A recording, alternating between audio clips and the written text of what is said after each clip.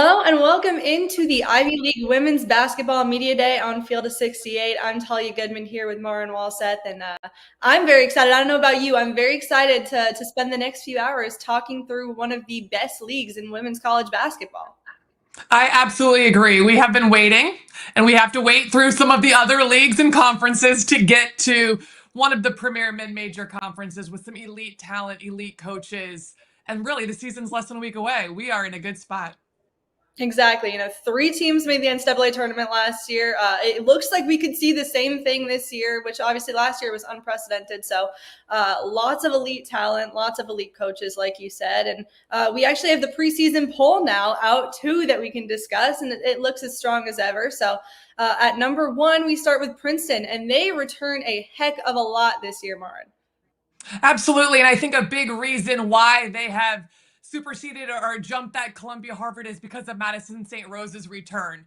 They had a fantastic year last year, minus one of the best, if maybe not the best player in the league moving into the season. So I think that's a huge addition, and maybe why that 17 first place votes versus the 3 or the 1 is really a difference maker.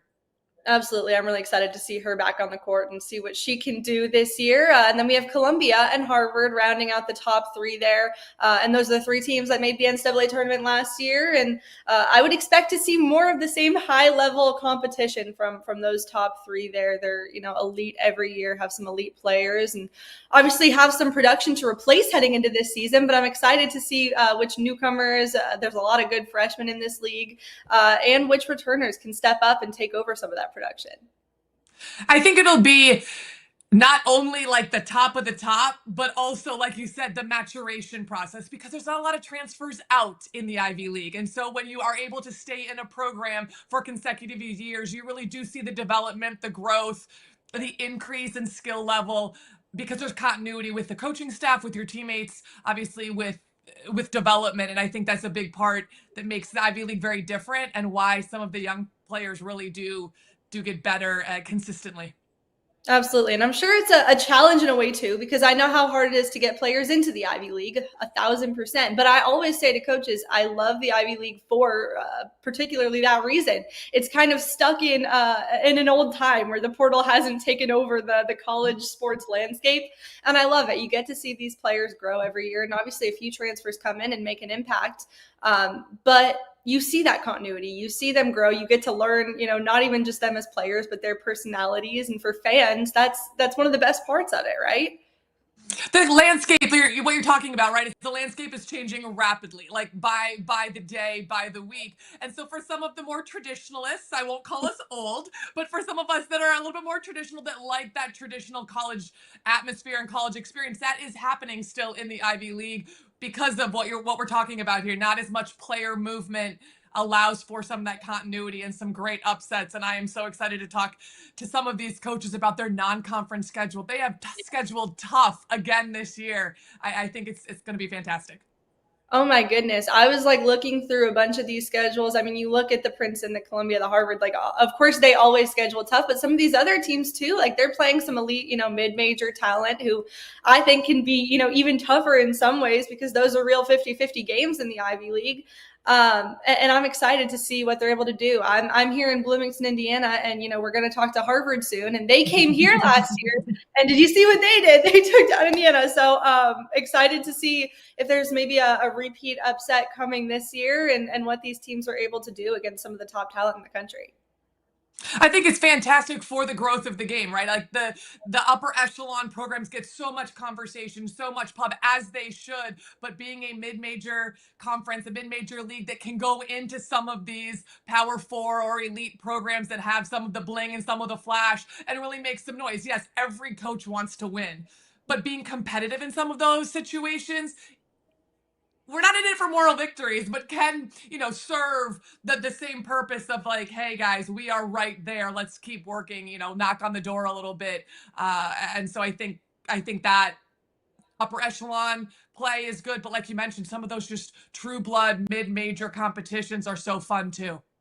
Well, when we talk about, 3 teams making the NCAA tournament last year, strength of schedule is something that really plays into that. And so you play these tough teams and you play with them, even if you don't come out with the win. Obviously, some of them did last year, but even if you don't, that strength of schedule is really going to help you when it comes time to decide who's making the tournament. If there is kind of a 50-50 there, if you're playing these elite level teams throughout the non-conference season and you have an elite conference like the Ivy League to play during conference play, it certainly helps.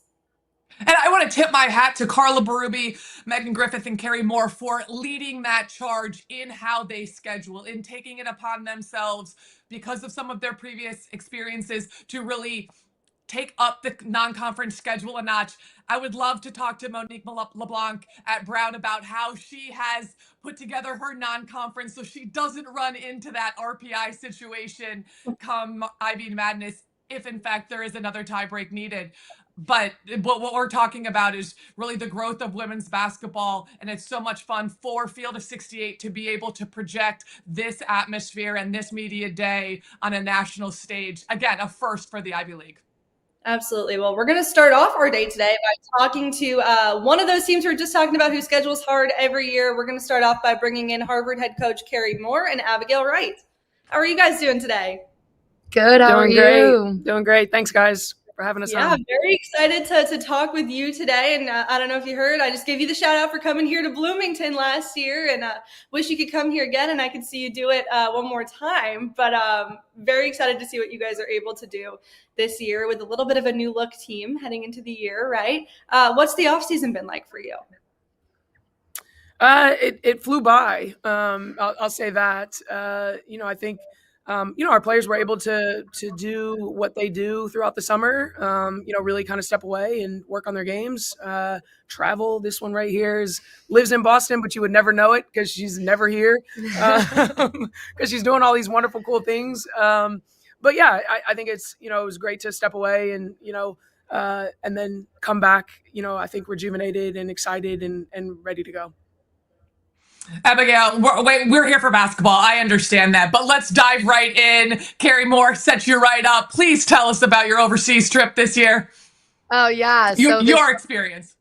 Yes. So this past summer, I had the opportunity to go with a program called Coach for College to Vietnam for about a month. And I was coaching and teaching there with a group of a bunch of other Ivy League athletes, actually. And then one from Indiana, one of my really good friends. But I was coaching volleyball and teaching math.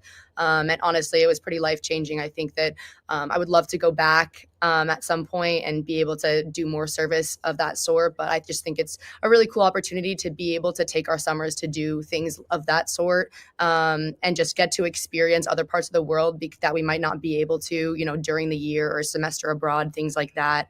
But yeah, it was an incredible experience, and I'm so grateful that I got the chance to do it. Carrie, we were talking about, how special the Ivy League is and in its different opportunities. How special is it for you that your players are able to go do things like this during the off season, and how cool is it for you to see that?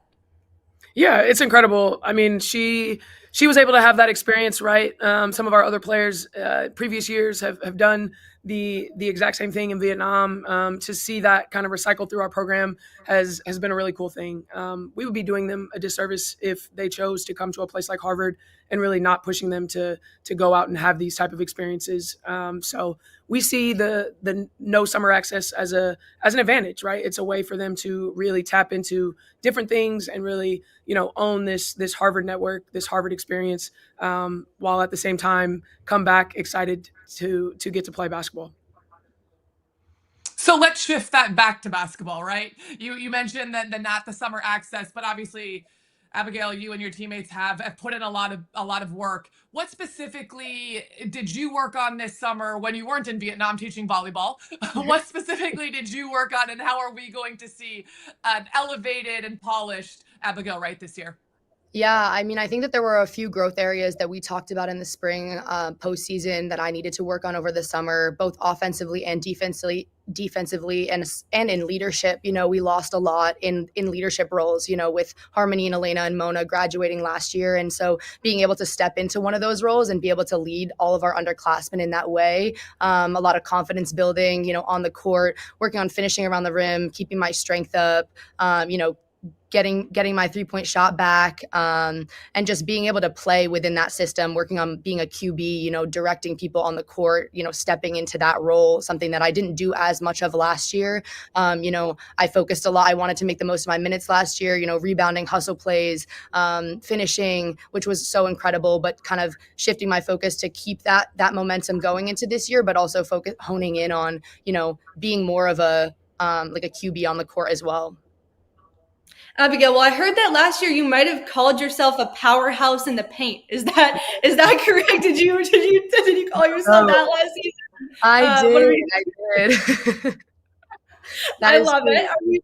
Are we still calling ourselves that this year? Is that what we're definitely carrying that with me for sure? I love it. Do you agree, Carrie? Do you see her as a powerhouse in the paint? Oh yeah, for sure. I mean, that's one of, the best attributes about her is just the grit that she plays with and the physicality, that comes with how she plays. She spoke it out loud, and I'm a firm believer. As soon as she said it out loud to our entire team and staff, she brought it to life. We're big on manifestation here, right? Like you can't go out and do things until you speak them, and bring them to life. And she said it, and then she went out and did it. And, we love doers in this program, and Abigail is definitely a doer.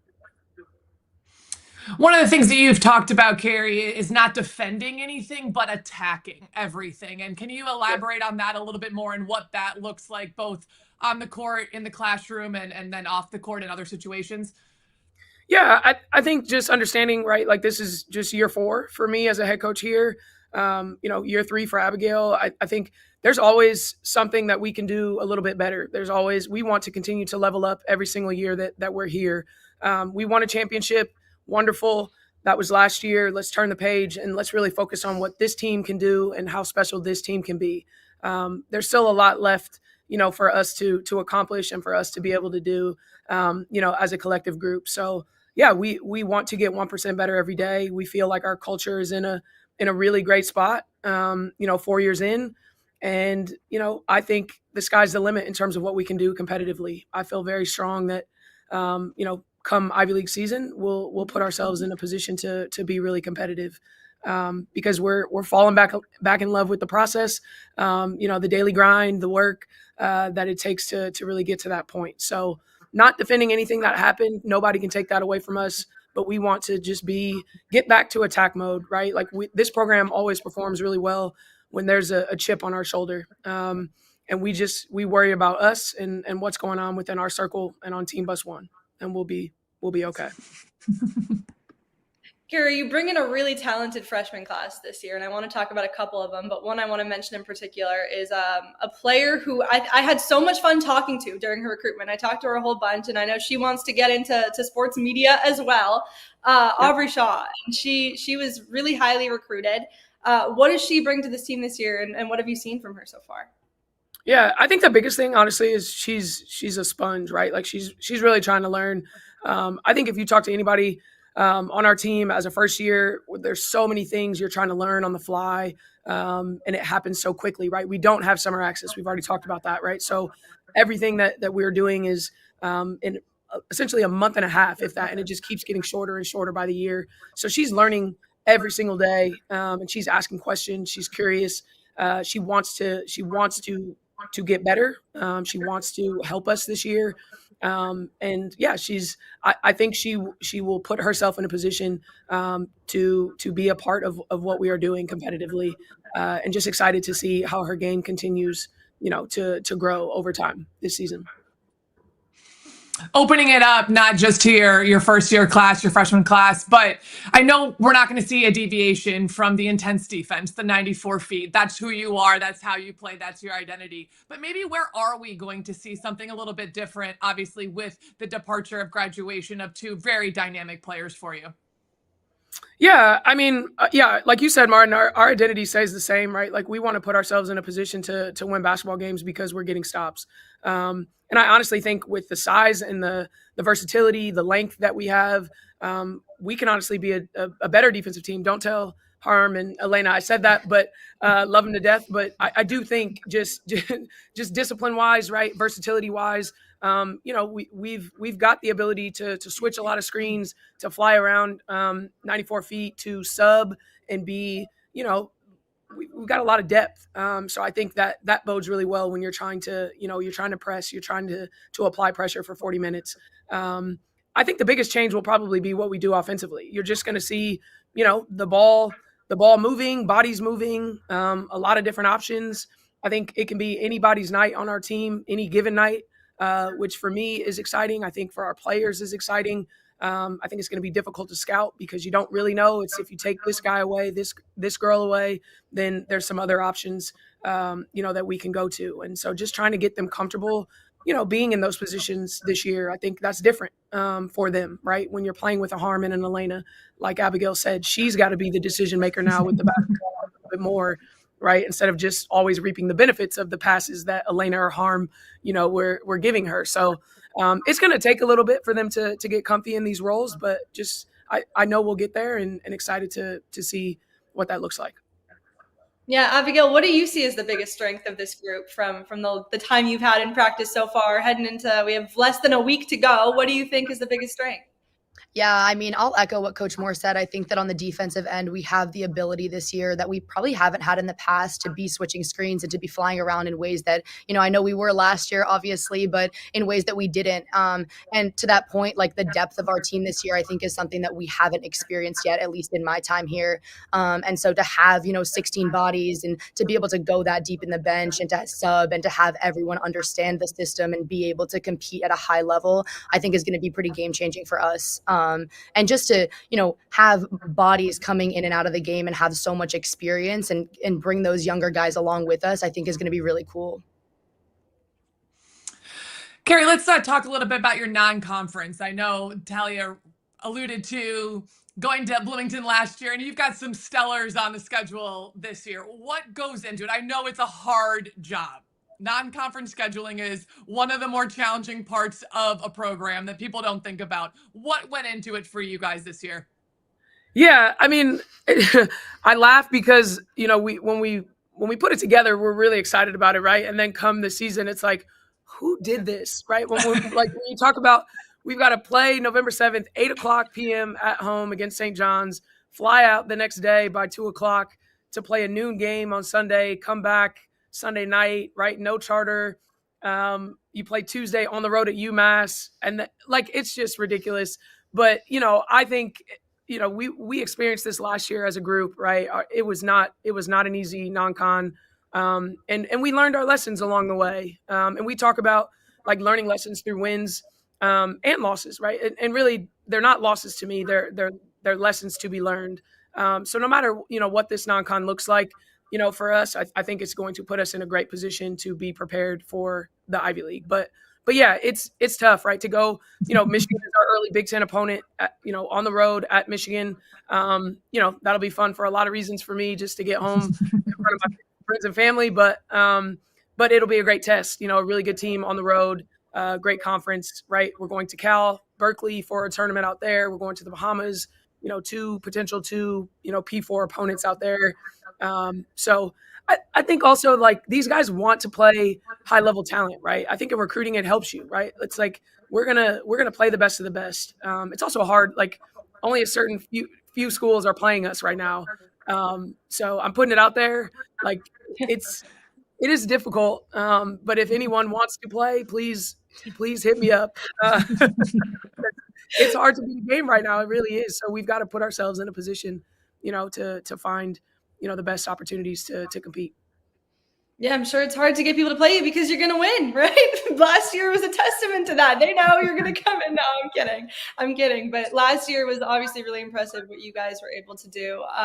We've talked a little bit about how much you love defense, right? I heard that you've been maybe accidentally teaching your players how to take charges. You've been doing it yourself. You might have got trucked into by a player the other day in practice. Oh, my God, Carly White, a junior on our team. It wasn't a charge. I was coaching mid-possession, trying to escape quickly to the sideline, as I always do. And essentially I set a moving screen because she runs Nina right into me in the full court to initiate offense. And I mean, Nina's entire face was on the back of my right shoulder. I had a white T-shirt on that day and everything. And I've got back issues, like degenerative back problems. So like that was not an ideal situation for me. But I don't know. I looked at him like, are you guys up to something that I don't know about today? But I made it through okay though. Abigail, make sure you get yourself to the training room. Yeah. Training room. Player, staff, training room. Keep the trainer busy. Abigail, how scared were you guys of your coach after that? I heard maybe there was a moment where you were like, uh-oh. Yeah, well, everyone involved made some loud noises. So we all turned, I mean, you watch the video over again and you see the whole bench is just like freezes because we're like, uh-oh, this could, and that the issue is that was only the first event of that practice where Coach Moore almost got taken out. There were a few more incidents down the line where passes at her. I mean, she it just kept going, but I think that it was it lightened the mood a little bit after the fact once we were all able to laugh about it. But in the moment, it was like Nina was pretty shaken up. Coach Moore was pretty shaken up. Her hat fell off. I mean, it was just, it was a doozy. It was crazy. My last question for you, Abigail, speaking of some comedy with Coach Moore, I know you're not a fan of ankle socks. Can you evaluate Carrie's ankle socks? Oh, goodness gracious. See, when I answered that question, I meant it really in a basketball context. Like if you see someone coming to a basketball game, like an AU tournament, a college game, and you're wearing ankle socks and basketball shoes, then it's like, oh, I'm not sure I can get behind that.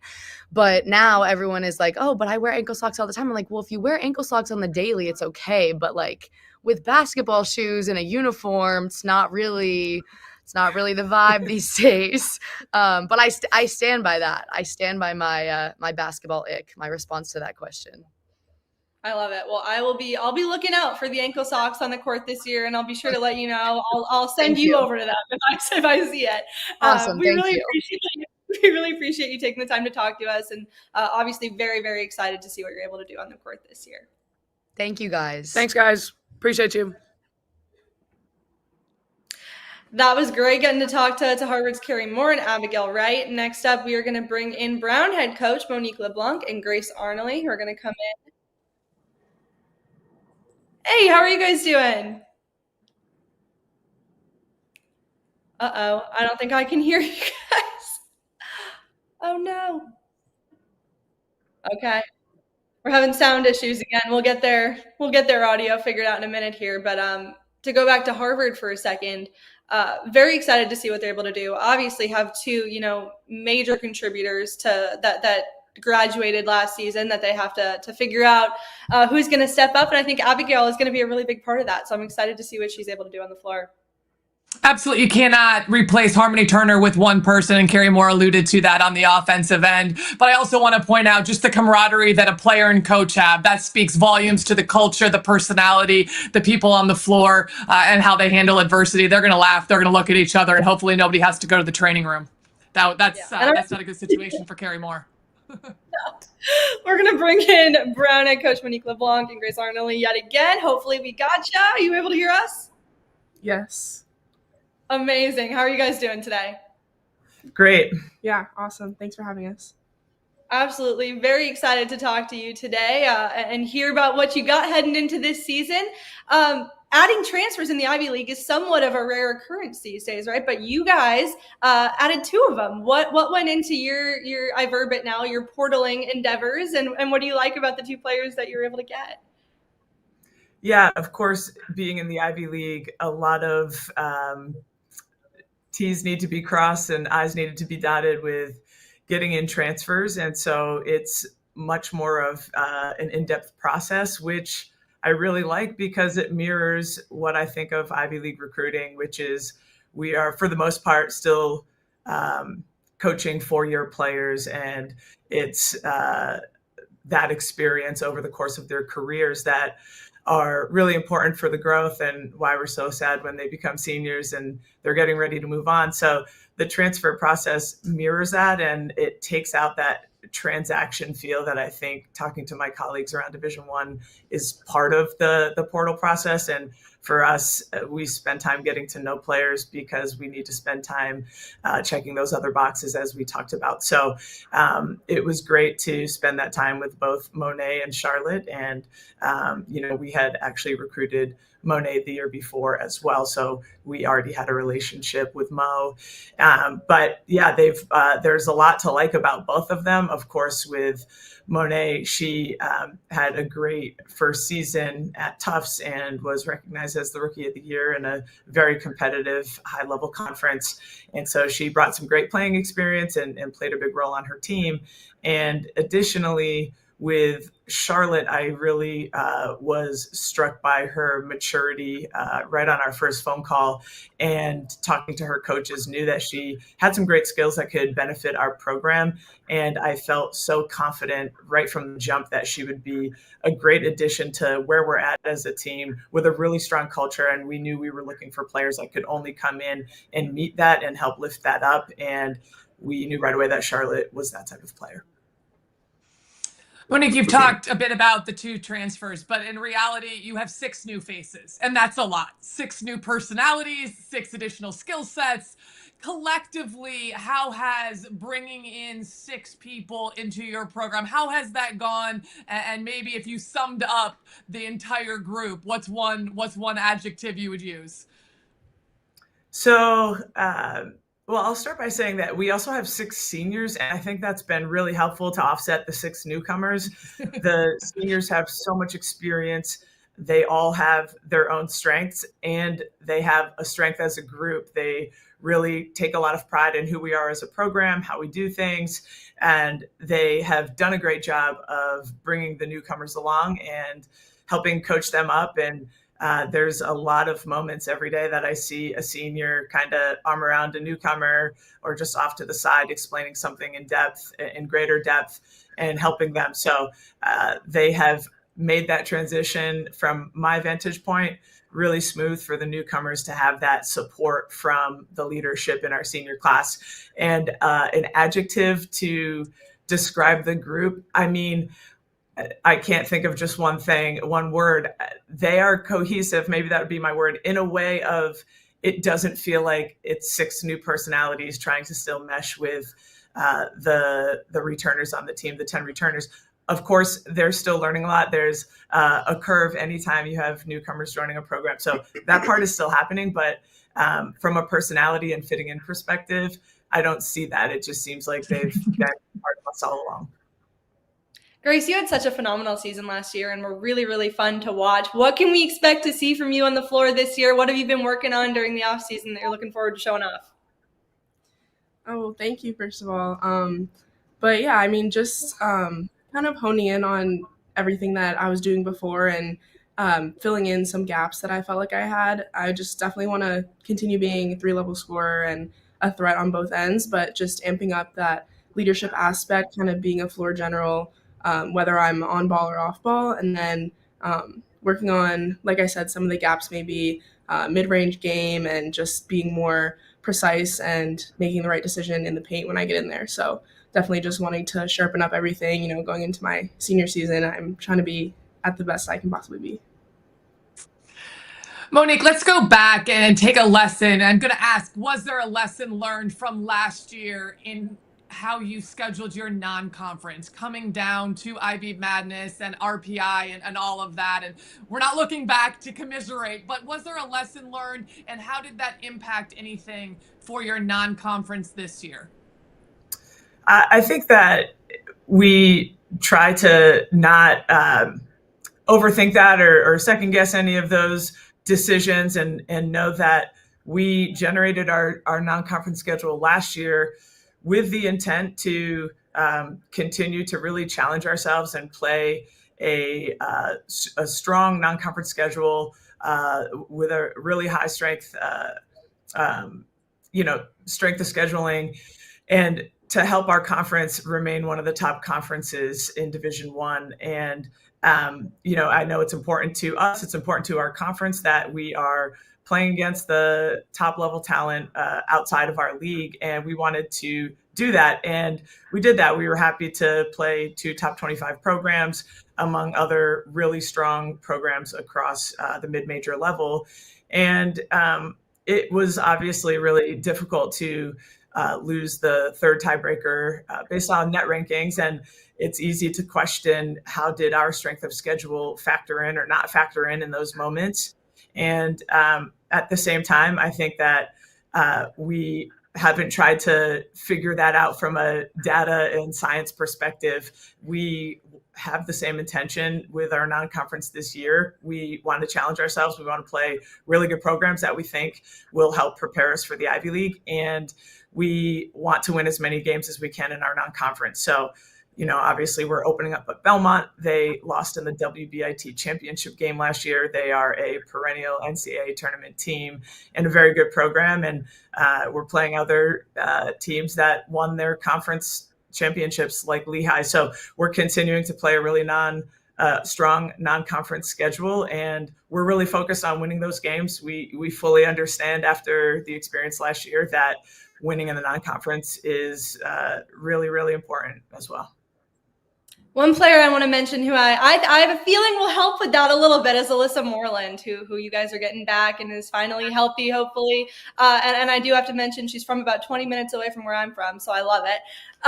What is she going to bring to this team, and how nice is it to have her back and healthy, and how important will it be to keep her healthy this year? Do you want to talk about your teammate first?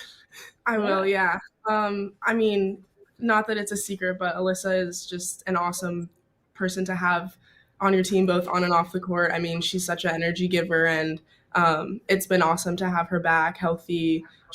Her energy is amazing. Her fight is amazing. She just has like the toughness that you want in a teammate. And, I think having her on the floor makes such a difference for us. And she's just going to be really a motor for our team. So it's been amazing to have her back. I'm super excited to see, what she has to offer this year. And I'm really excited to play with her, in official games starting soon. Yeah, I totally agree with everything Grace just said about Alyssa. She's a great intensity and emotional leader as well, and just makes all of the small moments of practice really fun and competitive. And those two together, like the way that they'll celebrate a positive play on offense or defense is really fun. And Alyssa plays with so much force that she's physical and helps establish the physicality that we want to play with as a team as well. Grace, can you take us a little bit behind the scenes? We've talked about practice and sometimes there's refs come into practice. Sometimes there's close scrimmages. There's different ways to prepare. But at the same time, it can be a long non-conference or a long preseason. How does coach and how does the staff, how do you guys approach this duration, and how do you guys really get yourselves ready? Yeah, I think a main thing is just making sure we always remind ourselves of our goals.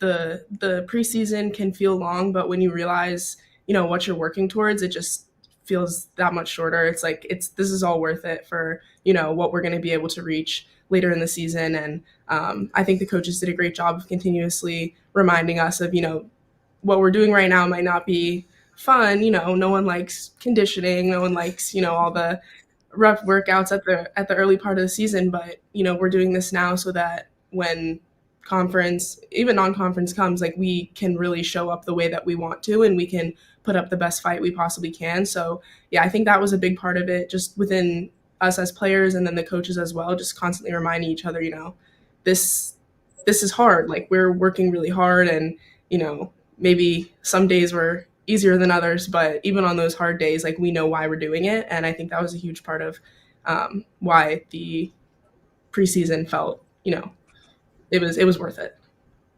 Grace, I heard you guys still like to have fun in practice, though. You do something called a turn and talk before practice every day. You play games after practice led by the coaches. How much has that helped with the chemistry and the bonding with this group?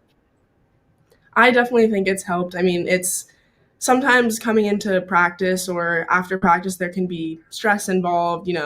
Everyone kind of just put everything they had on the floor, and it's really nice to be able to kind of step out of that and have a time that's still on court, but that you can relax and just be with your team in a way that connects you guys. And I think it's just another layer of that connection. Obviously, we have chemistry on the court when we're playing, and I think that that's an amazing feeling. But then being able to have that same chemistry and camaraderie outside of actually playing basketball, I think it just, it's kind of like a feedback loop. It helps us on the court, and then we're able to have better relationships with each other off court as well. Grace, we've heard Monique talk about the 6 seniors and the 6 new faces. Obviously, you're a big part of that leadership group, and you talked about that before. From your perspective, how have the new people, whether they're the freshmen or the kids who have had a year of college under their belt, how has that challenged your leadership, and where do you feel like you're really thriving? Yeah, I mean, I think, like Coach Mo said, our newcomers have been so awesome with just stepping up to the plate and learning everything that they possibly can. And I think that as kind of a group of seniors, we've done a good job of kind of calling them up and being kind of taking the role of, I'm going to help you and I'm going to teach you as much as I can beyond what the coaches have already said, but also like holding them to a high standard at the same time. We have goals as a team, and we can only reach those goals if everybody is doing what they need to do. So I think it's helped our team chemistry a lot as well, because I think each of us has taken on a kind of unique role. Some are more vocal leaders, some lead by example, some people will, speak out in practice, and some will speak out, pull someone to the side. So I think we've done a great job of kind of taking on all of those roles that are necessary to call up our newcomers. But I think that they've done an amazing job of picking up on things, being willing to ask questions when they're confused. I think that's a big one. Just being able to be, inquisitive and not just sit there and be confused, but be like, hey, can we go through this again? That's a really important thing that we've been able to kind of foster. And I think it's helped them get up to speed really quickly. Well, there is one freshman I want to ask you about, Monique, and she's someone who maybe might let Grace get a minute to breathe during games at some point, and that's Charlotte Adams-Lopez, a local kid, obviously. I heard she's come in and had a really good offseason for you guys so far. What do you like about her, and will she, be able to come in and let Grace, get a minute to catch her breath?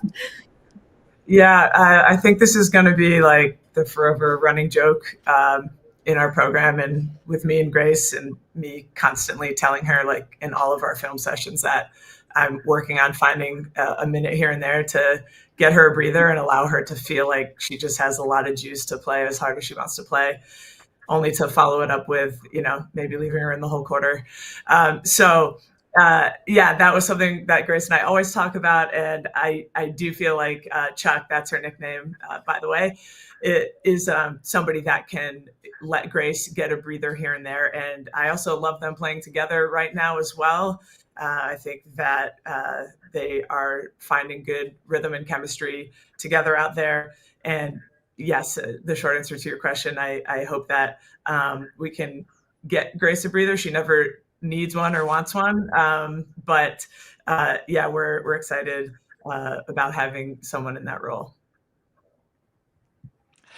Lastly, Monique, I know you're going back to Bucknell. This is never about coaches. It's always about players, but there's got to be some special feelings in going back to some place that really meant a lot to you. Yeah, of course. I will say Tyler Patch on my staff does our scheduling. So this was not something where I was trying by any means to plan a trip back to Bucknell. Although my college roommate is a professor there. My college coach still lives in the town. And so there are some special elements to be back. But yeah, of course, like your alma mater is always going to be hopefully a really special place for you. And, I've won championships as part of that program. And that is obviously a feeling that we all love in coaching, and that drives us. And that's our mission here at Brown. And so mixing those nostalgic feelings of being on a championship team as a player and a coach there at Bucknell, I'm sure will only help fuel the fire coaching this Brown team, and it'll be a great time to go back. Your scheduler really took care of you. You're also going back to Merrimack as well, so you get another trip back to somewhere that you've been before, which is exciting. We're very excited to see what you're able to do this year, and Grace, obviously, very excited to see you on the court, and we appreciate you taking the time to talk to us today.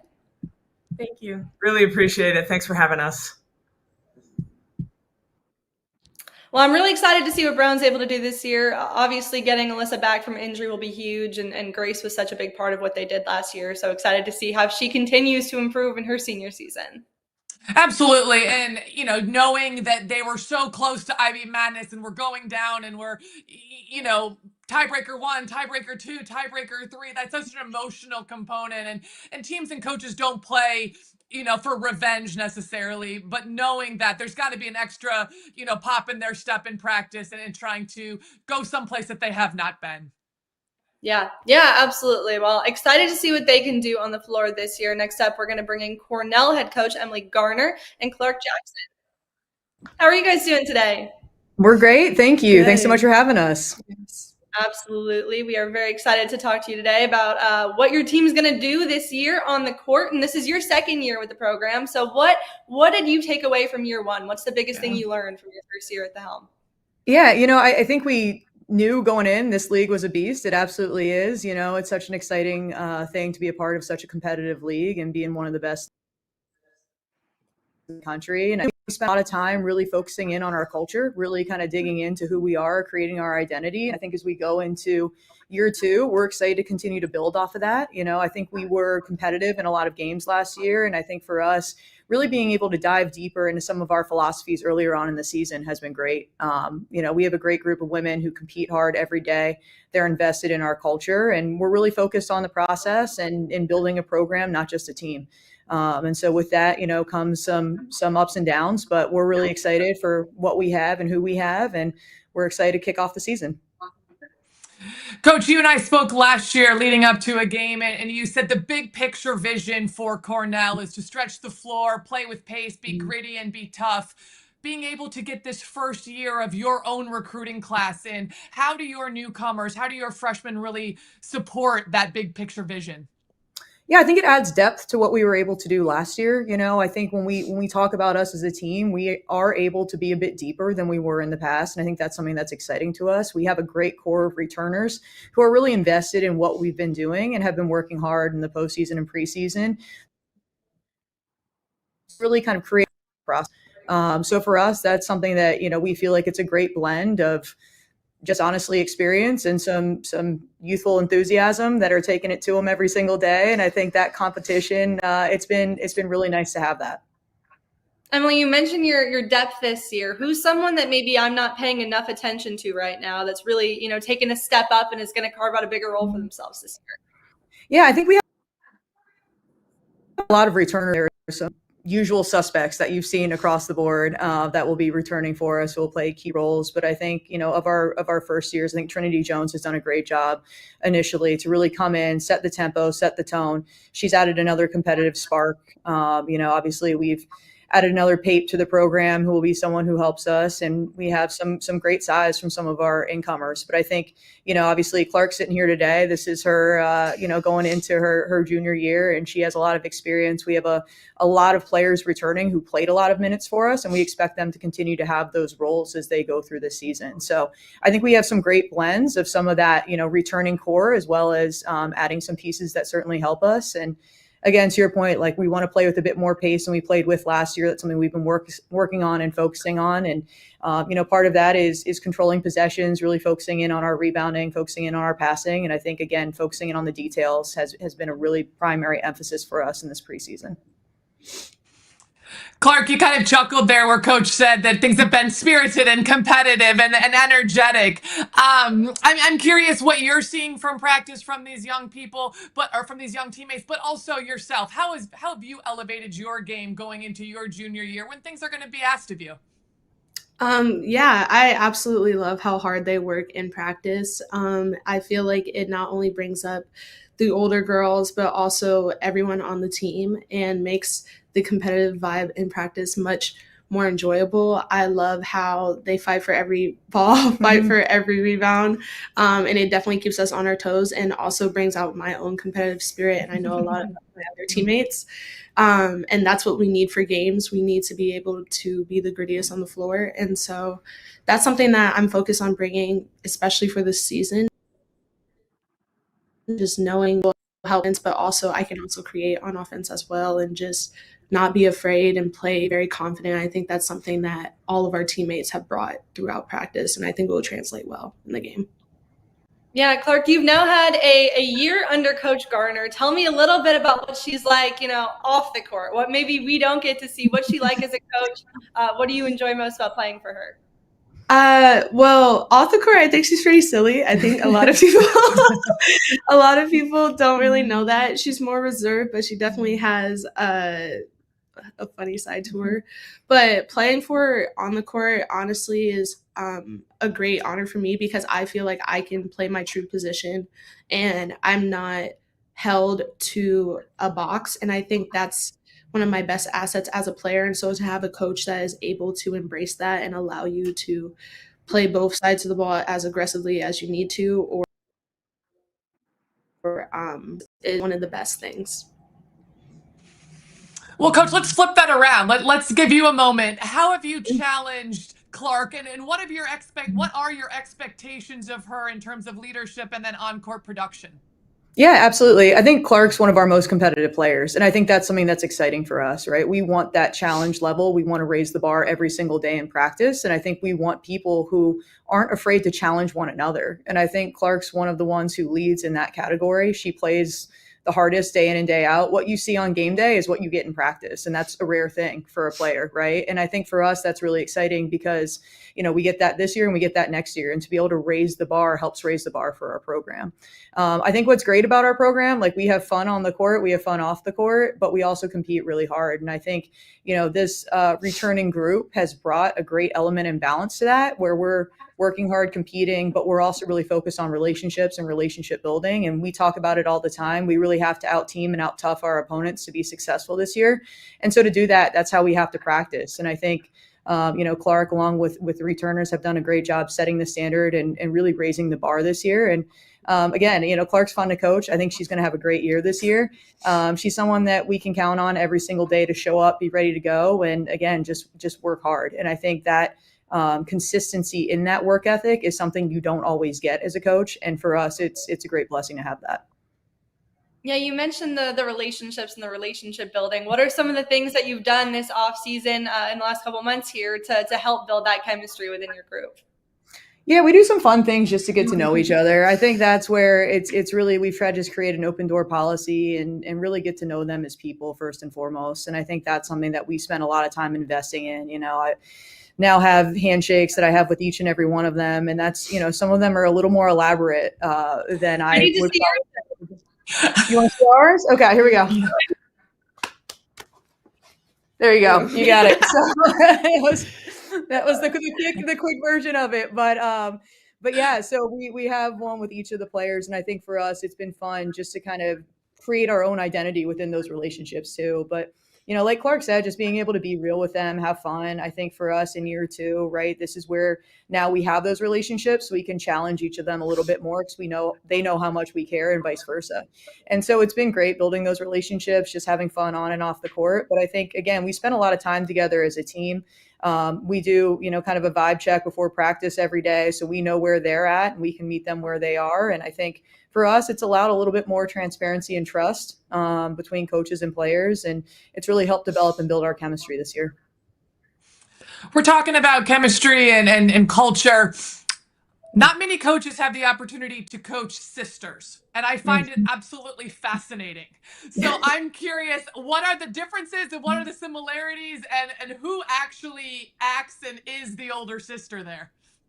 Yeah, I think we would probably both agree that Em's definitely the older sister of the two. But they are incredibly competitive with each other and weirdly wind up matched up together quite a bit against each other defensively. And I think the competitive level that they have together, it's really unique, right? Because you have those moments where you see some of those backyard hoops moments coming through. And I think, sometimes we all just kind of stop and watch those two compete because we're almost getting a glimpse into their childhoods. But it's really fun to have that continuity. I think it's fun to have siblings. They're actually the third group of siblings I've coached, and it is a unique and special experience when you have siblings on a team. And I think for all of us, it's been pretty fun to see them compete with one another. It just adds to the family environment that we want to create. And I think, seeing that daily is fun, but they're similar in so many ways and yet so different in so many ways. And I think having kind of the bookends of a senior and a first year in terms of that sibling pairing is really, really unique and really special, because it's also helped bond those classes. Obviously they're the most spread out age-wise, and sometimes you have gaps in relationships there, but the connection across the board really has been tremendous, and I think in part because of the relationship that they came in with too. Clark, as someone who is a veteran and one of the older players on this team and a leader, tell us what we should be excited about this group. What excites you the most about getting on the floor and playing with them, and what do you see as the biggest strengths of your group? I think the thing that excites me the most about playing with my teammates is just the fact that I know they will always go hard. They will always fight for the loose ball, fight for the rebound. I could see in practice when I play against them. So I know that I have some gritty players on my team that not only I can match, but I can rely on. And I think that is a really important thing, to know that you can trust your teammates to always have the same level of competitiveness and desire to win as you do. And yeah, I'm just excited to play fast. Like she mentioned, we have newcomers like Trinity who just goes hard all the time, especially as a point guard, able to run fast, able to run the floor. Returners like Paige and Kelsey, and of course, Rachel, Emily, different players all over the team that are willing to run the floor and really get after it. So I'm excited to play with them. I've been waiting for the first game for what feels like 3 months. So yeah, I'm just really excited to play fast and see how that does for us. Coach Clark just mentioned it, like they've been waiting for games, and sometimes this preseason can seem long. Coaches bring in refs, there's scrimmages. How have you been able to keep things fresh with so many young faces? Maybe it's not hard at all. Maybe all the young faces, right? They make it super fun every day. But how are you able to keep it fresh so that you're continuing to learn and get better and not fall into any monotony? Yeah, I think one of the things that our team loves to do is compete. And so we're mixing in even those small-sided games, those small-sided scrimmage segments, almost every day. And so what that enables us to do is blend the teaching with that kind of competitive energy. And I think, while I think the players are super excited, right? Like I think as coaches, you always want more time to prepare, but we're all excited to hit the floor, certainly. And I think the blend of experience that we have, having so many returning, is so helpful in creating that, because this, last year it was like having 16 first years on the team. They're all learning our system. They're all learning us as people. And this year we have a lot returning who know who we are. They know what the expectations are. And so that takes some of that teaching part away from practice and allows us to just really work on competing and taking it one possession at a time. And so, we're certainly excited to translate some of the things we've been working on into a game day environment and game day atmosphere. And, it's certainly a tough schedule. We have our first 4 on the road, but I think that excites us. We're trying to adopt that kind of road warrior mentality. And so to get those tests early on, I think will hopefully help us as we head into Ivy play later on the season. You mentioned, last year, obviously year one is, I'm sure, a little bit of a whirlwind. It's a lot about chemistry, a lot about getting to know these players. What's year two going to be for you? What are your goals or your expectations for year two at the helm of this program? Yeah, I think we talk about it all the time. It's really about raising the bar every day, and I think last year so much of it was investment in culture, investment in relationships. And like we kind of talked about, when you kind of take over a team, you don't group who was so invested in each other and who wanted to work to be successful. And that's so exciting as a coach. And when you're kind of going into that environment to be able to build those relationships and really with genuine authenticity. And I think we felt like last year we got maybe about 50% of what we wanted to in just because it was new for everybody. And now going into year two, we're really able to dive deeper a lot sooner into our philosophies, into what we're doing. And I think for us, it's really focusing on building every single day. We talk about long-term goals, but we also talk about the short-range goals and what it means just simply in terms of practice every single day. And, for us, they rank themselves on their goals in practice. We rank them on their goals in practice in terms of some of those little metrics we're trying to hit on a daily basis. And I think that's something that, every single day we've worked to get better. We've raised the standard. And that's really focused on the process. We obviously have, the goal of creating a program that is, working towards the top of the Ivy. But for us, it's one day at a time and making sure we build in the right way. Clark, we're going to bring it back and keep it kind of fun for a minute. You've been with Coach for a year. We've talked about that, and we know that there's the expectations and the standards and raising the bar. But what's the best way to keep a smile on her face? I would say a lot of dancing. People just dance all the time, like especially on our team. We have so many big personalities, and a lot of introverts who kind of come out of their shell. I would describe myself as one of them. So yeah, just kind of being able to let loose, like especially after classes, coming into practice and then regaining focus is honestly one of the best things, not only for me but my teammates, and I think it helps the coaches a little bit as well to kind of take a breath. Yeah, and your I liked how she made sure she was going to refocus there, Coach. Refocus. Yeah, absolutely. Yeah, we start every day with she music. caught herself. That was good. Yeah, we start every day with music, and there's a lot of dancing. There's a lot of fun. And I think that's an important part of it too. We have a long season, and we want to be focused in practice. But at the end of the day, we spend a lot of time together. We want it to be an important part of their journey. And I think, like Clark said, there's a great blend of being serious, being focused, but having fun along the way. And so we definitely don't lose sight of that. Have you got some good dance moves? Are you a good dancer? Me or Coach? I'm I definitely. was saying Yes. I don't know if we want to have her rank me on that, but yeah, I wouldn't say I'm the leader in the dance moves on the team, certainly, but I'll break them out every now and again. It's just probably not the best thing you're going to see, but yeah. I love it. Well, I'm very excited to see what you guys are able to do this season in year 2, and we're looking forward to watching you on the court in about a week here. We really appreciate you taking the time to talk to us today. Appreciate y'all. Thank you so much. Have a great day. Very excited to see, she's in year 2 at this program. So always love the year 1 to year 2 jump and see who really steps up, what it looks like once you got the chemistry on the floor. So very excited to see what they're able to do this year. It cannot be overstated the importance of building that foundation, whether it's culturally. Let's talk about the language that we use, the systems, the philosophy. There's so much. And Coach mentioned it's like having 16 freshmen. Like you can't keep them all. It's like herding cats, right? You can't keep them all going the same direction. They're all learning so much. So I expect a much more relaxed, calmer group of people, coaches and players there that can really elevate themselves because they're speaking the same language and they are on the same page. Absolutely. Well, meanwhile, we have a coach going into her 3rd season coming up next, and Linda Suno at Dartmouth, joined by Olivia Lawler. How are you guys doing? Hey, Talia. Hi, Mauren. How are you? Good. Very excited to talk to you today. Great. We're excited to be here. Thanks for having us. Yeah, absolutely. Yeah, go ahead. We're working out our kinks here too. Sorry. We're on your Zoom thing, getting it going. You'd think we'd have it all under control by now. But Coach, I'm curious, you bring back so many players, right? 4 returning starters, 71% of your scoring.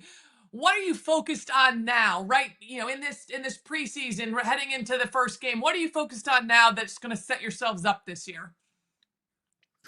We're focused on doing the little things every single day, really focusing on like every single detail of our offense, of our defense. We lost our leading scorer in Victoria Page. And so right now we are just trying to score by committee, right? Like there's not going to be one leading scorer per se, as much as it's going to be more balanced basketball. And I think that's really good because we have so many players that are so dynamic and diverse this year, and anyone can step up on any given day. Olivia, what's the biggest thing you've been working on this offseason that you're excited to show off in a few days here on the court? I think for me, coming back from injury, last year was a big development year in terms of off the court, intangible skills like my leadership and talking on the sideline, helping everyone out with plays, but getting back on the court, shooting, ripping to the basket, being strong in the post, all big things that we're working on in practice. It can often be a great learning curve for somebody who's been on the bench, right? Like you mentioned, you're unhappy that you're hurt, you're rehabbing, you're doing that. But was there anything in particular that you feel like you elevated by watching from the sideline? Definitely. I think being able to take a step back and see things in a bigger picture. When you're on the court, you're very close up, and it's very hard to see the bigger picture of the team and what everyone does the best. So being able to be on the sideline and see all that has really helped me grow my basketball IQ as a whole, and just look forward into what we can do best as a team this year.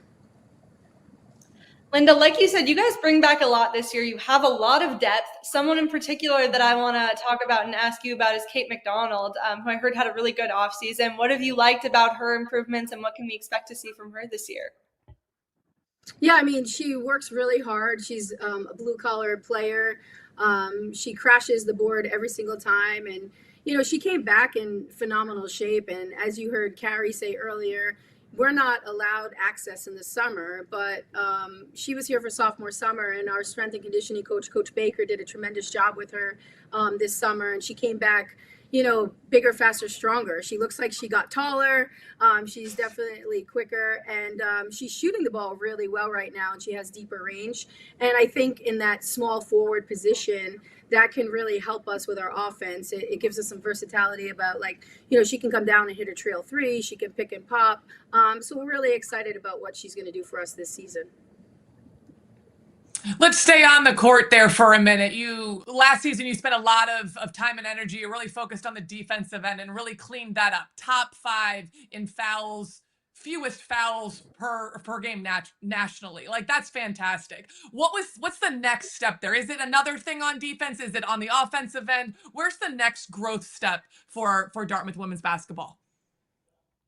Well, you always want to work on the defense, and, you know, the areas that we struggled with last year defensively is when we had live ball turnovers. So I think the next step right now is taking care of the basketball and not committing as many live ball turnovers, because those are the areas that, you know, teams were able to score against us in transition. So if we focus on that, now that, you know, transition defense helps us, and they're not getting easy baskets. So I think that's an area. And then obviously, if we're not turning the ball over, we're having more possessions on offense, and we're able to, you know, have opportunity to score more. So, you know, I've always been an old school coach, you know, back to the basket, you know, run some high-low stuff. And, you know, I think we still have our inside presence, but we also have guards now that can make shots. And I think that you'll see some change-ups on our offensive end as well.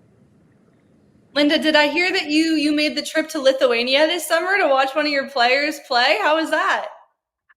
I did, Talia.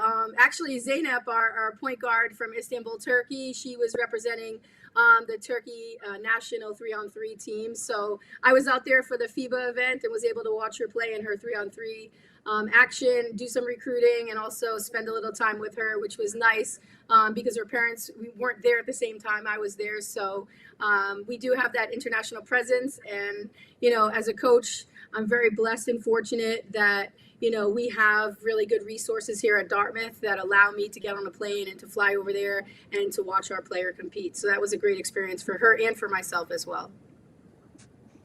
Sticking with the summer, Olivia, you know, it's been well documented that the Ivy League does not have summer access. And for some people, they might argue that's a fantastic thing. That's space between coaches and players, and allow players to do some things on their own and take advantage of academic opportunities. Can you give us a little insight into what you and maybe some of your teammates did on or off the court over the summer?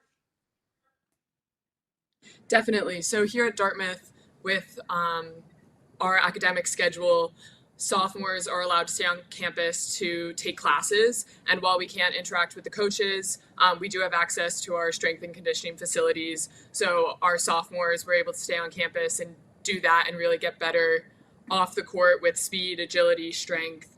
And then some of the upperclassmen, the 3 seniors, we had internships this summer to move forward academically and professionally off the court, but obviously still in the gym every day, still playing pickup, using our resources outside of Dartmouth to get better as well.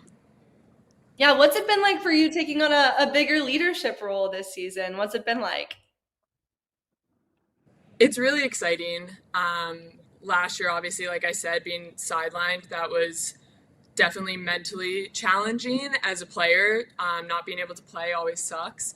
So being able to step into a leadership role on this team and be more vocal every day and just kind of pick people up at practice, help people when they don't know where to go, help the first years. It's been really exciting, and our main goal at practice is just to keep getting better every day and keep building, and being able to lead our team and doing that has been really exciting for me. And I heard that you guys are very player-led. Like, you guys will call meetings during practices with each other. It's a very mature group. Linda, what have you seen kind of in that regard?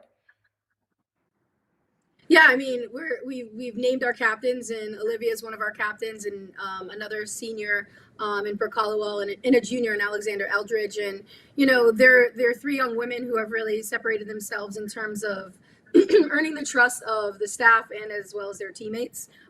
But you know, who better than to hear it from is your own colleague, your own teammate, right? And you'd rather hear it from your teammate than from your coach. And so I think it's important. They're adults, and they're going to go out in the real world and have really important jobs. And they have to learn how to speak for themselves and be able to correct situations. And I think something that we preach here is honesty, telling the truth, and being authentic. And I really am proud of the way our players have responded to that. But they're also getting along off the court. You know, we had an unbelievable opportunity to go down with our rowing team, and our rowing coach was able to put us out on the river, and the players were able to do some team bonding on the river. And, you know, it's hard if you don't communicate and you don't cooperate and you're not adapting to, the differences of your teammate. That boat's not going to go very far in the river. And so they learned that. And then last weekend, we went out to the equestrian farm, and our equestrian coach was tremendous, and, allowed us to pet and feed the horses, but also to get on the horses. And, and it kind of shows them like respect for their other teammates on campus that are on other programs, right? Like, we're one big team here at Dartmouth. And so it was kind of a great opportunity for them to bond off the court, but also, to earn some, respect towards other teams and players on this campus as well. So I think it's showing on the court as well. Our players do get along, but they're direct and they're honest. And I think that's a reflection of how the staff is with them. Olivia, I'd love to get to know some of your teammates a little bit better. So are you up for a little bit of a game? Sure. All right. Let's go inside the locker room. Don't overthink this. Don't overthink it. Who's the best backup dancer? I'd have to say Sierra Carson. Does she know this? Yeah, I would say she would. We also call her Miss Congeniality. Yes. Okay, fair. Who's the most punctual? Ooh, probably Nina Minakazi. Who is not allowed to have the aux cord? I might have to call myself out on that one. Honesty, coach, honesty, right here. Yeah. Who's most likely to forget their socks on a road trip? Last year, I would have had to say Victoria Page. But this year, probably Claire Meyer. Maybe, yeah. So pack an extra one in your bag, right? An extra pair? Definitely. Now, Definitely. looking at your coaches, who's the most serious? Ooh, that's easy. Yeah. Coach Sim, probably. I was going to say Coach AD. Oh, Coach AD, yeah. All right, and then the last one. On your coaching staff, if you've got an off-court problem, flat tire, something's going haywire at the apartment, who are you calling to fix something for you? Probably Coach Sim or Coach Shelby. I know one of them anyone would answer the phone if I needed help. So anyone on staff, really. Can you change great culture, great chemistry? Can you change a flat tire? No, probably not. I would have to. I would need some help with that one. Talia, she's from Jersey. She can't even pump gas. Yeah. You know what? Fair enough. I'm in a similar boat there. I understand. I'm with you. You mentioned Claire Meyer as someone who might forget her socks. She's someone who I wanted to talk a little bit about before we finish up. What's impressed you about her this year? What are kind of your expectations for her on the court?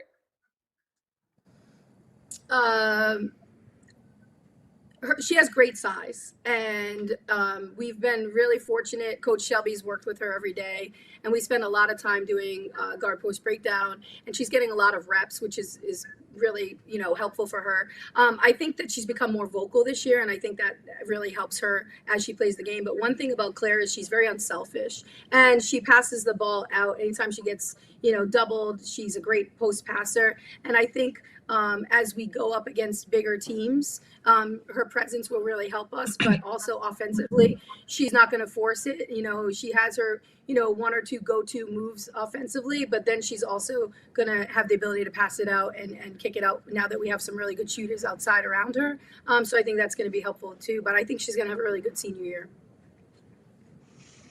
Sticking on a little on a serious note here, I know experience meets growth is a phrase that you guys use. Can you explain how that is embraced every single day? Yeah, I mean, listening to Emily, and you were talking about how she realistically has 16 freshmen, right? It's hard to win when you're young. It's hard to win with first years, and that's what makes Princeton so dangerous, right? They have probably the best player in the league coming back, and they have pretty much everybody coming back except for one or two, as does Brown. And so they have that experience. When something goes wrong, they know who, to lean on. And that's something that we're learning every single day, right? Who's going to be our go-to person? Who wants to take the last shot? Who's capable of taking the last shot? Who wants to get the stop defensively? Who wants to, mark the other team's best player? And when you have first years, it's challenging because they haven't been in the pace of this game. We've had 2 scrimmages right now, and the pace of play is a lot faster than at the high school level. So right now we're kind of working that out right now with our lineup. If you were to say, hey, Coach Sim, who's your starting 5 right now, starting on November 7th? I wouldn't be able to give you that answer because they're still competing and fighting for that position every single day in practice, which is good. It's keeping us competitive. We probably have the most competitive director of athletics in the country in Mike Harity. And so that spells down onto us. All of us want to win. We want to achieve success. We want to compete every single day. And so I think that as a team and as a unit, that's something that we're focusing on and working on every single day. Well, I know you have a really impactful group of freshmen coming in who will be, fighting for those minutes this year, and they're going to be really good for you guys. What have you liked about this group as a whole, this freshman group coming in? They have no fear. Like, Deb Hill is coming in, and she's like our most vocal player as a first year. She's coming out of Blair Academy and from New Jersey, and she's literally like a 6'2" first year forward, and usually your forwards aren't the ones talking out there, and then Emma's out there taking any shot she can, and Jacqueline's out there pressing full court with tenacious defense that she used to, she's from a team that won 3 state championships in Atlanta. And then you have Mimi, who comes in from China and IMG, and she's a soft-spoken person, and she gets out in the court, and she's going against Claire every day, 6'4". So I think they have no fear. They want to battle, and they're having fun. They get along. They do things together off the court. We had an unbelievable homecoming experience, and they had this light show, and they gave them the camera, and they were taking videos down there, and they just seem to be really bonding, and I think that's really important. I think culture is a word that's overused a lot, but I think it's really important right now for our players to build that off the court competitiveness, but also cohesiveness, and I think that will only help us on the court. Absolutely. Well, we're very excited to see what you do on the floor this year, and we're counting down the days until we can watch you, and we really appreciate you coming on to talk to us today. Thanks, Mauren. Thanks, Talia. Have a great day. Thank you so much. Thanks a lot. Yeah, very excited to see what they're able to do this year. Sounds like they got a really good group with some chemistry building, some newcomers who are going to make an impact. So looking forward to it. I think it's so fun hearing, both the experienced the coaches leading experienced teams, and then the last couple we've talked to, they have some youth. There's a youth movement. There's a little bit of the spirited craziness and how fun and exciting that is. And yet everybody's talking about getting a little bit better each and every day and holding a standard and excitement for the season. like if you're not excited, like this is the perfect time. Everybody's 0-0, right? Like we're still competing, for that starting spot or who that first 5 is. I really appreciate the coaches being able to be so vulnerable and share so much with us. Yeah, absolutely. Well, we're going to bring in a team who actually does have a lot of newcomers for the Ivy League. I'm very excited. We're going to bring in Yale's Dalila Eshe and Kylie Capstraw. How are you guys doing? Doing great. Thank you. We're doing awesome. Just like you said, Mauren, like this is the best time of year. I always say it's hoodie season. All of the pumpkin spice lattes have come out at Starbucks, and basketball season is getting ready to start. So it is the best time of the year. Absolutely. So then I guess I have to ask right off the bat, what was your Starbucks order today? It had to have already been picked Starbucks up. order, so I have way too many shots of espresso in it. I do like a quad cappuccino. I just need I obviously need a lot of coffee. And then I usually put like a cinnamon dolce in it or something like that to flavor it up a little bit for the fall. I love it. Kylie, what's yours? Are you a Starbucks girl? I'm a Dunkin' girl, to be honest, which might, shun me, but what's your order? Dunkin' girl too. I'm a Dunkin' girl too. I like the Starbucks, but like I just have to stay true to my roots. I have to stay true to my Dunkin' roots. So we're Jersey through and through. We're Jersey through and through, and there's a Dunkin' everywhere you turn. So I stay true to my roots. See, I'm Boston, but same thing. East Coast, we're Dunkin' people. We gotta do it. I love it. Well, very excited to talk to you today and hear about this team you have coming up this year. Like I was saying before we came in, like you got some newcomers this year that I'm really excited about watching as well, which, can be, we've talked about how the portal kind of dodges the Ivy League a little bit, but you have 2 really exciting additions. You add some size to this group. You add Mary from Michigan State, who I'm excited about. What do you like about the newcomers that you have coming in this year? Yeah, we're really excited. So we split it right down the middle. We have 7 returners and 7 new players, obviously 2 of them being transfers, getting a lot more size even in our freshman class, which is awesome. I like standing in the huddle at 6'3" and not being the tallest one in the huddle, to be honest. I know Kylie appreciates it too. But just across the board, like our freshmen have been showing up and they've been doing a really good job, and they've been ultra competitive and pushing our upperclassmen, and they come in and they're making shots and confident. And then being able to get 2 really key pieces out of the portal, and both of them with experience and with size and with a lot of talent, it just has, as much as we have grown from the 7 that have returned, we've also added a lot as well. And so we're in a really good spot, and it's a lot of fun. Practices every day are very competitive.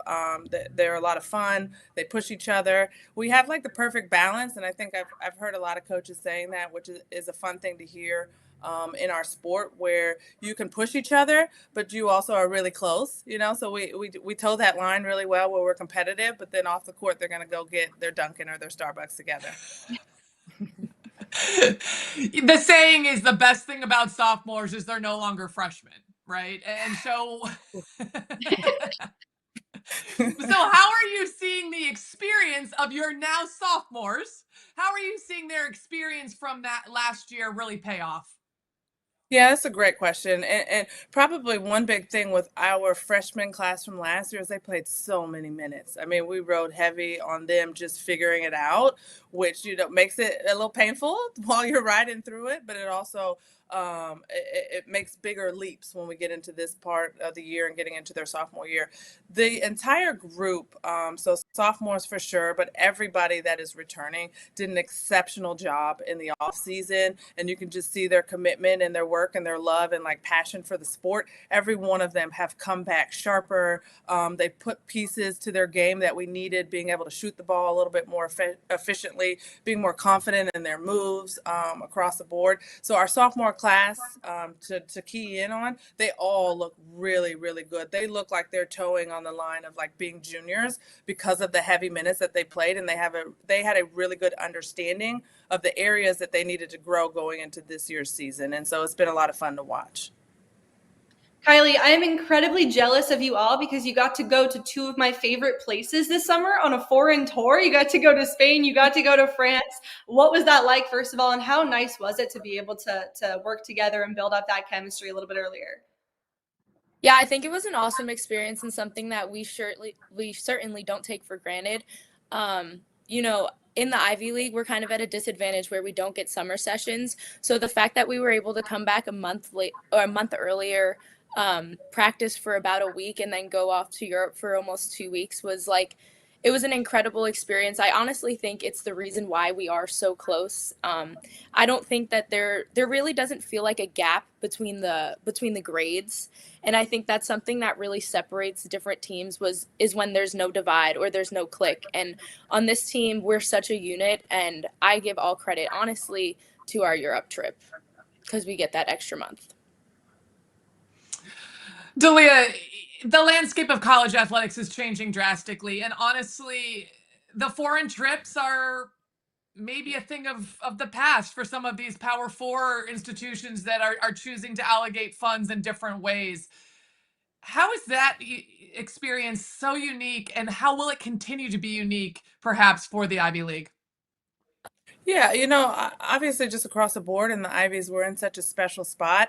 As much as the transfer portal is impacting us a little bit, being able to bring in players and maybe losing one or two, it's still not anywhere remotely close to what other Division I programs are experiencing. So being able to have that consistency year to year is already a big difference on the Ivy. And now you add in, just like Kylie said, when we don't have the summer access, being able to go on those foreign tour trips, I think they're so bonding. I will tell you, like, for me as a coach, just from the outside, watching them connect and spend that time together was so special.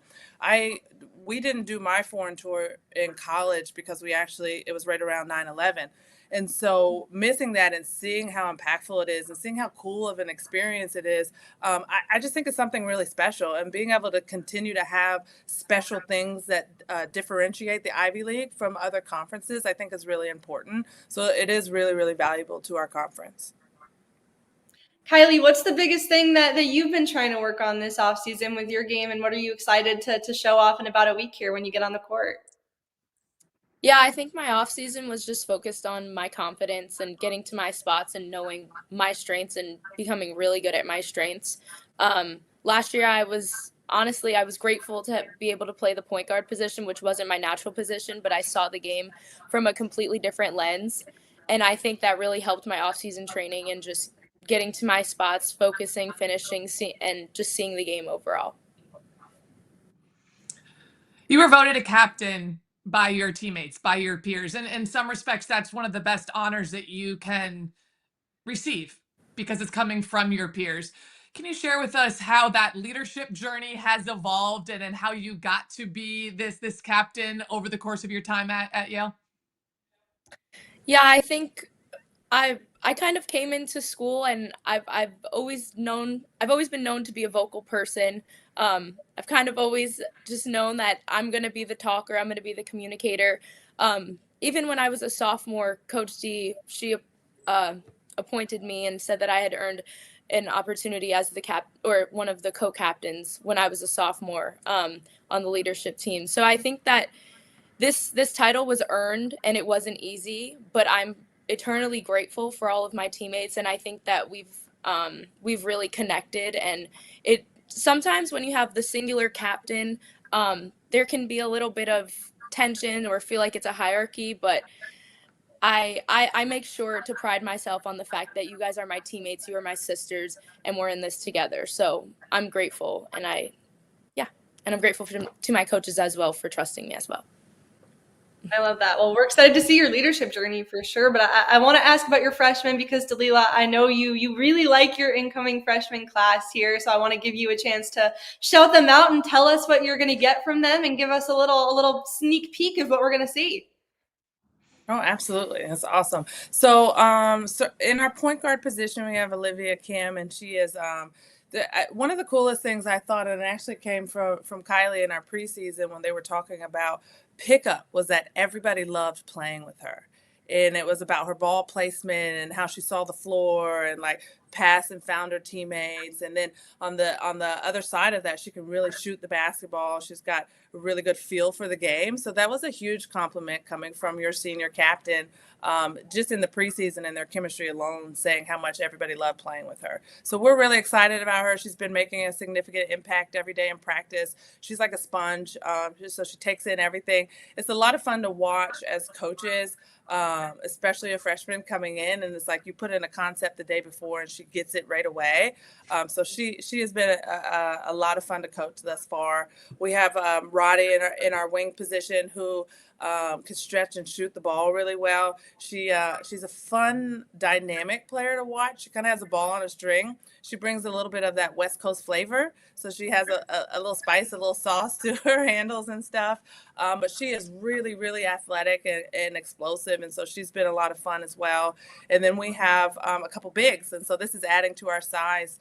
So we have Sophia Gibson, comes in at 6'4", is I think one of the biggest things that stood out to us overseas on our international trip was she was really impactful in those 2 games, and she was able to push herself even when she was tired and get up and down the floor and finish when she was fatigued with the contact, and she really has a knack for rebounding, so she always seems to like clear people out and be in the right spot, especially at her frame, to be able to just take up a presence like that. She's been a lot of fun to play with and to watch continue to develop. We have another post player in Dorka, who is like, I always say I feel like we got a steal with her. I think people kind of like she fell off of people's radar. She is very, very skilled at about 6'2", 6'3" post player.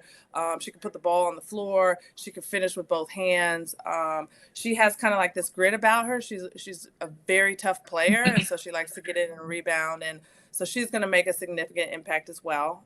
So our freshman class, freshmen are freshmen, and the first year for them is obviously always very hard. We tell them all the time, there's a lot of ups and downs. The best thing that they can do is be steady in their confidence and steady in their like mental headspace, and we'll continue to get them where they need to be with physicality and with pace and with speed and all of that.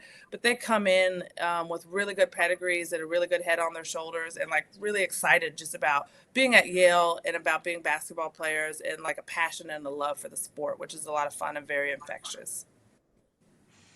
So exciting to hear about young people, that we don't always get to know until it's, into the season, and then these people are new to us.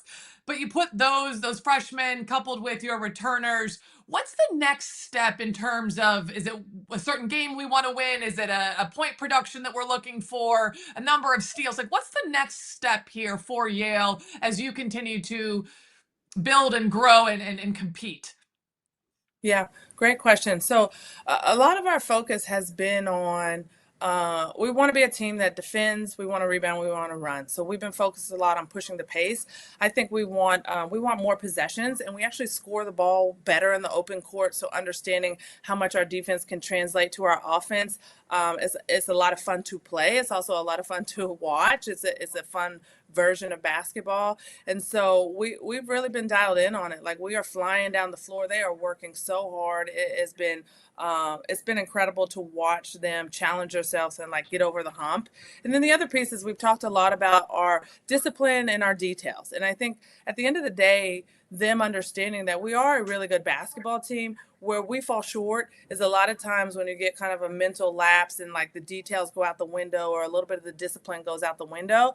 And that we've been able to show them, which is always what's fun about these scrimmages and stuff early on in the season before you get started. Some of the areas where it's like, if we just clean this up, we're a significantly different team. And I think that's probably our other biggest area. We're pushing this pace this year, but we're also cleaning up details. We're going to be a lot more disciplined, and we're going to have a lot more fun on the basketball court is my other piece. I'm like, we do this. This is our passion sport. We coach it because we love it.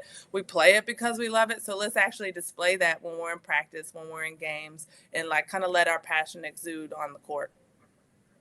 Well, I got to ask a fun one before we let you go, because I'm planning a Connecticut trip as we speak to come out during the season, and I'm hoping to stop by Yale. And when I think about Yale, I think about Gilmore Girls, but when most people think about Yale, they think about New Haven and the pizza. So I need to know from both of you where I need to go get my pizza when I'm there. Mauren. You jump right into it. I'm very passionate about that answer.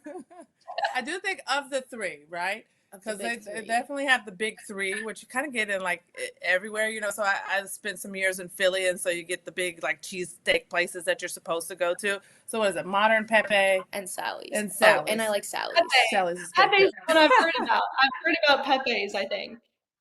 Pepe's is the famous one. Yeah. It's supposed to be the best one.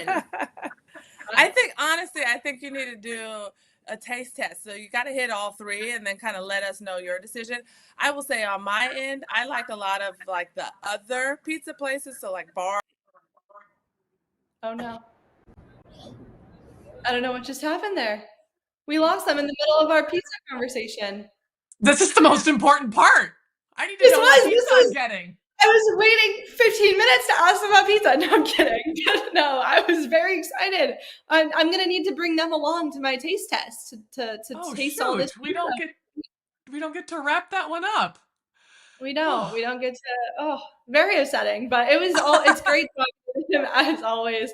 Excited to see what they can do this year, and I think they're going to be, much improved. And I'm excited about all of these newcomers. It's something kind of rare in the Ivy League. So, very excited to see what they're able to do. That freshman to sophomore year jump, as you mentioned, of course, can be big, and the best thing about freshmen is best thing about sophomores is they're no longer freshmen. You can have higher expectations. They can be pushed a little bit more. Shockingly, they are more comfortable in the system, both offensively and defensively, and that's where gains can really be made.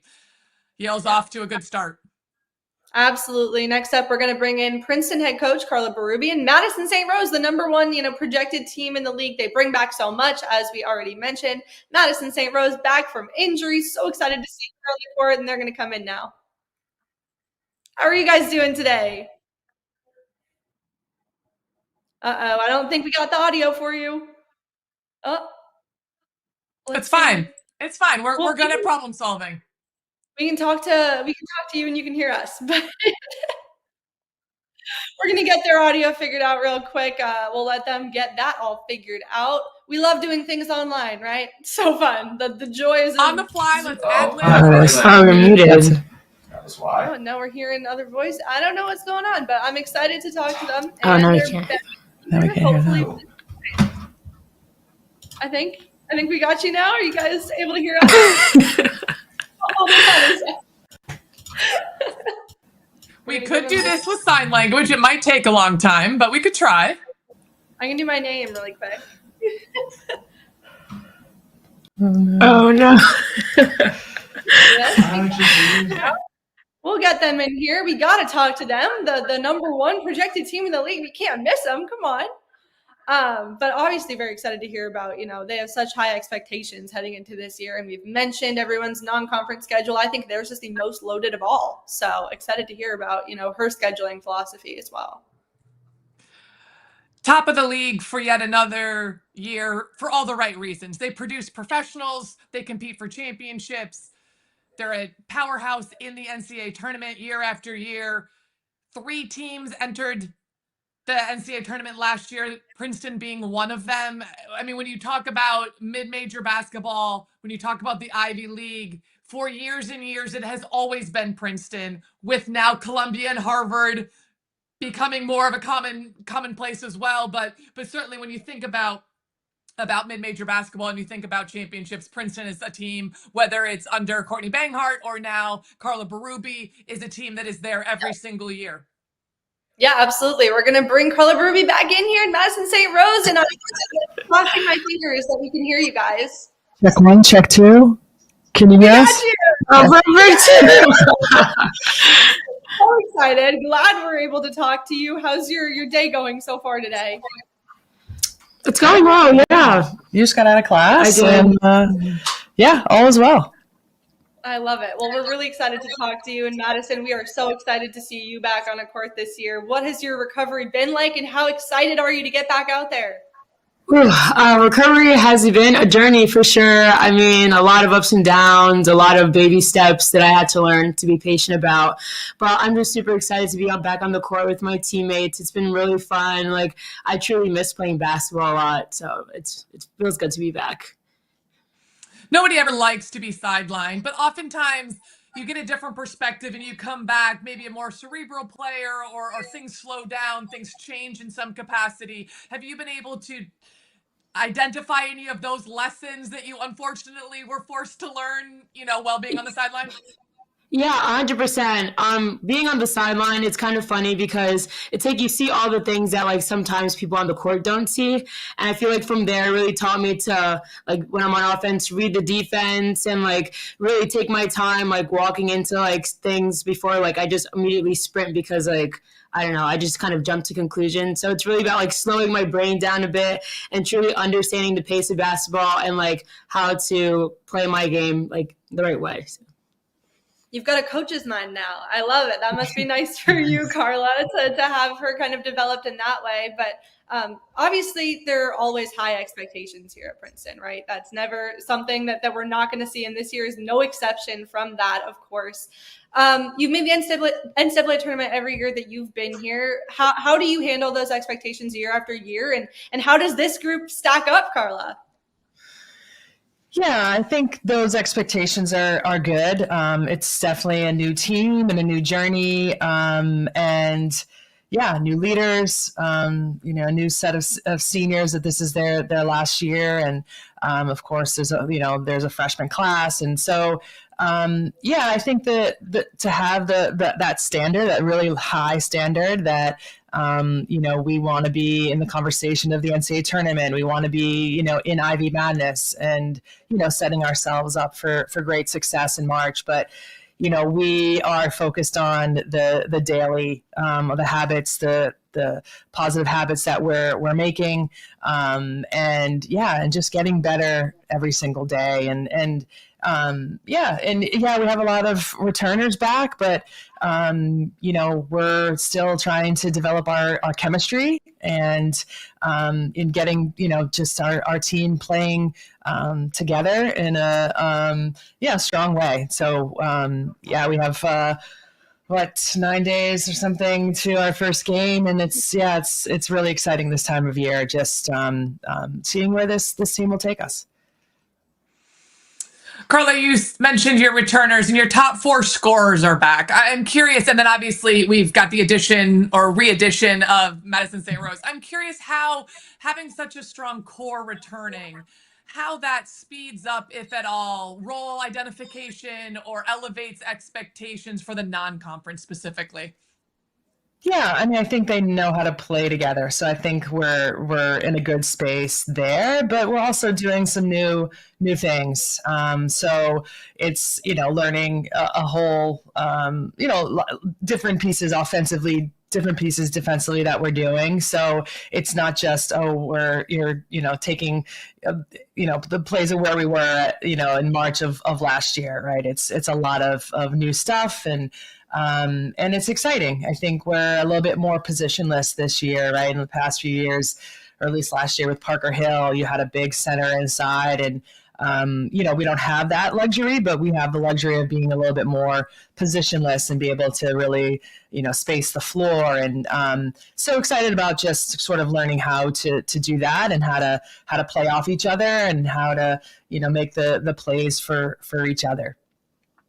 We've talked a lot today about, how Ivy League teams are not afraid to play elite competition in their non-conference schedule. And I think you guys are at the very top of that list. I always take note of kind of, a few games I might want to mention. Yours takes up 2 rows of my list. I'm just going to read through them quickly here so everyone knows. Georgia Tech, Villanova, Maryland, Penn State, DePaul, Seton Hall, Belmont, Rutgers, George Mason, Temple. Oh my God, that is a mouthful. That took me 20 seconds to read off all of them. Walk me through your kind of scheduling philosophy. And then Madison, how excited are you to, as soon as you get back on the court, you're playing some real tough competition. Yeah, we're going down to Atlanta for Olivia Hutcherson. So we always try to go to the hometowns of our players. Maryland is so close to us and such incredible program. Why aren't we playing them more often? So wanted to get them on the schedule. We're usually playing Rutgers and Seton Hall and Villanova. Love that those sort of rivalries that we have with them, the universities that are so close to us here. And then some of the others were just needing games. I know you've heard that already this morning. It's really hard to schedule, and these teams were into playing us. Rice down south, we're going to go there next year, the coming year. Belmont, same thing, a home and home.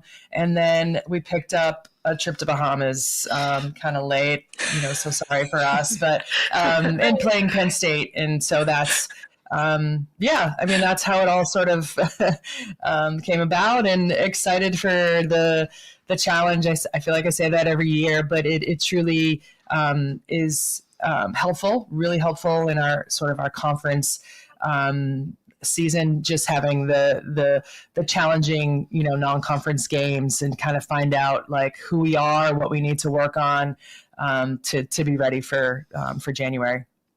Yeah, kind of just piggyback off. Oh, sorry.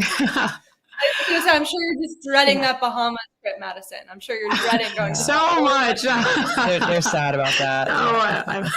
But yeah, kind of piggybacking off of what Coach said, like I think the non-conference being so challenging gives us the opportunity to face many different teams with many different playing styles. And from there, that will definitely help us going into the Ivy League season. We can see what our strengths are, what our weaknesses are guarding different actions, and just kind of build from there. So I'm really excited to play all these good teams and see what we're really about, and see how we truly will be tested against them. Madison, this is your moment to kind of brag on some of your teammates. You've been in practices, you've seen the ups and the downs. Where have some of your teammates really impressed you? Maybe Ashley, Sky, Fadima, where are you just in awe sometimes? Because you've got to be in awe, right? You've got a stacked roster, you're playing phenomenal teams, things are locked in. Where are you just sitting back going, wow, she's improved? Wow. Okay. So I would say that just being on the court and actually seeing the connection and feeling the connection, actually playing with Ashley, Sky, and Fadima and Liv, just seeing how much they've grown from last year to this year is just truly mind opening, because I only got the sideline perspective of playing with them a little bit from the first 4 games, but then to truly be on the court and see how they kind of know each other, read each other's minds and stuff like that. It's this is kind of beautiful basketball. And now, and just I'm trying to find a way to also start building that chemistry with them as well, so that we can all be on the same page. But I mean, there's so much confidence, Olivia, especially she's really being an offensive-minded threat, which is very necessary for our team right now. And it would just help open up the floor so much, and it would make it easier to create plays and stuff for everyone. So everyone has to be guarded. Yeah. Carla, the Ivy League is one of the best and one of my favorite leagues to watch all year long, whether it's non-conference play, those Thanksgiving tournaments you guys always do, or conference play. Obviously, you've been here for some time now. Tell me what you love so much about the Ivy League and what makes it such elite competition.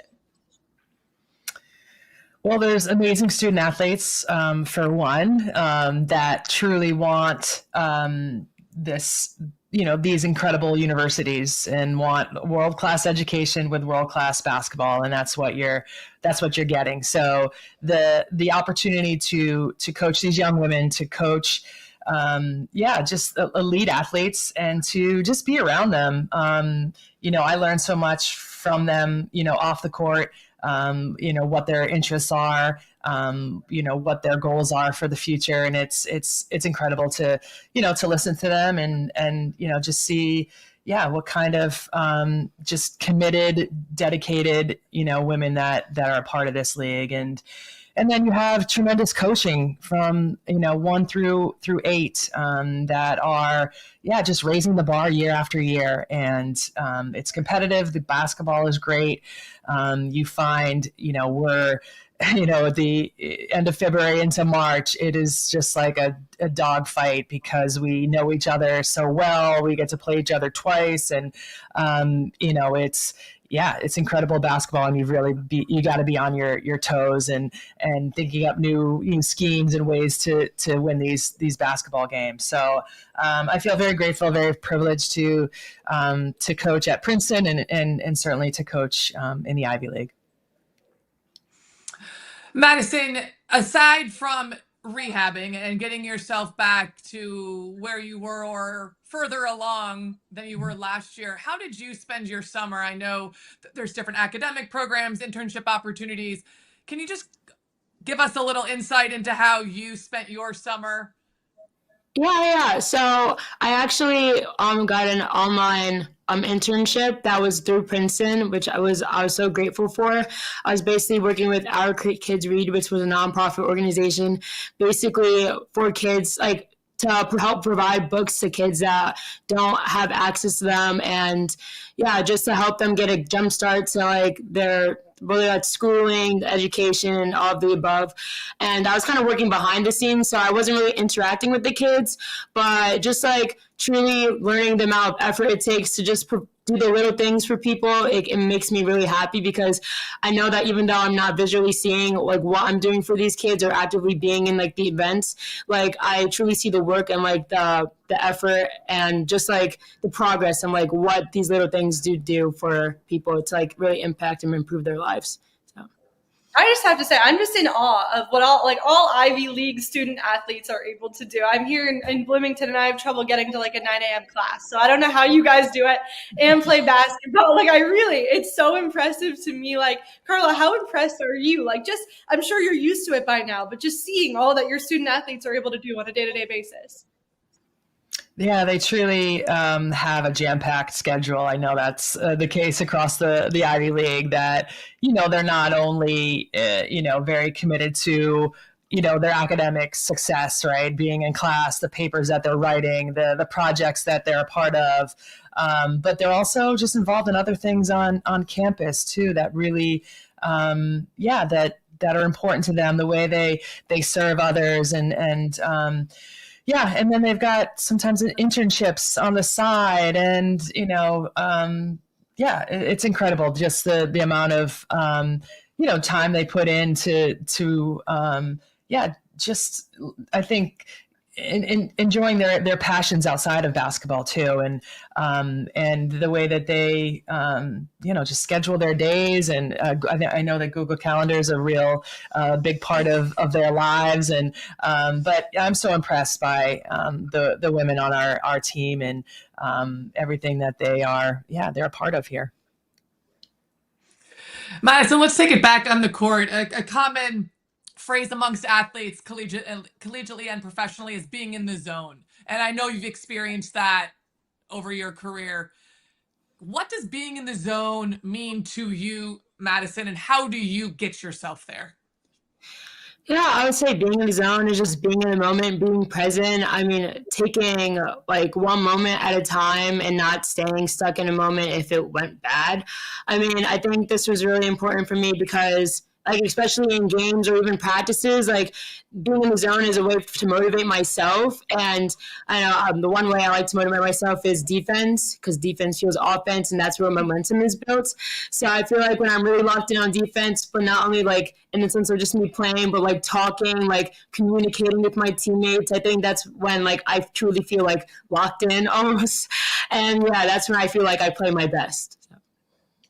Carla, before we let you go, this team has a lot to look forward to. Obviously, a lot of returning talent, including Madison, who was named to the Mid-Major Player of the Year watch list. Very exciting. And a couple, new faces and some freshmen. What do you see as the biggest strengths of this group, and what do they have to do to like reach their full potential this year? Yeah, we're excited about our squad. We are not like strong in the numbers that we have, but I think we've got 11 players that can really make an impact. And I'm excited for you've heard a lot about our the starters from last year, but excited about Taylor Charles, who's a senior and co-captain with Maddie, Toby Nweke, who I think had a good freshman season, ready to step up into even a bigger role this year, and Emily Eady, a sophomore, and a couple good freshmen, and Sarah Lessig and Grace O'Sullivan and Christina Perella, and so a sophomore, and it's a great group that they're working extremely hard, this fall, for these opportunities coming, so soon. And, Yeah, like I said, we're not looking far ahead. We're just looking at the moment and just tackling it and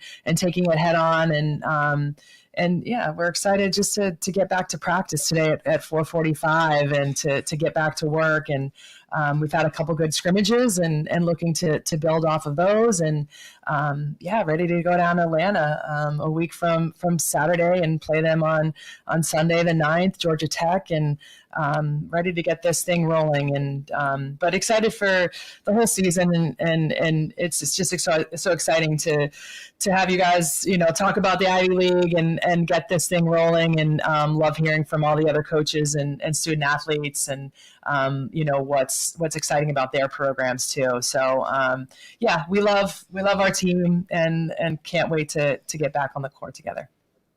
Well, we love it. Such a pleasure talking to you, and we're so excited to see what you guys can do this year. Appreciate it.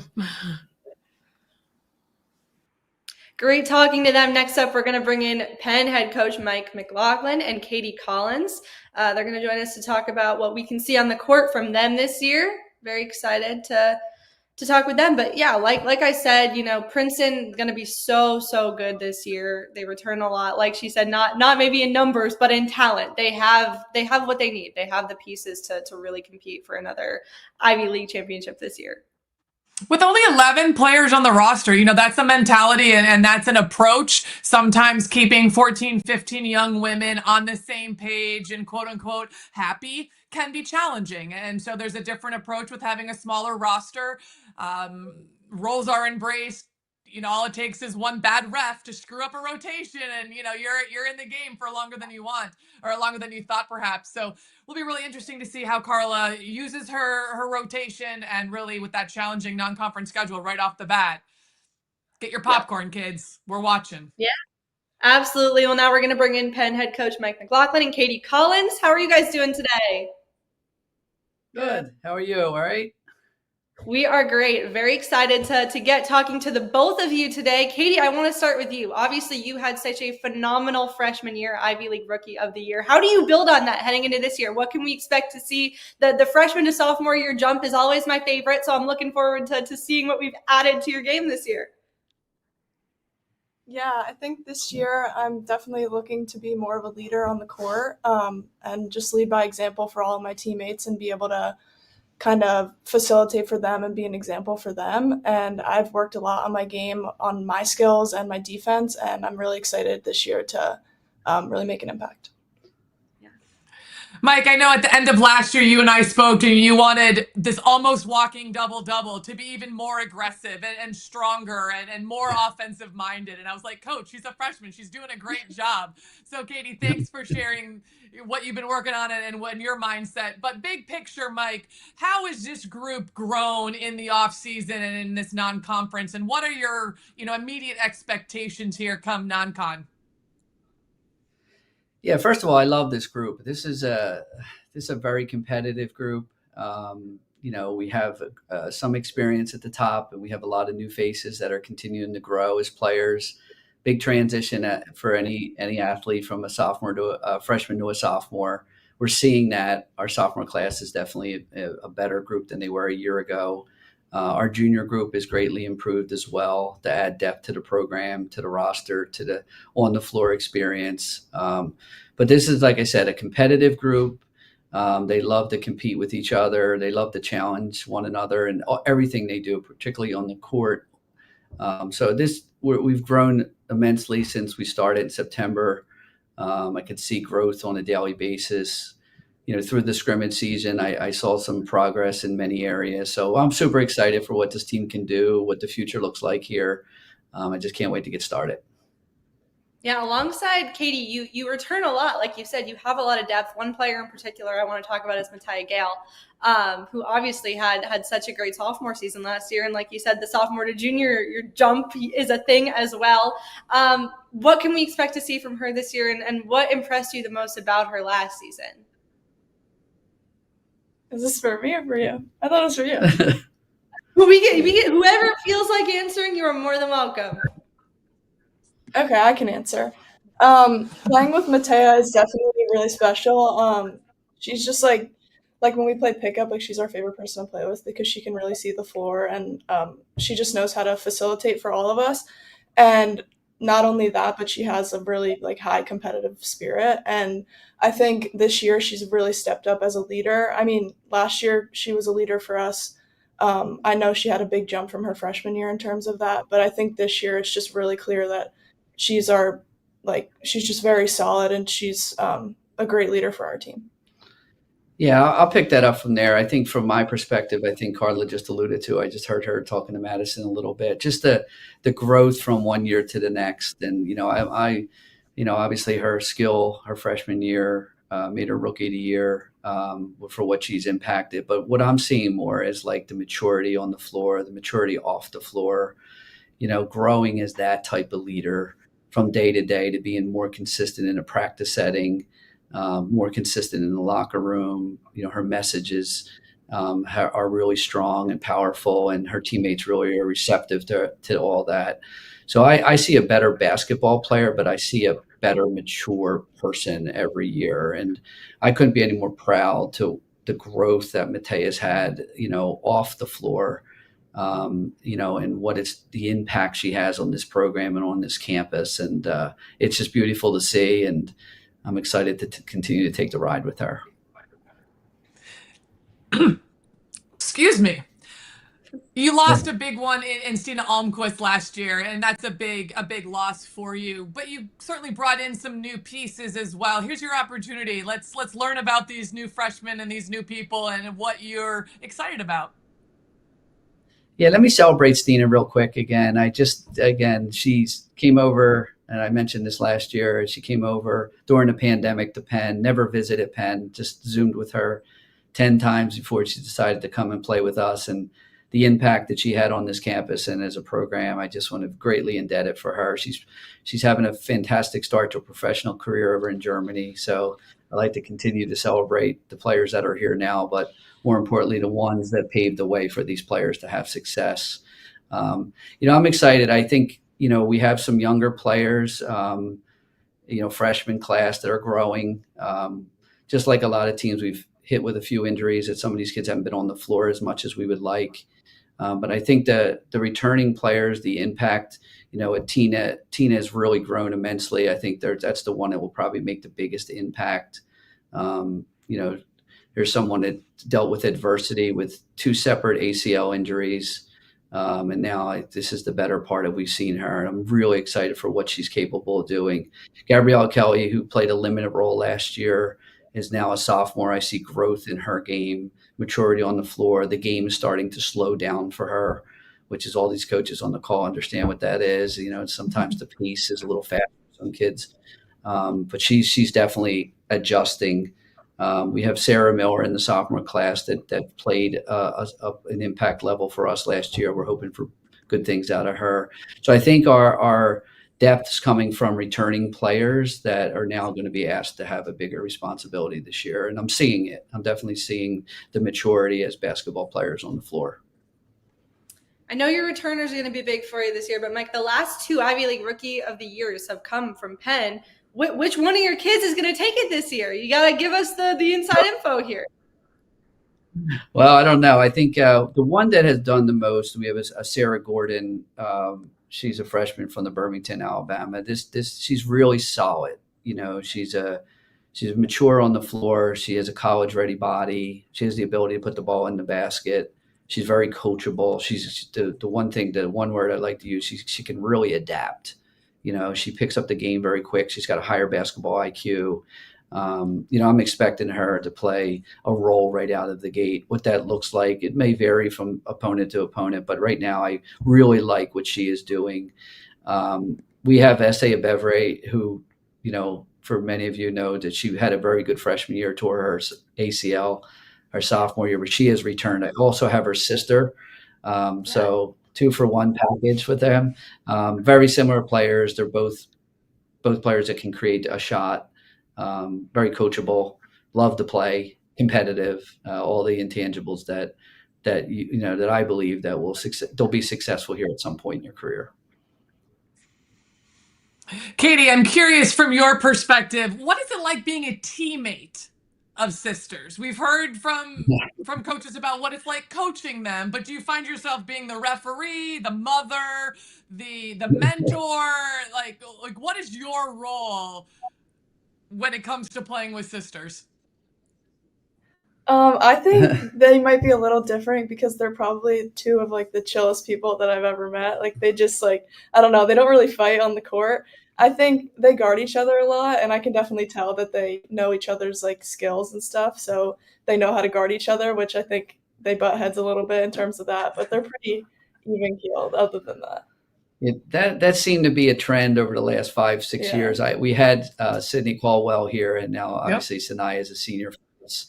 And now having these two, I've been coaching for a while. It's only the third set of twins that I've had, and they each have varying differences, right? It depends on, I guess, where they grew up, the age gap within, right? But these two particularly are, as Katie alluded to, they're both similar in a lot of ways. They're, when we recruited Rookie, it was, we try to, just recruit her and not tag her sister in there to make them both individuals. And I think there's been a lot of help, with Rookie getting adjusted to the academic rigors here at Penn, along with the basketball responsibilities and expectations. SA being here has certainly helped that. Having great teammates has really made that with any freshman getting acclimated a lot better. And we're fortunate that we have great people here. Katie, your coach mentioned, how much all of you returners have improved and are going to really step up this season. What are you most excited about? I mean, we're almost at the finish line now. We'll get to see the product soon, but from your point of view, what's most exciting? I think just the ability to just continue to play with a lot of the same players and incorporate some new people. Obviously, he touched on losing Stina, which was big for us, but I think this year we have the ability to play at a really fast pace, and we have a lot of new things, but also a lot of familiarity from last year. So I'm just super excited to be able to build on that, what we had last year. All right, Katie, we're going to play a game if you're up for it. Okay. Are you up for it? Yeah, of course. Okay. We've done this before, and it went pretty well. Nobody got hurt. I think you'll be all right. I'm curious, in the locker room, who is the funniest teammate? Tina. Do I have to explain? Sure. If you want to. Tina is just very funny, and like every time she comes into the locker room, she just says something new that is just like unexpected, and like I think everybody on the team would tell you that Tina is just the funniest person without even trying. All right, let's take it to the other side. Who's the most serious? I don't know. I don't think any of us are ever too serious, which I think is good, but it depends. Like if it's a game day, different people are serious. If it's just practice, I would say the most serious overall would probably be Sarah Miller. She's pretty locked in. Okay. Would you agree with that, Mike? You seemed like you had an answer before Katie did. Yeah, I was going to say Sarah Miller. Sarah Miller, she had a phenomenal summer. I just want to bring that up too, as we have an opportunity to talk about her. She had a great run with the Japanese national team. She got down to the Final 14, so she practiced that level. She came back a better player than she did a year ago. But yeah, I agree with Katie. She's very serious. She listens to everything someone has to say to completion, which is a great habit to have. She's a sponge. She wants to listen. She wants to learn. But she is very serious at her craft. So I'm guessing she might not be the best singer, because it takes a little bit to, it takes a little personality to be the best singer in the locker room. But who is the best singer within the Penn Quaker locker room? I'll let Katie figure that one out. Yeah, I would have to say Abby, but that's just because she likes to sing a lot. So I just have the most experience hearing her. So I guess I would go with her. So she wins by volume. Yeah. Now this came up earlier. If you had a flat tire, first of all, would you, Katie, be able to change your own flat tire? And if not, who are you calling? I probably wouldn't, which my dad would be disappointed to hear. I would probably call either Abby again. She has a lot of like random skills like that, or I would say Georgia, because she's just very responsible, and I think she would just be able to figure it out. Or she'd make the right phone call perhaps for you or something. Yeah. Yeah. All right. Yeah, more of a Last one she's before more we of an executive. Fair enough. Last one before we let you all go. Katie, what is something about Coach McLaughlin that we do not know that we need to know? Serious or funny? I don't know. I would say that he may come off very intimidating, especially in game situations, and he definitely is behind the scenes when we're playing games or practicing, but outside of that, he's very nice, and he's kind of a softie, and he loves his grandson. I don't know if you want people knowing that, Mike. That might have been a secret you wanted to keep behind closed doors. She outed you. You're a softie. I love it. We're very. What were you saying? That's perfectly fine. I you know, she sees my grandson is around. My daughter has a 1-year-old, and you know, I think they see both sides. I think that's incredibly important. You know, to be genuine to who we are and what we're trying to accomplish. And so I loved hearing this. Absolutely. Well, we are very, very excited to watch you guys this year. You got a fun game at Texas, which we didn't get to talk about, but excited that you get that test. We're excited to see what you all do on the floor this year. And Katie, very excited to watch you. We appreciate you taking the time to talk with us. Thank you. Thank you both. Great job. Thank you. All right, we've reached the end. We have one team left, and obviously a very, very exciting team in Columbia. And Megan Griffith is going to join us with Perry Page. But we've reached the end of our show. This is our last team. How are you feeling? I mean, we've made our way through most of the Ivy now. It's so fun to talk about these teams. The time has just flown by. I wish we had, 30 minutes with everybody to talk about every player and every non-conference game.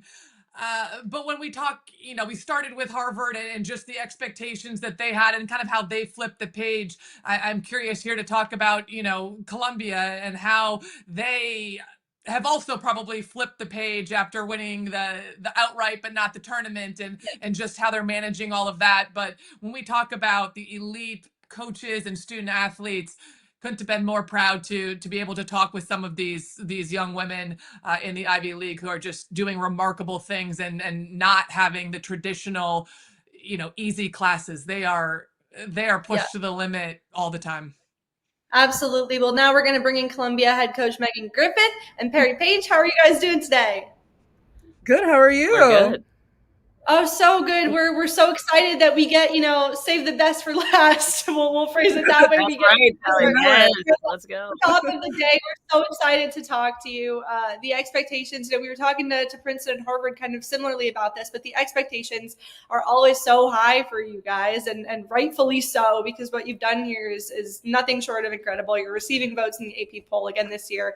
How do you both handle those expectations on a year-to-year basis? What's that like for you?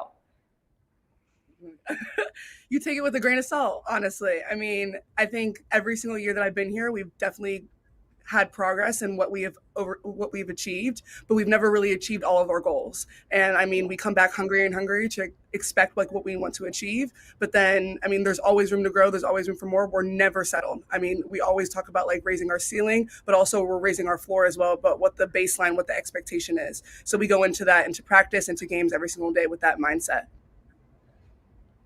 Yeah, I agree. No, Megan, speak. You're more Mauren, than me. It's great to see you. It's great to see you. It means it's basketball season, right? But so I would just say, going off of what Perry said here, it's a new season. Like last year doesn't mean anything anymore, right? And I'm glad that we all got to celebrate whatever we celebrated. But new team, same mission, but new team, and we're ready to attack that.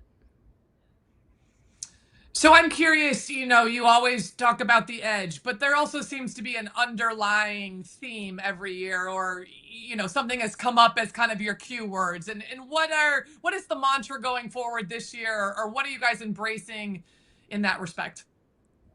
Yeah, so our mantra for this year is momentum, actually. And we're talking about driving everything forward, which 1, 2, 3, and we're adding that other fourth one. I think the building of momentum is how we create it in every single possession and everything that we do. So we're always just increasing by that 1%. I mean, we talk about also like within our edge pillars, how we're doing in each of those categories. And like, we can be a 6 at one day, a 7 another day, but we want to achieve by like that 7.1, that 7.2. So it's just like driving momentum forward that little play on words is what we're trying to accomplish in terms of our mantra this year. Perry, it's your senior year here, which is very exciting, and we're all excited to see you on the court. What can we expect from you, and what are your hopes, your goals, your expectations for the season? Yeah, absolutely.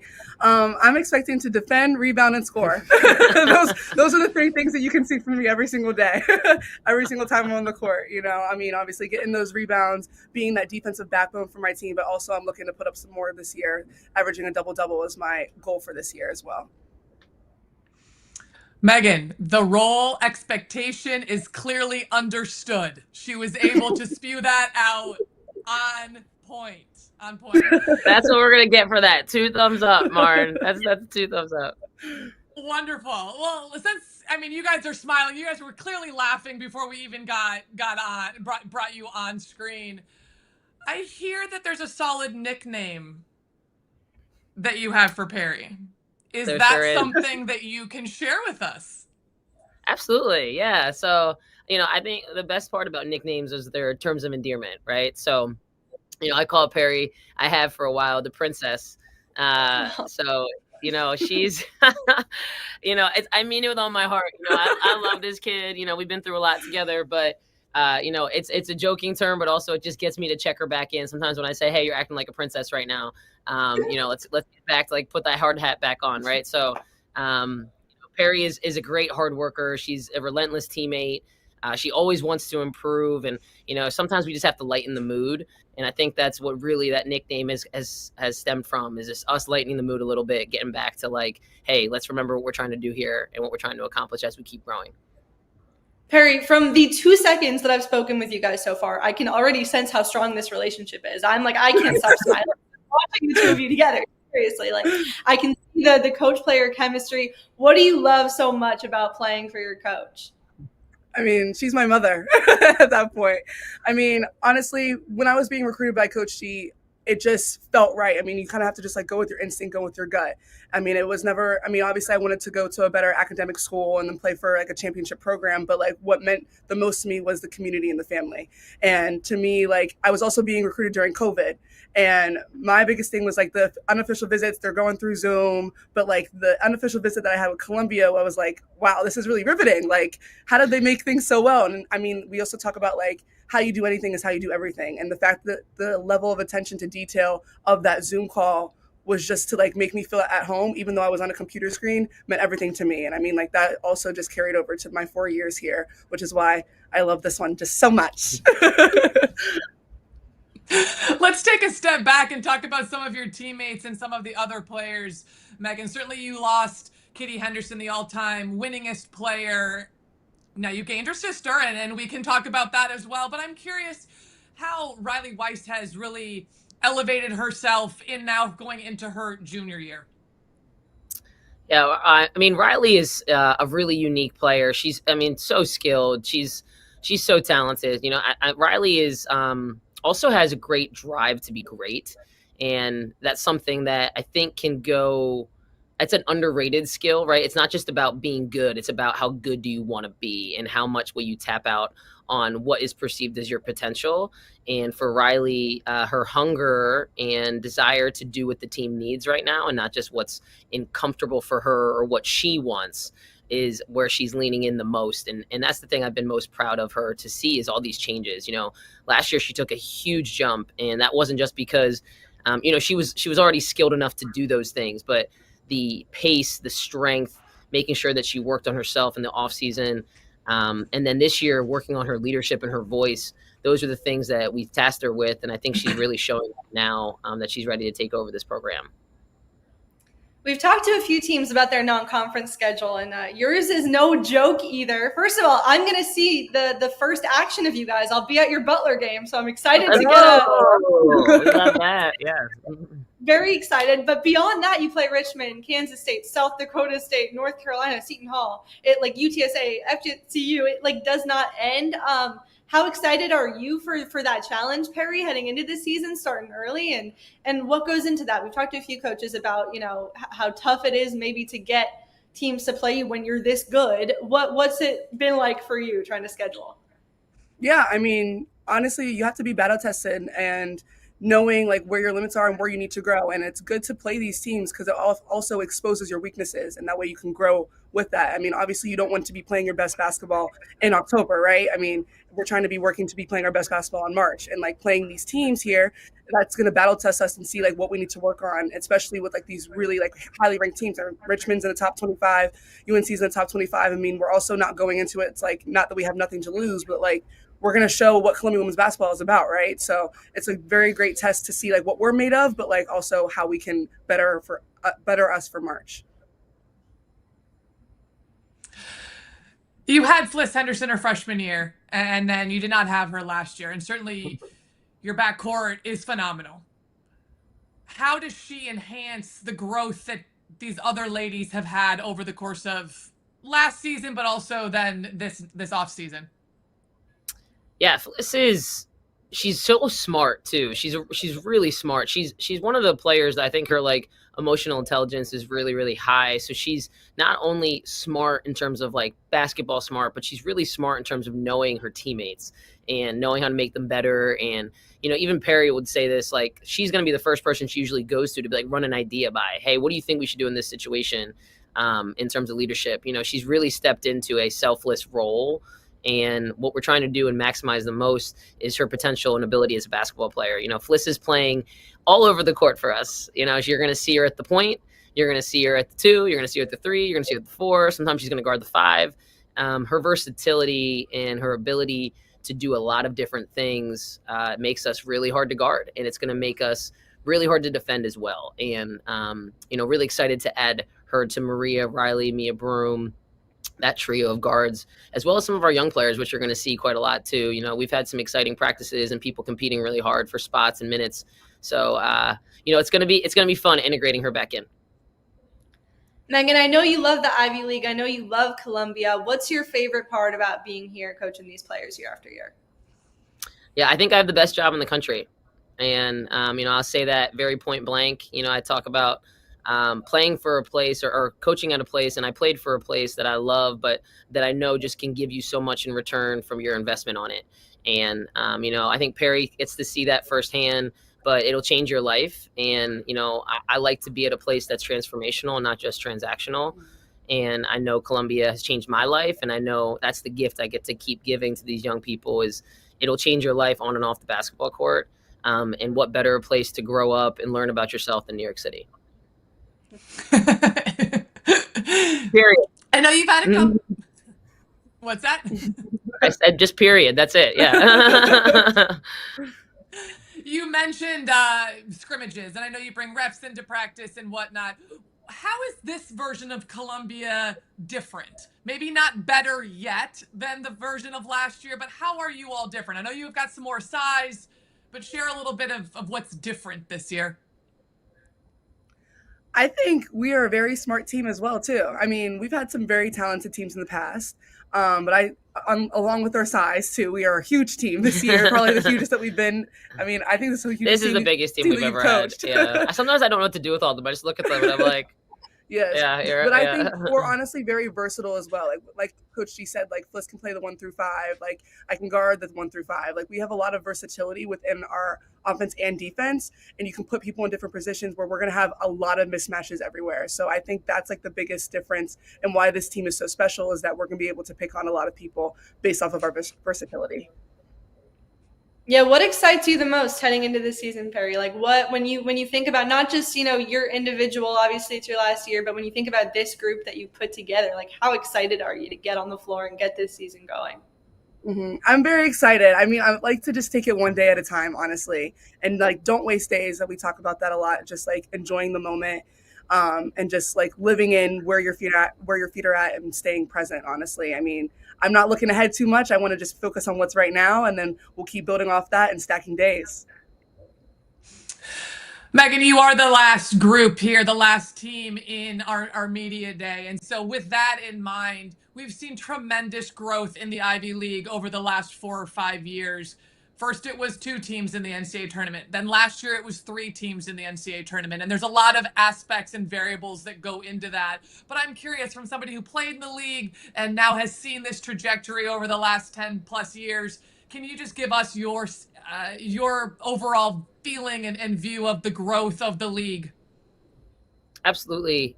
You know, when I zoom out and really think about where we've come from and also just the quality of coaches in the league, you know, I think when I was playing, we had 3 coaches that have been coaching for 25 plus years in the league.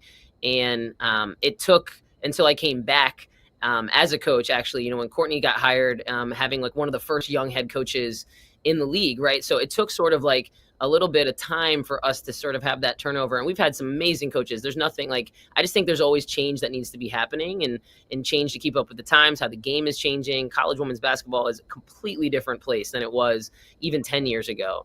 And just to see how many new coaches that we have in the league with new ideas, new offenses, you know, new recruiting styles, even thinking differently. You know, we're seeing more and more, even just not different players across the United States and top 100 players. We're seeing international players that play on the highest levels in overseas and in Australia and the Southeast Pacific. Sorry. So like we're seeing players like literally from all over the world. And so I just think that our mindset around the game has really changed as a league, and what that has allowed us to do is shine on the biggest stages, right? Because we're not limiting ourselves to just recruiting the same players and recruiting against each other. I think we're bringing tremendous talent into this league, and that's what honestly has made all these teams really good.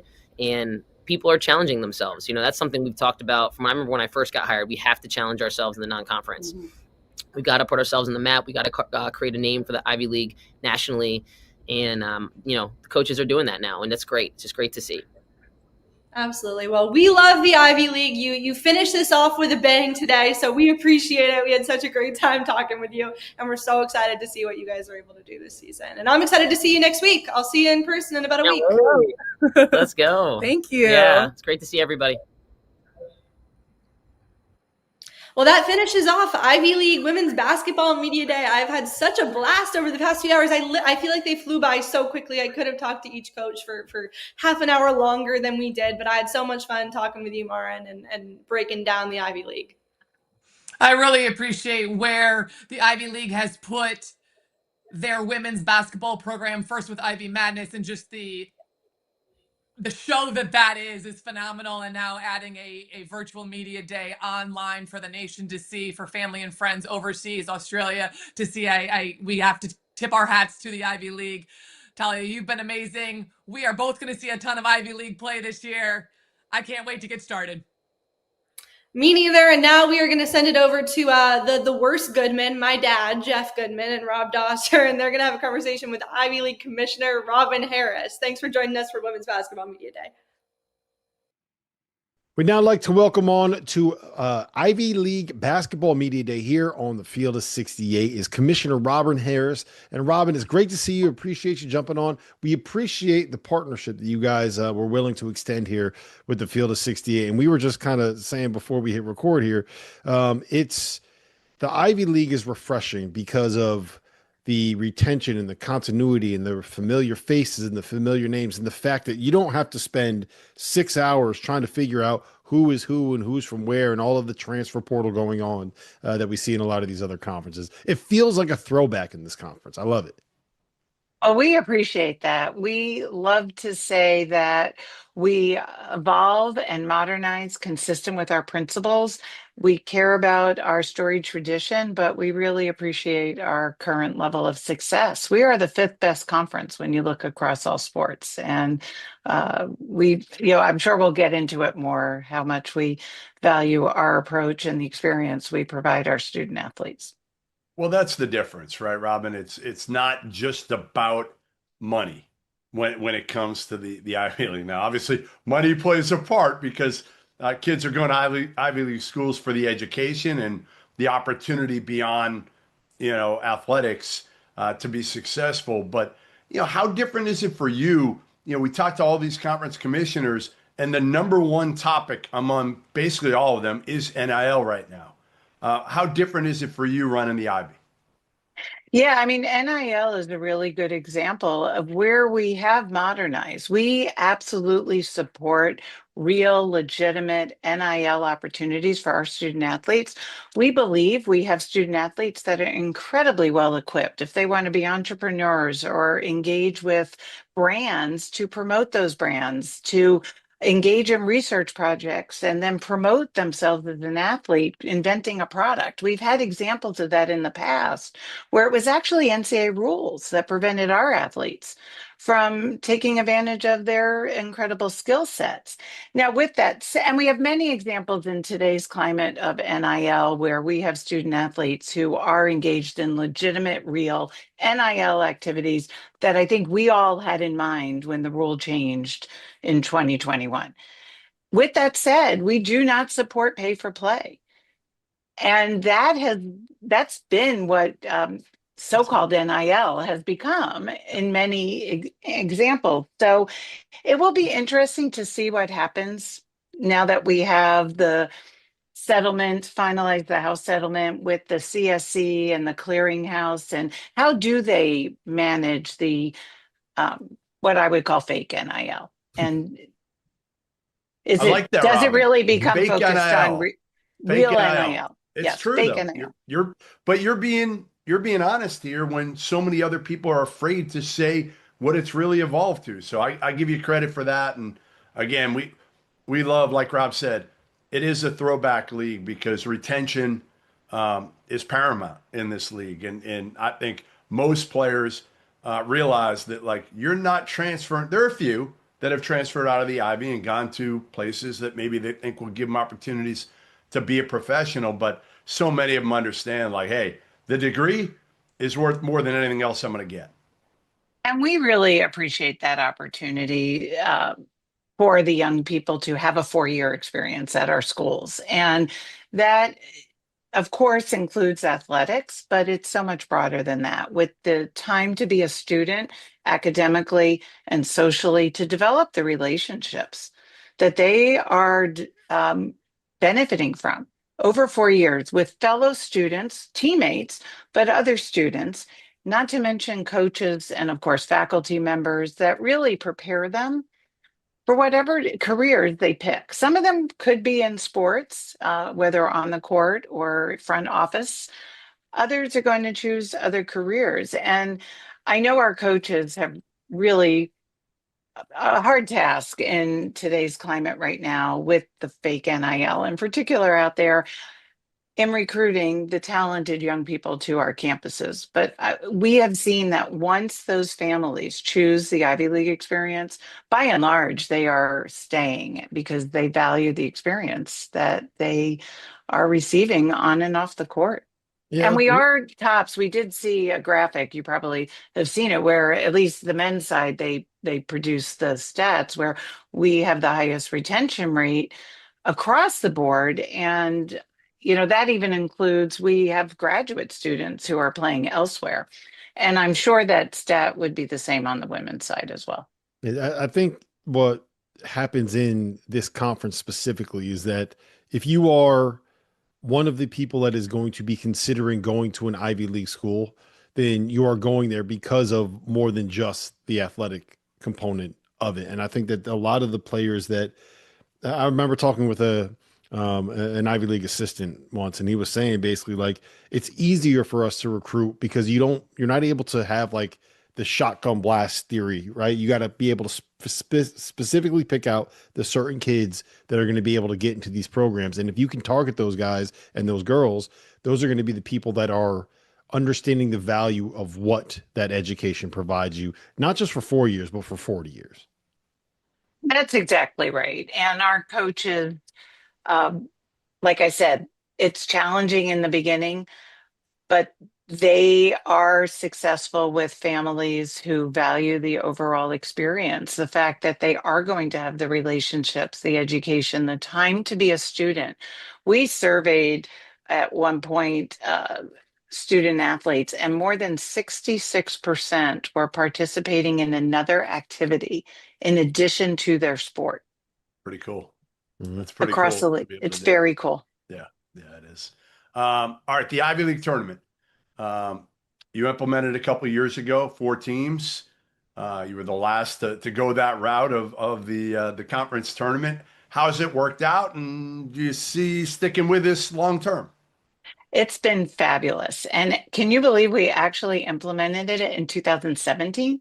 It feels like a couple, I know that's recent because we were the last one in, but it's now been almost a decade, which is unbelievable.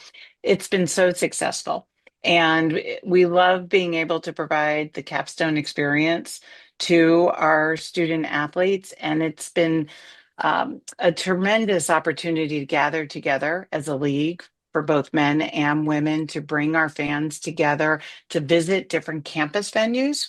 We're headed to Ithaca this year, and it has just really put Ivy League basketball front and center selection weekend as well.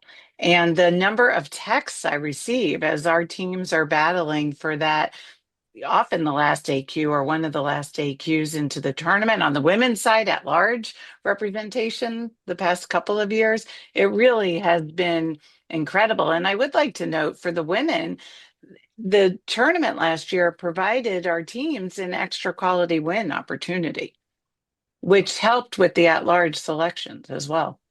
Yeah, I think one of the really interesting things about the Ivy League is I believe it's the only conference that does the road partners and then play on back-to-back nights, right, in league play.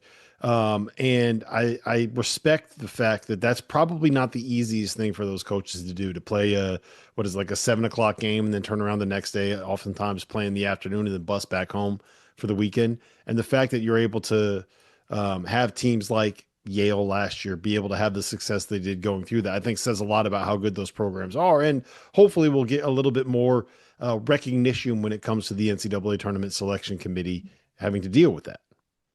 And in fact, the playing games close in time period helps to prepare our teams for the NCAA tournament. I've been at multiple sites where when our players are asked about the quick turnaround after a win, they say, well, we sometimes get 22 hours in the Ivy League. So this seems like we have a whole day to rest, and really does help us. All right, I got one for you, Robin. I know, obviously, so many of your student athletes have other things going on in the summer. You're also the only league that doesn't allow your players to work with the coaches in the summer, which used to be par for the course. That was every program in the country up until, I don't know, 10 years ago. Has that been a topic that you guys have talked about? I assume some of the coaches might want that, or maybe they don't. Maybe they like having their summers off and they can go on vacation a little bit and enjoy. Because I do like it on one hand, but I wonder if there's been any pushback from any coaches.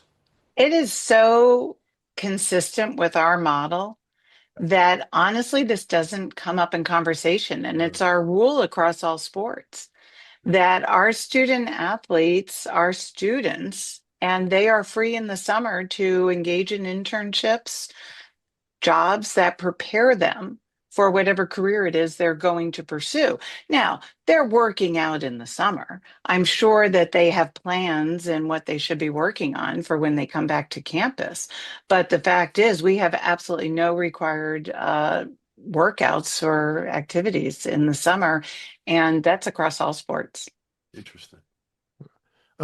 Tournament expansion, that's been something that has been on the board and a topic of conversation this off season. And I do feel like the Ivy is a place where it is significant, because normally the best team in this conference is going to be somewhere near one of the best mid-major programs that we have in college basketball, right? Like most of the time they will be in that conversation for, well, if the Yale doesn't get an automatic bid here, well, they have an opportunity to get in at large, and it'll be close. Do you support it? And would that be something that the Ivy League can get behind?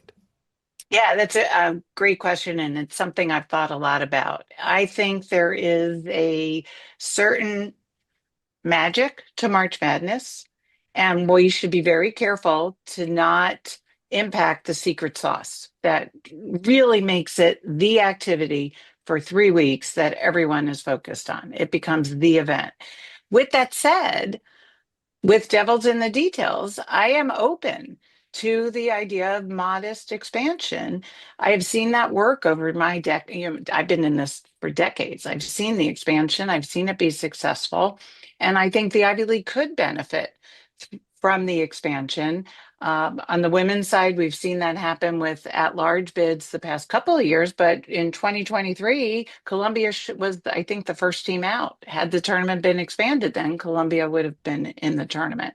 And on the men's side, you're right. History has shown we've been close in some years. And I know I have colleagues that express concern about the opening round. History has shown us we don't expect that we would be in our AQ would be in the opening round very often, if at all.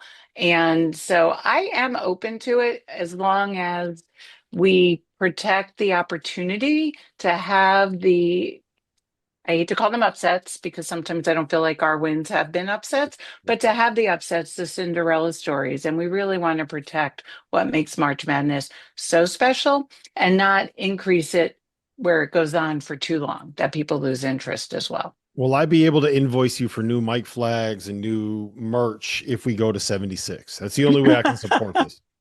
Well, I heard one of my colleagues say, we have conferences that haven't changed their numbers, Yes. so you don't have to worry that. about that. Big Ten does not have 10 teams anymore, and it has not changed its name. I got one more for you, Robin. There's been a big hot button topic, and it's been tabled for the time being, but a lot of people think it's going to go into effect with everybody having 5 years of eligibility. 5 years. The Ivy's been different for years of you only have 4. You only have 4 no matter what happens. What's your take on that and how it could impact the Ivy if it ever goes into effect? And I want to say, first of all, I'm so frustrated by all the eligibility lawsuits. I think we haven't really talked about transfers, and we're not impacted much by transfers, but I care about the national landscape. And so I think the NCAA, we finally, as a membership, hit upon a rule that made sense, where all sports student athletes were able to transfer one time, and you didn't have to sit out. And then these court cases have totally scuttled that, I think, reasonable regulation. And now we're seeing that again, where there's some growing consensus that 5 years of eligibility might make some sense. And because of these court cases, we're not able to move forward with something I think makes sense. For us, we're going to be 4 years because that's our normal progression to get a degree. But we have graduate students playing elsewhere and earning masters and other degrees. And I think that's a wonderful opportunity for young people. Why not? Would there ever be an avenue in that kind of a situation for a player to be able to redshirt and then play a 5th year at the Ivy League if they want to pursue a graduate degree at the school that they had just attended? So our rules specifically state that athletic participation is for undergraduates. And so once an athlete graduates, they are no longer able to compete at our school. We actually do have 5th year players at times, but they are still undergraduates. Got it. Well, listen, Robin, it's great to hear from you. It was great to see you. I can speak for Jeff on this, really do appreciate what the Ivy League stands for. It does feel like a throwback, like I said. And it's fun to at least be able to sit here and look at having a couple of schools that still have a real student athlete experience going on. So we appreciate you being here. We appreciate you having us for Ivy League Media Day. Well, thank you. We appreciate the partnership with Field of 68 and both of you as well. It was great to hear from Robin here on the Field of 68's Ivy League Media Day coverage. Thank you to Talia for spearheading the women's portion of the programming. Jeff, Goodman, Rob Dauster. We are here to talk about the men's side of the Ivy League, a conference which has, Jeff, more retention than any other conference in college basketball, which is probably the least surprising thing that you have ever heard in your entire life. Before we get into it, we're going to be joined by Kevin Hovde here in just a second. Kenny Nolan from Columbia. Let's take a look at the Ivy League preseason poll. Yale First place, projected to be first place, 21 first place votes, which means every single coach that was allowed to vote for Yale in first place voted for Yale in first place. Yale, of course, could not vote for themselves. Harvard second, Cornell third, Princeton in fourth. Princeton, an interesting situation because Caden Pierce, who is a guy that has been one of the most decorated players in the Ivy League the last 2 years, will not be playing for them this season. He's taking a red shirt. We will talk with Mitch Henderson about that around 2 o'clock today. Goodman, what do you make of this poll? What do you make of Yale? I mean, Yale owns the league right now, and they have. James Jones and has done an incredible job here, taking over after Harvard kind of owned it, the previous stretch before that. But right now, Yale's got this thing going, so it's no surprise that they are the overwhelming favorite in a league that brings back 62% of its players, which is just crazy in this day and age to think that any league brings back 62%. But again, we'll talk about that. It was certainly a lot easier to prepare for this league media day than the other 14 that we have already done so far. Yeah, you didn't have to try to figure out where every player on the roster was coming from their previous 2, 3, 4, 5 stops in college basketball. Let's bring in Columbia head coach Kevin Hovde and senior Kenny Noland. Talk a little bit about the program, about the season they have coming up. Kevin, it's great to see you, man. You are coming off of a year where you won a national championship, despite the fact that you had Jonathan Safire on the roster. So first and foremost, that might be the single greatest accomplishment that anyone has had in the history of college basketball. It was definitely a tall task, especially with Safire there for sure. Yeah, are you going back can you go back for the ring ceremony, whatever they have coming up? I assume they're doing something here early in the season in Gainesville. I don't think I can make it back. I think they're doing it at one of the first home games, but I think we either play that night or the next night. So unfortunately, I have to miss it. They'll have to FaceTime you and Andrew Jack. They'll have to FaceTime both of you guys. For sure. Kenny, I want to bring you in here because you're a senior. You're one of the 4 players on this team that entered the portal at one point during the spring, but decided to come back and play for Coach Hovde. So can you just kind of take me through how that process worked and why you decided that this was the guy that you wanted to play for your senior season? Yeah, I think like me, along with our other seniors, I think we just want to prioritize winning. And like when we met Coach Hovde, I think it was pretty apparent that that's what he was all about. So I think it was a pretty easy decision for me and also the other guys. Did he just walk in with like the net around his neck and say, "National title, baby, this is what we do"? Pretty much. No, just kidding. No, but definitely we knew that was he was all about. So it was good. Kenny, I'm going to hit you on this one just because, again, you've been there. Hovde's just kind of figuring this thing out. He was there years ago, but he doesn't know this team like you know this team. And, you returned 4 of your top 8. You lost 3 to graduation. What's going to be the biggest difference from last year's team to this year's group? Yeah, I mean, I think we, like you said, like we have a lot of returning guys. So I think maturity, also like this new staff and how I think that they handle things like in practice and like attention to detail to a lot of different things.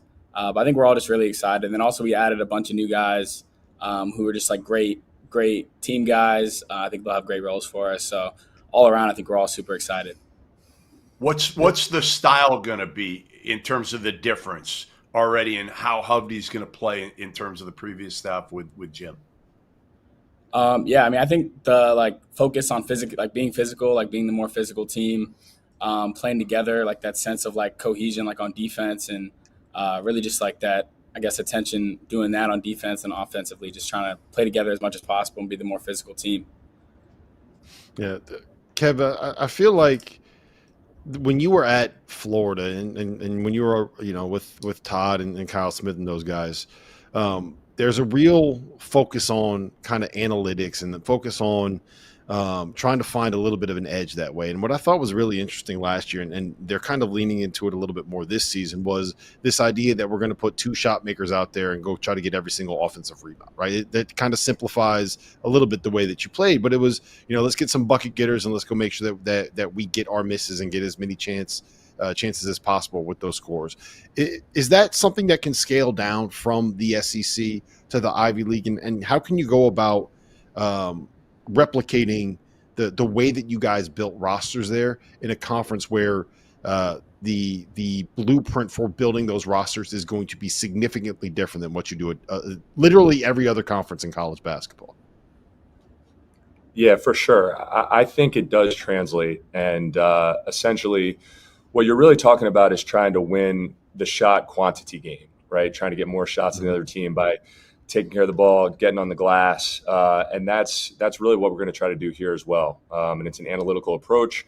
But I think playing bigger at really across the board at the 3, 4, or 5 will allow you to get on the glass, really well. And then if we can play with good purpose and take care of the ball and fight for good shots, then, those things combine for good winning basketball. So that's what we're going to try to do. And then, on the other end, defensively, equally as important for us, is to, again, play with good size, good physicality, and be able to make teams miss and get the ball off the backboard and run. Hey, Kenny, how well do you think you know Hovde so far? Do you want to know more about Kevin Hovde? Because I have a little bit more info for you about Kevin Hovde, courtesy of one of his mentors, Kyle Smith. Hovde, do we want to go this route? I got some. It's clean. Don't worry. I cleaned it up. I feel like I feel like we have to. There's no other way to go other than to get that guy involved. All right. No, number one, and you can tell me if any of these are incorrect or you want to clarify any of these. All right. Number one, Kyle Smith introduced you to your wife. True or false? True. True. Wow. Number two. All right, you ready? You're gonna like this one, Kenny. Well, maybe you won't, but your coach once got mugged on a foreign tour. Is this true? That's also true. Also true. Can we expand on that a little bit? Like, I just what happened? Were you okay? Like, give me the lowdown. I think we were in Italy, in Rome. This would have been the summer after my first year at Columbia. So I was young. I was the director of basketball operations on the trip. And there were some other people involved. Mike Magpio was also there, and Kobe Altman was also there. And those guys kind of left me. I was going back to the hotel to get a good night's sleep, by myself. And I got my cell phone stolen from me as I was waiting for the cab. And there was still like a week left on the trip. So it was very hard to direct the operations without a cell phone in Europe. All right. Number three, that you basically persuaded Kyle Smith into hiring Todd Golden on the staff at San Francisco. Basically, he said to you, like, the only way they could hire Golden was to make him the associate head coach, and that would hurt your career because it would kind of take you down a peg. And you said no problem, that you just wanted to win. I think that is true. I don't remember the exact conversation, but it was very early on. And at the time, Todd had been at Columbia for 2 years, and then at the time he was down in Auburn, as an assistant in the SEC. And when we went out to San Francisco, putting the staff together, I think there was interest that Todd kind of wanted to get back out west and go work for Kyle again. And yeah, it was a no-brainer for me. I think I was like 27 at the time.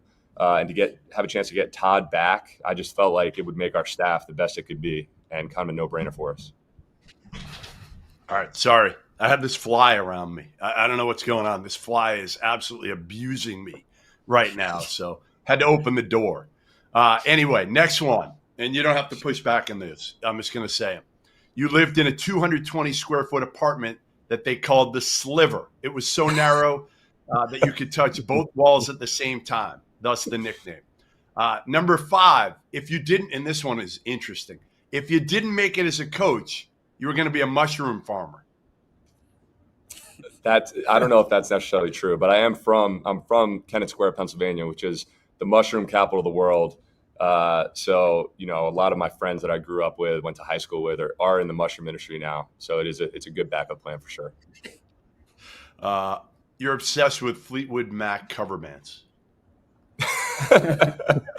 This is getting a little too deep. But yes, I like Fleetwood Mac. I like old music for sure.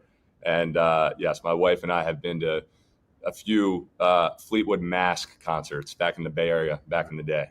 All right, the last one, Rob, then you can get it back on the rails here. But I do think this is showing a lot of people, including your star player here, who you are, right? You're learning a lot, aren't you, Kenny, right now? I'm learning a good bit. Exactly. He's a little bit scared too. Goodman, he's a little bit scared. You see him moving a little bit out of frame. Like all of a sudden, we can't really see him anymore. All right. Kyle and Hovde used to pitch sitcom and skits to each other. Jesus, this fly. I'm going to go crazy on this damn fly. And just in case they didn't make it into coaching. That's true as well. You were supposed to take notes on these skits and probably still have the list. Kyle said the best pitch was a skit for Saturday Night Live about the creators of Snapchat. I don't even remember that, but I remember him having a lot of ideas and us spending a lot of time on things like that didn't necessarily involve basketball, but that's kind of who he is. He's outside the box. That's what made him so much fun to work with. All right, Rob, get it back on the rails. I'm sorry. Well, the fly, man. I'm gonna get this thing by the end of the show. This fly is not going to be living by the end of the show. I promise you. Oh, man. I might not be living by the end of the show at this rate, Goodman. My question, Hovde, was going to be just like, if that's the things that you're pitching to these sitcoms, I was just wondering what kind of mushrooms that you were farming over there in Kennett Square, Pennsylvania. I will say, don't answer that question. I will say, Kenny, one thing that you did hear in all of those questions was a lot of recognizable names in basketball. You heard Todd Golden, you heard Kobe Altman, you heard Kyle Smith. You heard a lot of names of a lot of people that have been very successful in this business, right? And I think we all kind of know what the coaching tree was, and we've all heard the stories about that staff that Columbia had back in the day. But what does it mean for you guys knowing that your coach is someone that has learned from all of those different people and worked with all of those different people that are very big in this business now? I mean, I think it just goes to say, like, he knows what it takes, I think, like being around those guys and like a great coaching tree along with, like, I guess, very successful people, just kind of, I guess, like learning and then also applying, I guess, in that way. So I would say just knowing that he's been there and like you said, like national championship, a part of so many great programs. So I think just hoping that and knowing that it's going to come and that Columbia is going to be in a good spot. So. All right. One more for you, Kenny. The guys on the roster right now, who, there's a bunch of sophomores you got coming back. There's some, there's 4 seniors here that decided to enter the portal and all came back.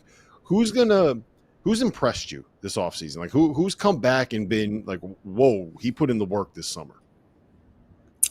I would say, I think Zeno Bedry, our big guy, he's been really good for us. And also like his confidence and how he's come back with, I feel like, he was overseas for a little bit and he was playing a little bit. And I think coming back, he just seems to be very focused. And like knowing him, he's very focused this year. And I think he definitely is focused on winning and just having a great year. So I think he's definitely been noticeable so far for sure. Hey, Kevin, you bring in some guys as well, a couple freshmen, a couple transfers. Ryan Sulis from Richmond. Didn't play a ton the last 2 years, but did play for Greece in the U20s this past summer.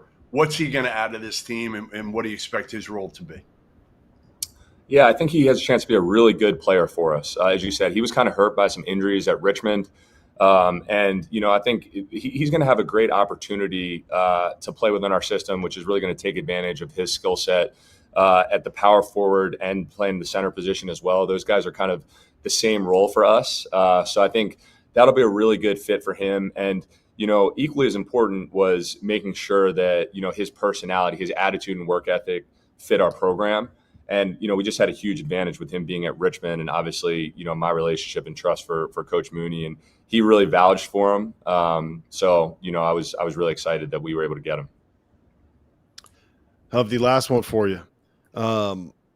with just about every other conference in college basketball, right? When you get a new job, it's kind of you can turn it as quickly as you possibly can, right? If you want to bring in 13 new guys, you can bring in 13 new guys.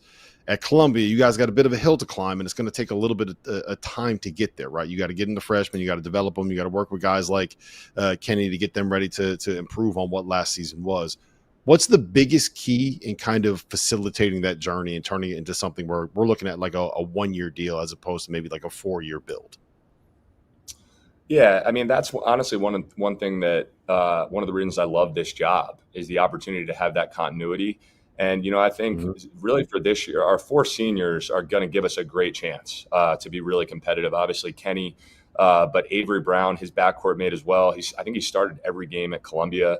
Blair Thompson, really good player who played a lot at the 4 in his career. And we're bringing him down, letting him play more at the 3 in a similar role to kind of how Will Richard played for us at Florida. And then Kenny mentioned Zeno. And so I think really having those guys to start out is just a huge advantage for me. And, right when I got here about 6 months ago, those initial conversations with them were really about, kind of what they've been through and then what we feel like we can accomplish together. And, I feel really good going into the season because of those guys. But if you look, 1, 2, 3 years out, I don't think there's any magic to it. We need to recruit really good players and coach them right. And, obviously the continuity piece is important, very, very important here. I think most of the time we're going to be less dependent on the transfer portal and, more dependent on bringing in great high school players and developing them. So I think giving them a great experience and making sure that they're coming to Columbia for the right reasons and insanely appreciative of what Columbia is, what the value of getting the degree, the network, all those things are the things that we need to tap into in order to have a great program with great continuity. All right, well, Kevin, Kenny, it's great to catch up with you guys. Kenny, I hope that you can pass along some of these stories to your teammates. So they honestly, I don't know if they'll respect him more or less after some of the stuff that Goodman was able to dig up there. So we appreciate you guys being on here, and best of luck this season. Thanks, guys.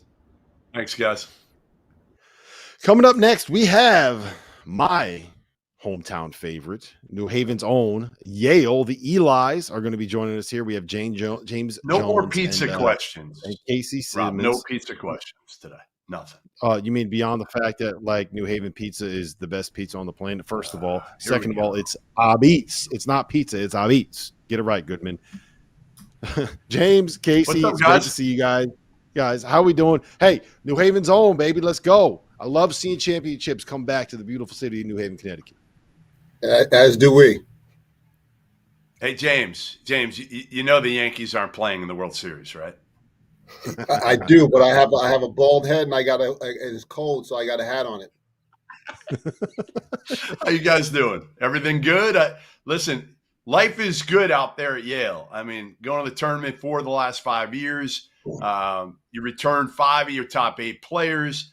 You've won at least 10 Ivy League games 10 times during your tenure. I mean, this thing is rolling at this point. How have you been able to do it, James? Because it seemed like not that long ago, Harvard had kind of a stranglehold on the league. Now it's you guys. Well, we've been really fortunate. I like to, lend it to our culture.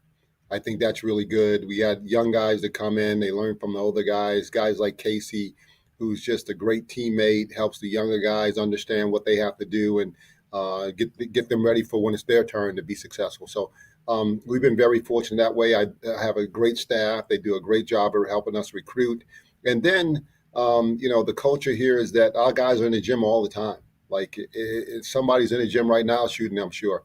It's just amazing to me how much time and effort our guys put in and how much they want to be successful. And that's really what it takes. James, you mentioned that you have a great staff. How much better did your staff get when you sent Justin Simon away? Oh, leaps and bounds and got rid of that bum.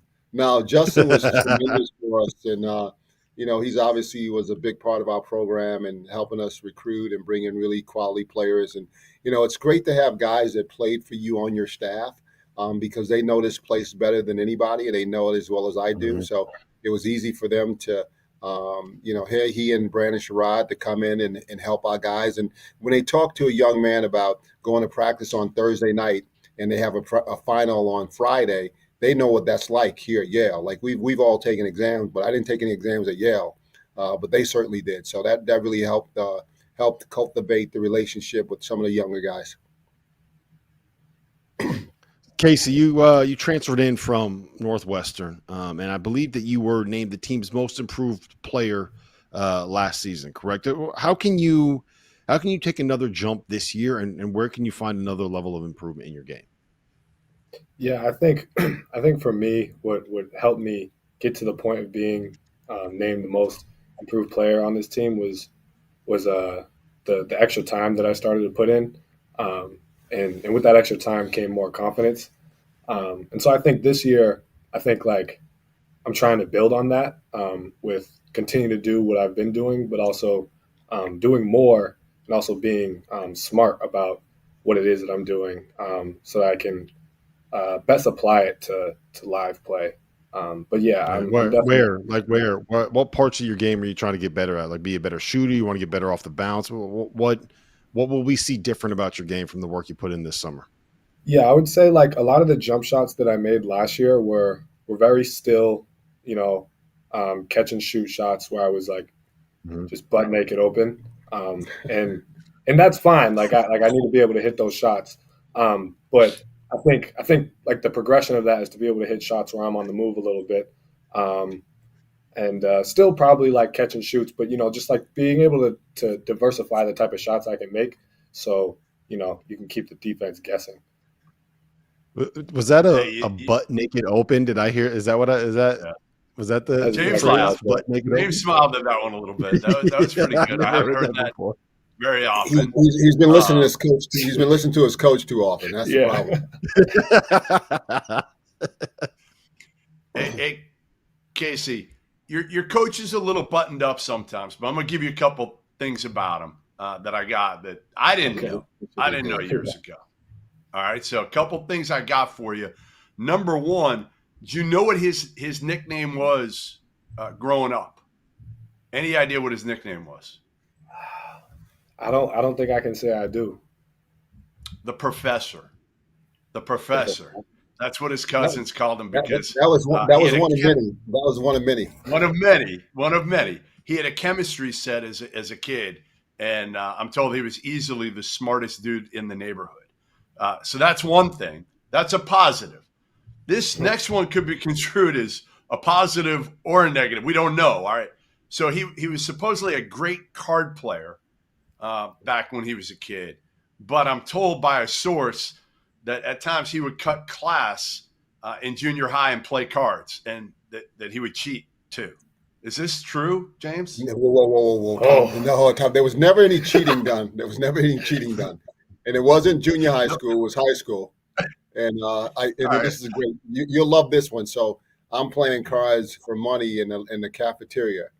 And I won a hand, and this senior who was twice my size owed me 50 cents. And he was light on the pot, and I asked him for the 50 cents, and he goes, "Come and get it." That was the last time I played cards. You backed down? You didn't try to get the 50 cents that you were owed? No. If I was about 6 feet tall, 104 pounds, soaking wet with some thick glasses. I was not messing with this brother. No way. Smart man. No question. I wasn't the smartest guy in the neighborhood for no reason. Fair enough. All right, Casey, you guys lose Poulikitis and you lose Bez, and that's a lot of talent that is graduating out of the program, right? Who else have you seen in the program kind of put themselves in a spot where they can take a step forward and be ready to help fill some of that void? Because there's a lot of shots and a lot of points available for you guys to pick up. Yeah, no, that's a great question. I think something that's great about this program is like our next guy up type of mentality and culture. Like John and Bez once upon a time weren't people necessarily that like their name didn't carry that weight. And so we have players like that now who their name might not carry the same weight as a Bez, or a John, but we have guys like Trevor Mullen and Riley Fox who I think are definitely ready to be those next guys. They just need to go out there and prove it to everybody. But I see it every day. James, what's going to be the difference, or what have you challenged Nick Townsend with this year to try to make another jump? Obviously, he made a huge one last year. Yeah, so, you just mentioned it. We lost John and we lost Bez. So, Nick's usage is going to go up. Casey's usage is going to go up. Samson Allerton's usage is going to go up. So that answers your question.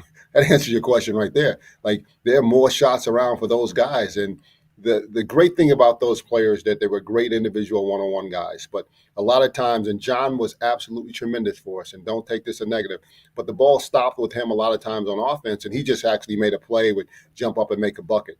The ball moves a lot more freely within our offense right now, and there's just going to be more shots for Casey and for Sam and for Nick. And I've already seen it happen. And then we have younger guys in practice that are ready to step up. And as Casey mentioned it, guys that, you don't know about, that somebody else is waiting in the wings. And we've done a great job at recruiting, and there's just somebody else that didn't play as a freshman that's going to have an opportunity to play as a sophomore, or a sophomore getting ready to play as a junior. So I'm excited about the year, and I think that we have a good chance to be pretty successful. Yeah, James, my favorite thing about the Ivy right now, especially in the landscape of all of college basketball, is it really does feel like a league where you can watch these guys develop over the course of 4 years, right? And I'm curious, since you got 5 freshmen coming in, who are the guys that we should be excited about in that group? Who are the guys that have a chance to be able to be that next in the line of the Justin Sears and the Poulikidises and the players of the year that you've had at Yale in the past? Well, we have 4 freshmen, and they're all really good. And they all have a chance. They're on the cusp of getting into the rotation right now. And all of them are going to be great players for us at some point in their career. We're in the middle of, I'm in the middle of player meetings with all my guys. I met with a bunch of guys this morning, and I have a bunch of meetings this afternoon with players. We had a scrimmage over the weekend. So really trying to make sure guys understand what their roles are and where they are on the team. And, each and every one of the freshmen, they're really good. They just happen to be behind really good players. So it's going to be a challenge for them to find some time on the floor. And a lot of times for young guys, it's about how quickly they pick up what we do, how quickly they understand how to move in our offense and how to play in our defense. So I like them all. And the short answer to your question is all of them are going to be pretty good at some point. Hey, James, I asked your commissioner earlier in the show about the inability to work with the players in the off season. You're the only league in America there's a rule against that. To me, do you love that? Like, would you like to have some time with the players? Where do you stand with this? Or is it nice for you and the players to be able to kind of shut it off to some degree and go enjoy life in the off season? Yeah. I'm on a text stream with a bunch of my players, a bunch of my former teammates and the classmates at Albany.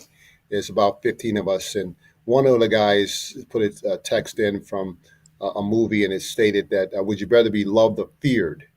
I like to think that Casey loves me, but if he had to see me all summer long, he might hate me, right? So it's one of those things that I like the fact that he gets to go home and eat his mom's cooking, hang out with his players friends from high school, get into his high school gym, work with his high school coaches, work on himself as an individual, and then come back and we try to build it together.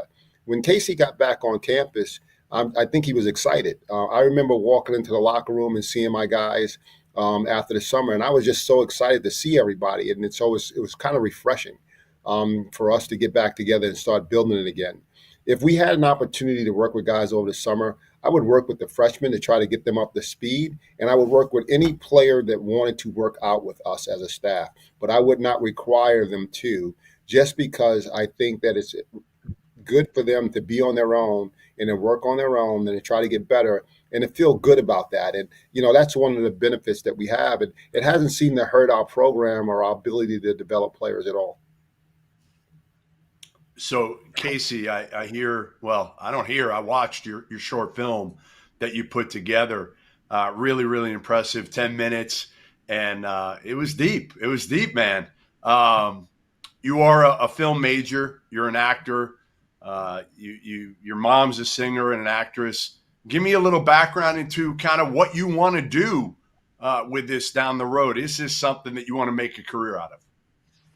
Yeah, totally. That's awesome that you saw it. Yeah, I'm a film major, and like long term, like I really enjoy writing, and I feel like I would want to write and direct long term. Like films similar to the one that you watched, like very like dialogue heavy about like deep conversations and stuff that people probably don't normally talk about. Those are like the films I enjoy to watch and enjoy to write and direct. But yeah, that's like it's like a life goal of mine that I recognize is like a, it's not necessarily like there's not necessarily like a linear way of getting there, but I know I'll get there one day. No, Casey, really top good. three Really movies good. of all time. Top three movies of all time. You got to ask the film major that. Good Will Hunting, La La Land, and I just recently saw this movie, so it's on my mind. But The Godfather Part 2. Not part 3. Smart. No, not Part 3 at all. Mine are a lot less smart. The Town, Hitch, and Super Troopers. If you ever seen Super Troopers, you probably have no respect for me anymore as a film major. Last thing I got for you, Casey. Who's the best dunker in the program, and why is it still Toby Carberry? I didn't even know that he was a good dunker. I'm glad you mentioned that. Hey, go look up his highlights. There's some on YouTube, man. You'll be shocked.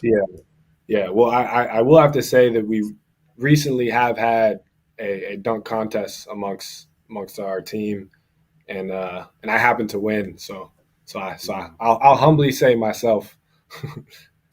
There you go. You're allowed to humbly say yourself when you won the dunk contest. Casey, James, it's great to see you guys, man. Thank you guys very much. Great seeing you guys. Appreciate it. That was Yale, the Eli's. James Jones, he's trying to make sure people forget about the fact that the Dodgers won an 18-inning game last night in Game 3 of the World Series, which I stayed up to watch. I went to bed at 2:51 a.m. last night. Yeah, I couldn't turn it off. It was a great game. It was unbelievable. Coming up next, we got Dartmouth head coach David McLaughlin. We have Brandon Mitchell-Day joining us here, a senior in the program. What's going on, guys? How we doing? It's great to see you, David. Let me ask you this. Last year was the best year that you've had with Dartmouth, and you lose two of your top 4 guys coming out of that. How do you sustain the momentum moving forward with this group that you have right now? Yeah, you set lofty goals, set real goals. We have a player-led group, which I think is really important. There's so much, outside the offices, off the court, that coaches can't take care of. And I feel like with this guy and his 2 fellow seniors, we have a strong captain unit and a real player-led group. So when you have lofty goals and you try to live up to your standards every day, individually and collectively, that's all you can do. And then hopefully the talent takes over, the competitiveness takes over, and execution on the court takes over. Dave, great to see you, man. Wish it was in You too. person, but this'll have to do. Brandon, great to meet you. And man, you had a hell of a year last year. I mean, talk about leading the Ivy in rebound and having a 23-point, 20 rebound game against Brown. First Ivy League player to do that. I don't know, it's over a decade. I think the biggest thing for me, the biggest surprise for me with you guys was a freshman point guard in Connor Edmondson coming through and doing what he did. Did it surprise you last year? And what have you seen out of Connor before we talk about you and what you want to do to improve your game from last year to this year? What have you seen from Connor from last year to this year? Honestly, I wouldn't say it surprised me at all.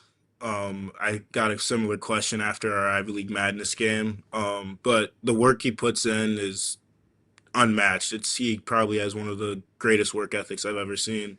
And he's very intentional of how he takes care of his body and how he plays on the court. So I wouldn't say his performance last year was surprising at all. But I think he still has room to grow. Obviously, he's a freshman, still has things to learn, still has to go through some things, and I think it's the sky's the limit for him. Hey, Dave, What's the let me next follow step up this with year? you on that. As the coach, watching Connor, again, freshman point guards, man, that's not easy. We know that to come into college basketball. What surprised you, if anything, about him, and what have you challenged him with in the offseason? Yeah, I think what surprised me is how easy the decision was.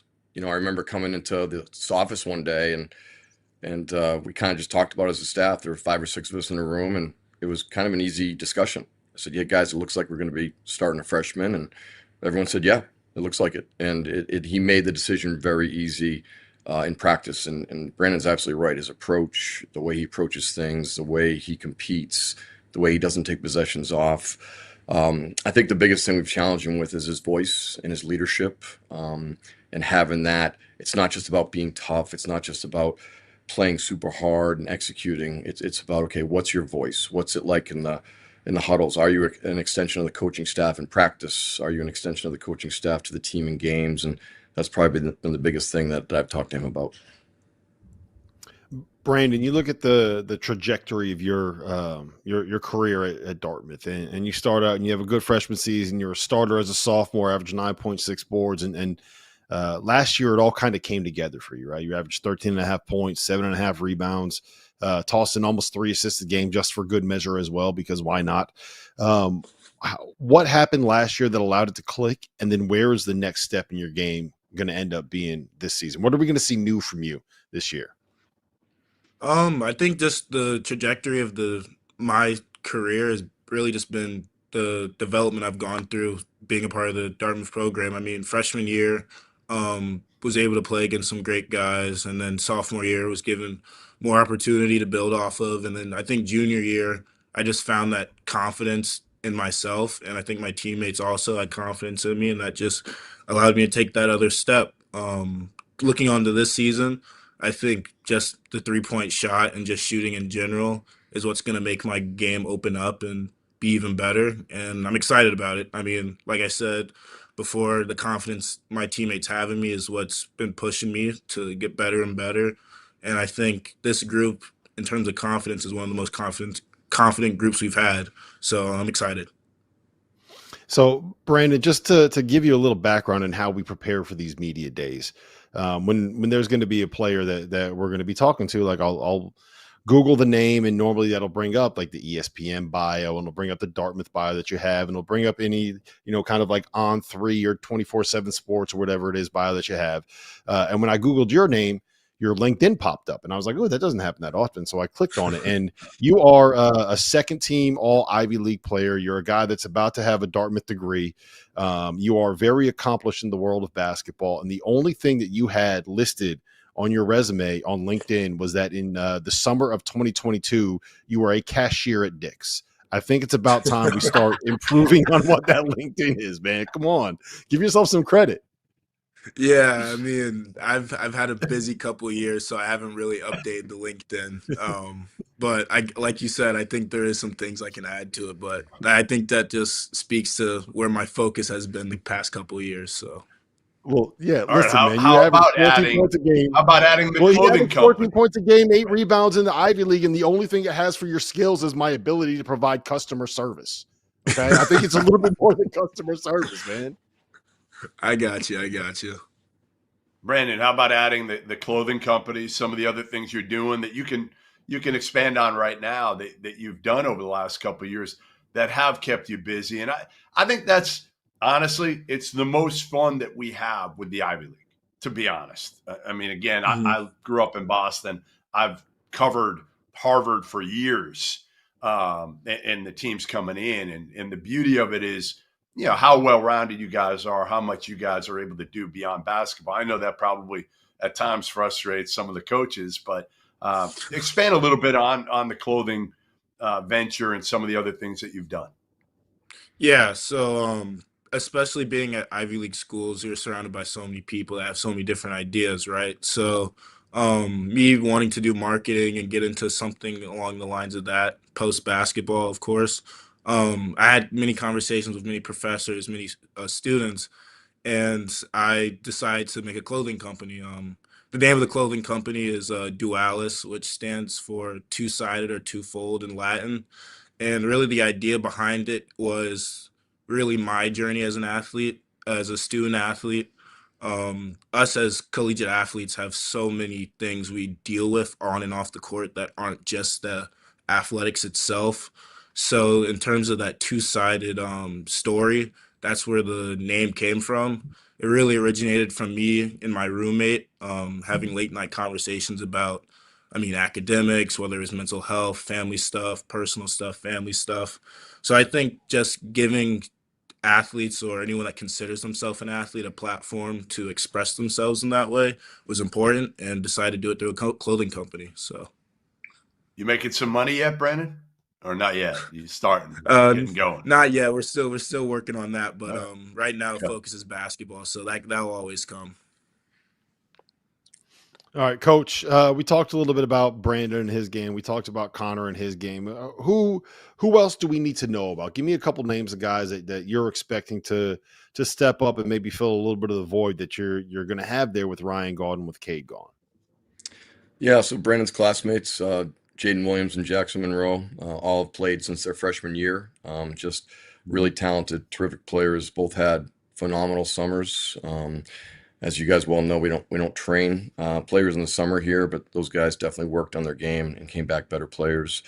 They're proud of our junior class, Nico Abusauer and Ben Brown and Pat Tivnan. They've also had really good summers and have really shown in practice so far. And then besides Connor, Kareem Thomas and Cam McNamee from our sophomore class, who both had opportunity last year.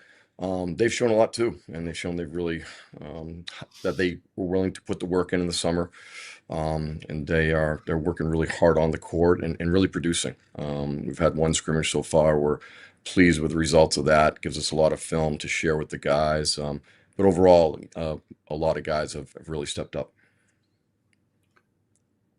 Yeah, how do you follow up? Obviously last year, a huge year for you guys, taking a step forward, like you said. First Ivy Madness appearance. That's huge in just kind of getting that confidence of the group, isn't it, Dave? Kind of that core group that comes back, knowing, they can win those games and get to the tournament and things like that. How important is that, for you and for this group? Yeah, it's huge, and it starts the conversation we started last spring. This year is about playing at least 2 more games, right? Playing in the Ivy Championship and playing in the NCAA tournament. And we've talked about that a lot. Like, what is it going to take to play 2 more games? And there's so much work that needs to be done in the summer, in the preseason, practice now. But that's the mentality. And I mentioned before standards and us being a player-led group, and that really is the foundation for the want of playing 2 more games.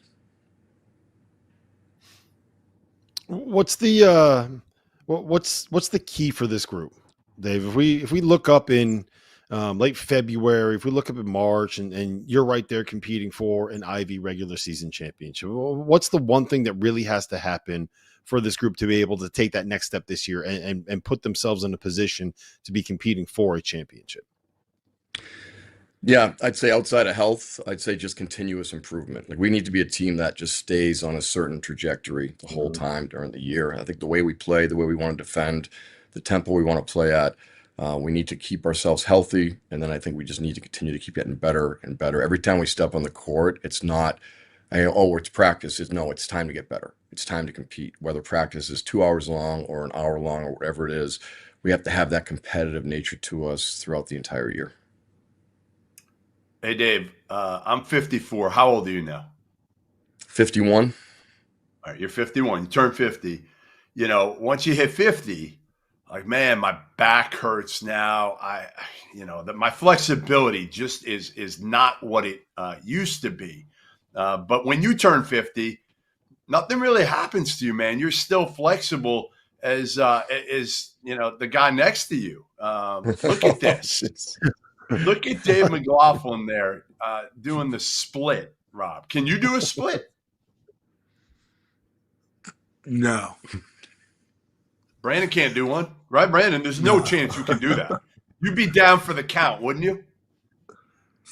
Exactly, down for the count. Crazy. Dave, how can you still do this at 51?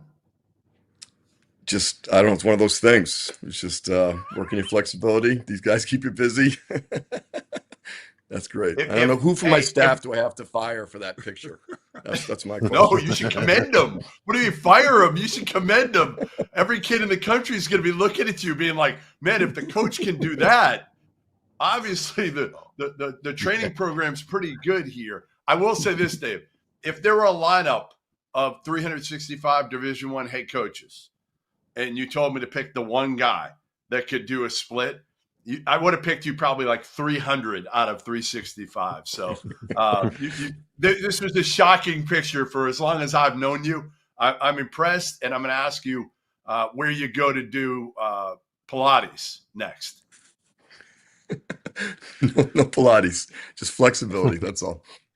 That's awesome. Don't you love when Goodman digs up all this dirt on people? You should have heard what he had on Hovde. It was bad. I thought Kenny Nolan was about to transfer out of the program. You got away. Hey, you got away lucky. I do want to ask you something serious though. You know, when I go out in the summer, especially, I hear all these coaches. I won't say their names, but they're all complaining about the state of the game right now. Right? I mean, it's miserable. They got kids coming in, coming out, kids playing their fifth year for, fifth coach in the 5 years. The Ivy is different. We talked about the retention rate, over 60% this year. How different is it for you as a head coach? How much has changed over the last 5 years when we've seen, college basketball kind of on its head right now? What's it been like for you?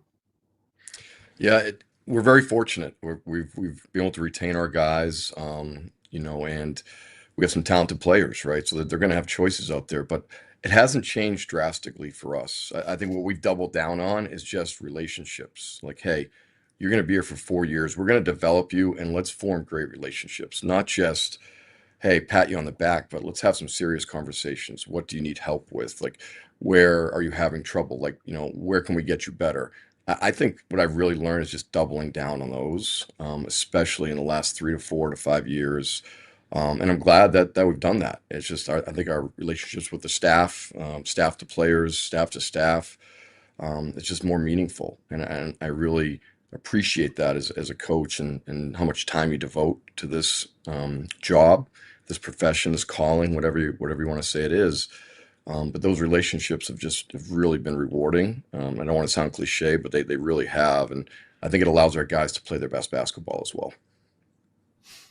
Yeah. Well, Dave, Brandon, we appreciate you guys being here. Best of luck this season. Brandon, best of luck on the clothing company, and make sure that once you get that thing off the ground, you put it on your LinkedIn profile because people see it.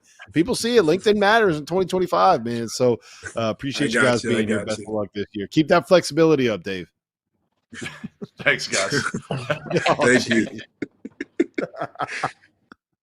Oh man, that was fun. That was a good one. That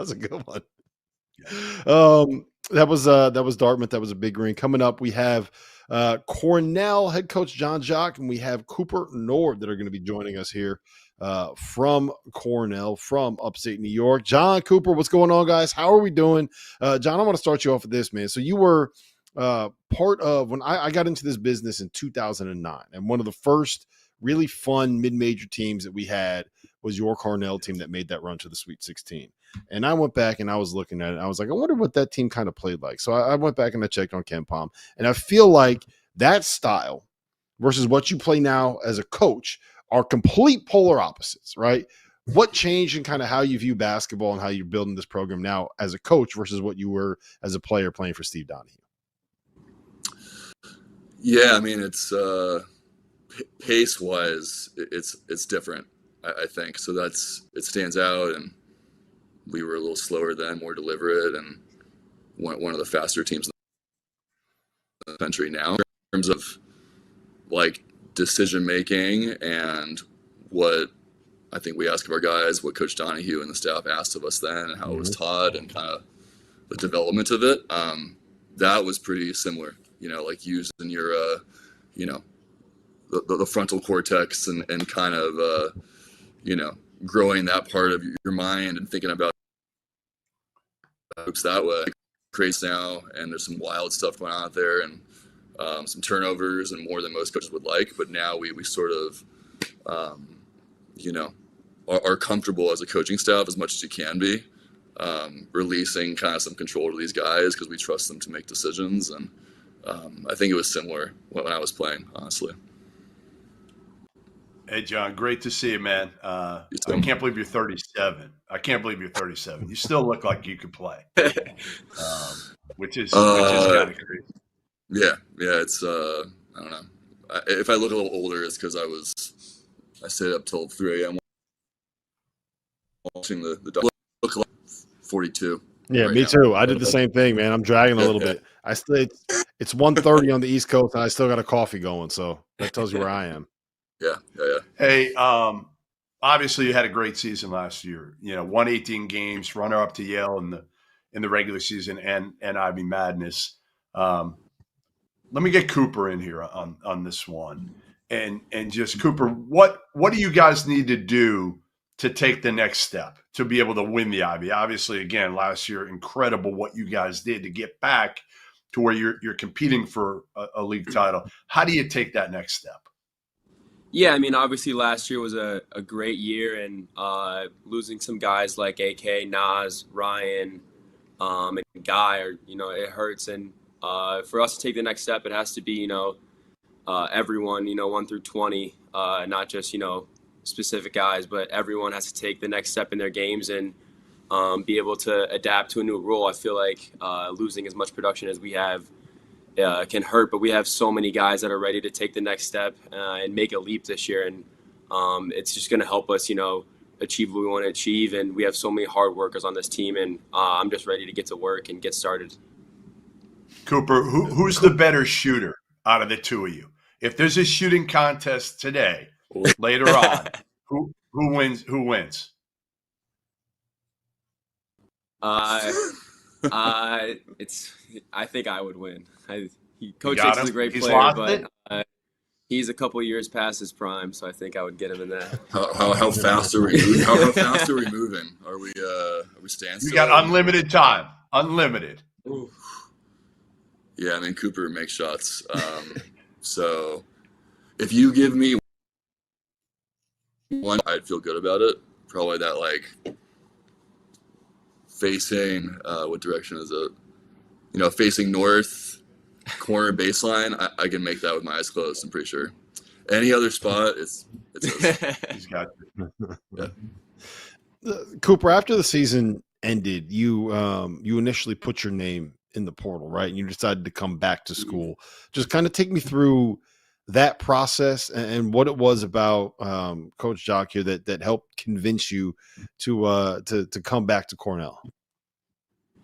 Yeah, I mean, the process was pretty simple, the most important thing about that whole process was how much I realized that this culture is contagious, and how much I love this campus and how much I love this program, the coaches, my teammates, and how support. When I first originally put my name in, I didn't know what to expect, but the support I received from Coach Jakes and the other coaches and overall my teammates just made it a no-brainer to come back to Cornell and continue my senior season. Overall, it was an easy decision to come back because of how much I love everything about this school and everything about this program and everything about this team. It's like I said, our culture is contagious, and we're ready to compete this year in the Ivy League and hopefully win a championship.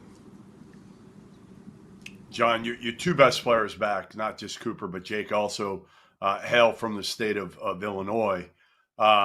What's been the biggest thing that you've challenged each of them in the offseason with, hey, listen, when you go back home, and I'm not going to see you much this summer, if at all, this is what I want you to work on.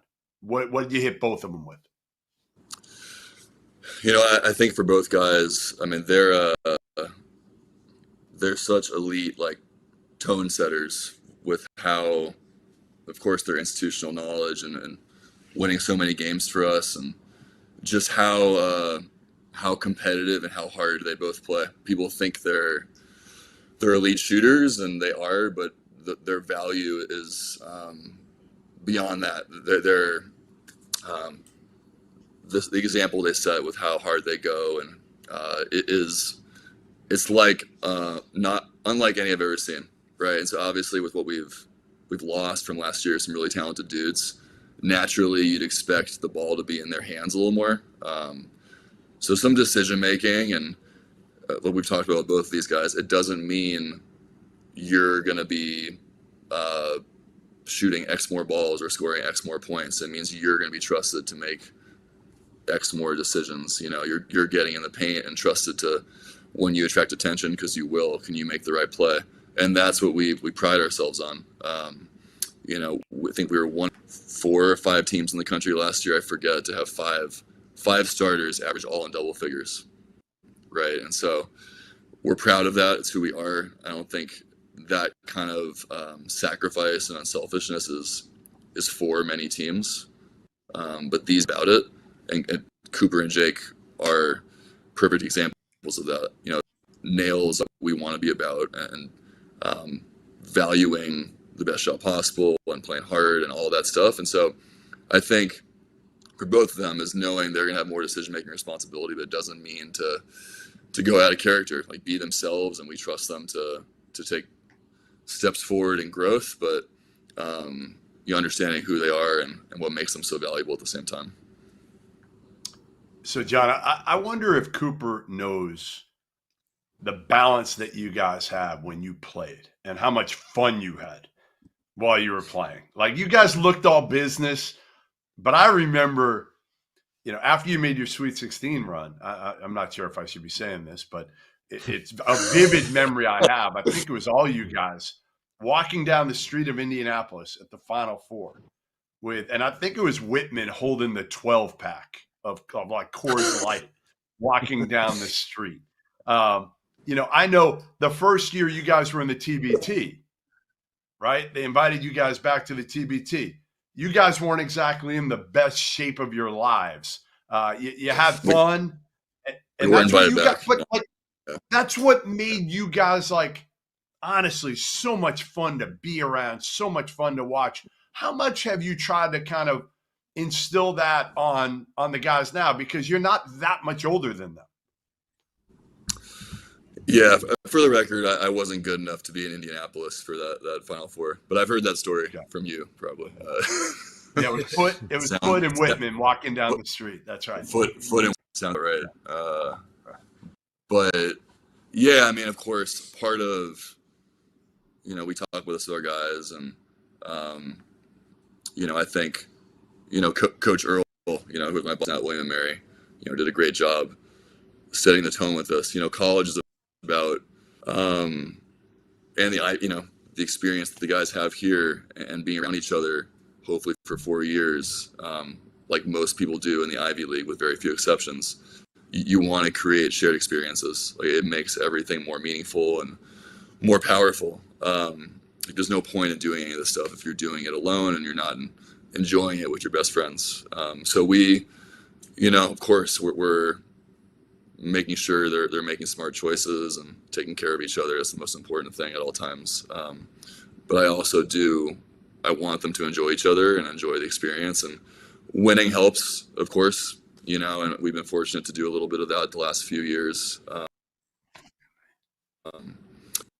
It's not a given. There's no guarantees. And so every time you do have a great moment, you know, like you have a great Ivy road win, or you win on the road at Cal, or whatever it is, like you have to enjoy it. You gotta be together. And I mean, last year we beat Cal, you know, sick locker room celebration, first ACC win for the program in whatever year, 50 something years.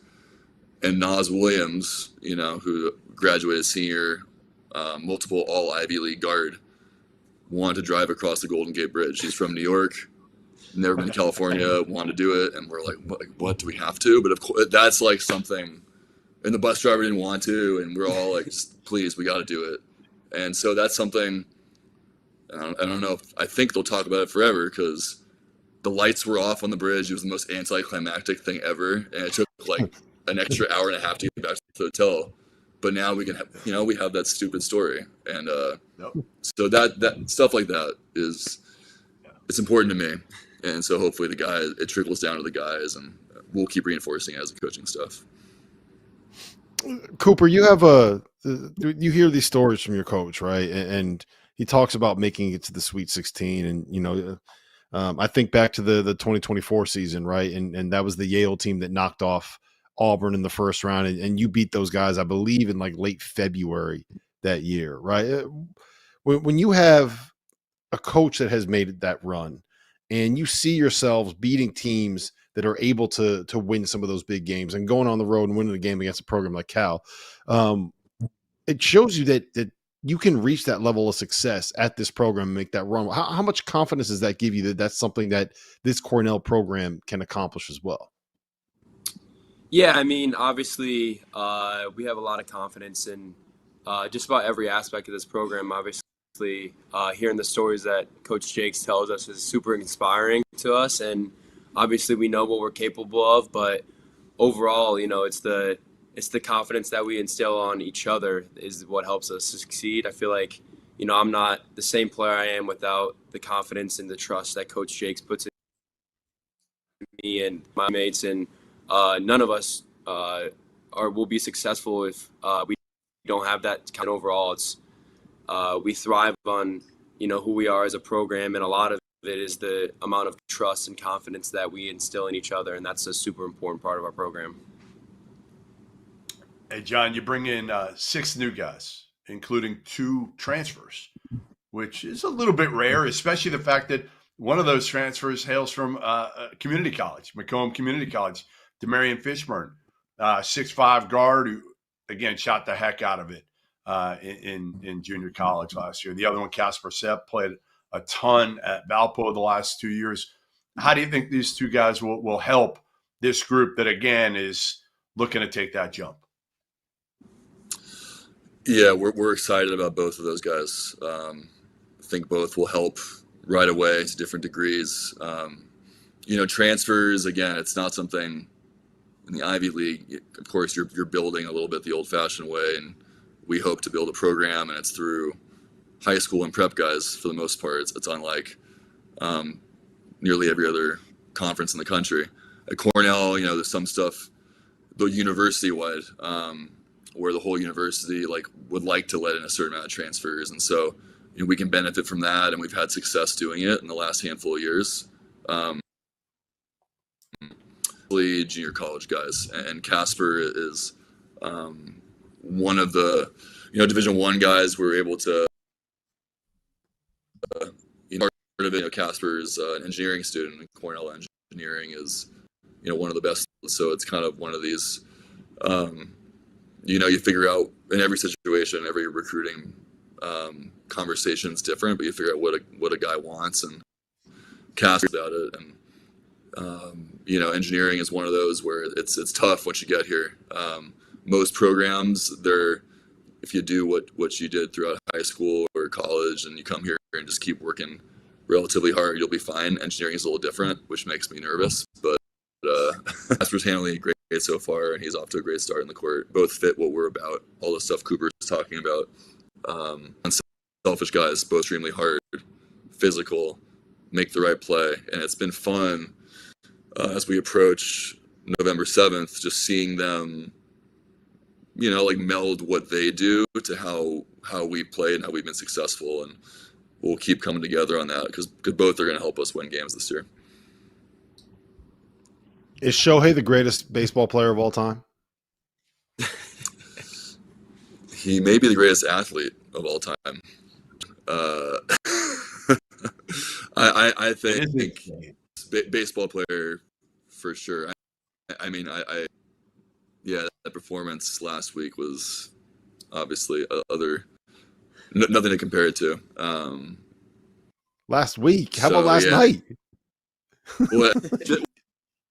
Just not getting on base. You're right. But he 9 pitched times last on night, base. so he couldn't have helped out.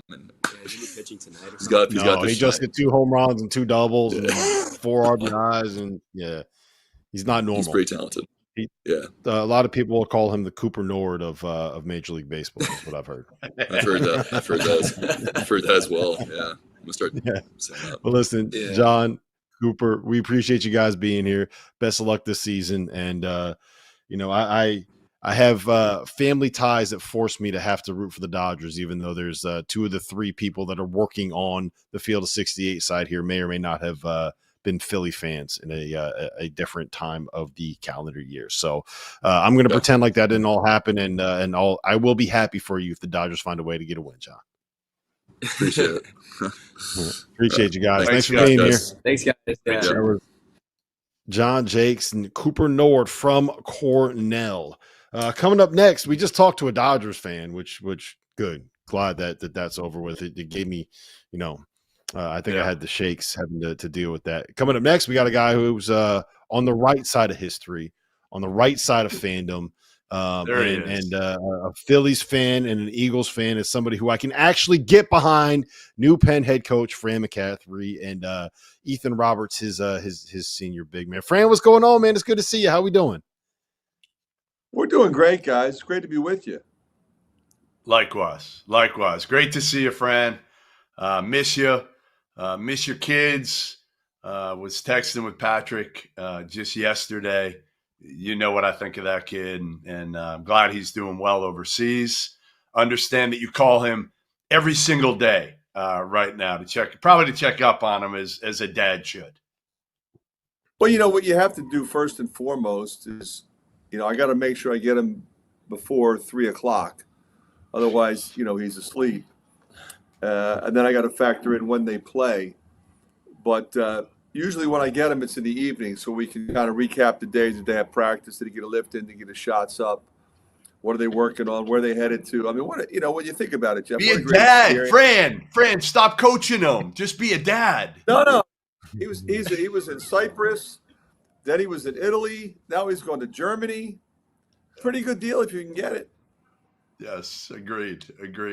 I'd like that life. I would love that life of the, living overseas. All right, your life took a little bit of a turn this past off season. You're back to your roots.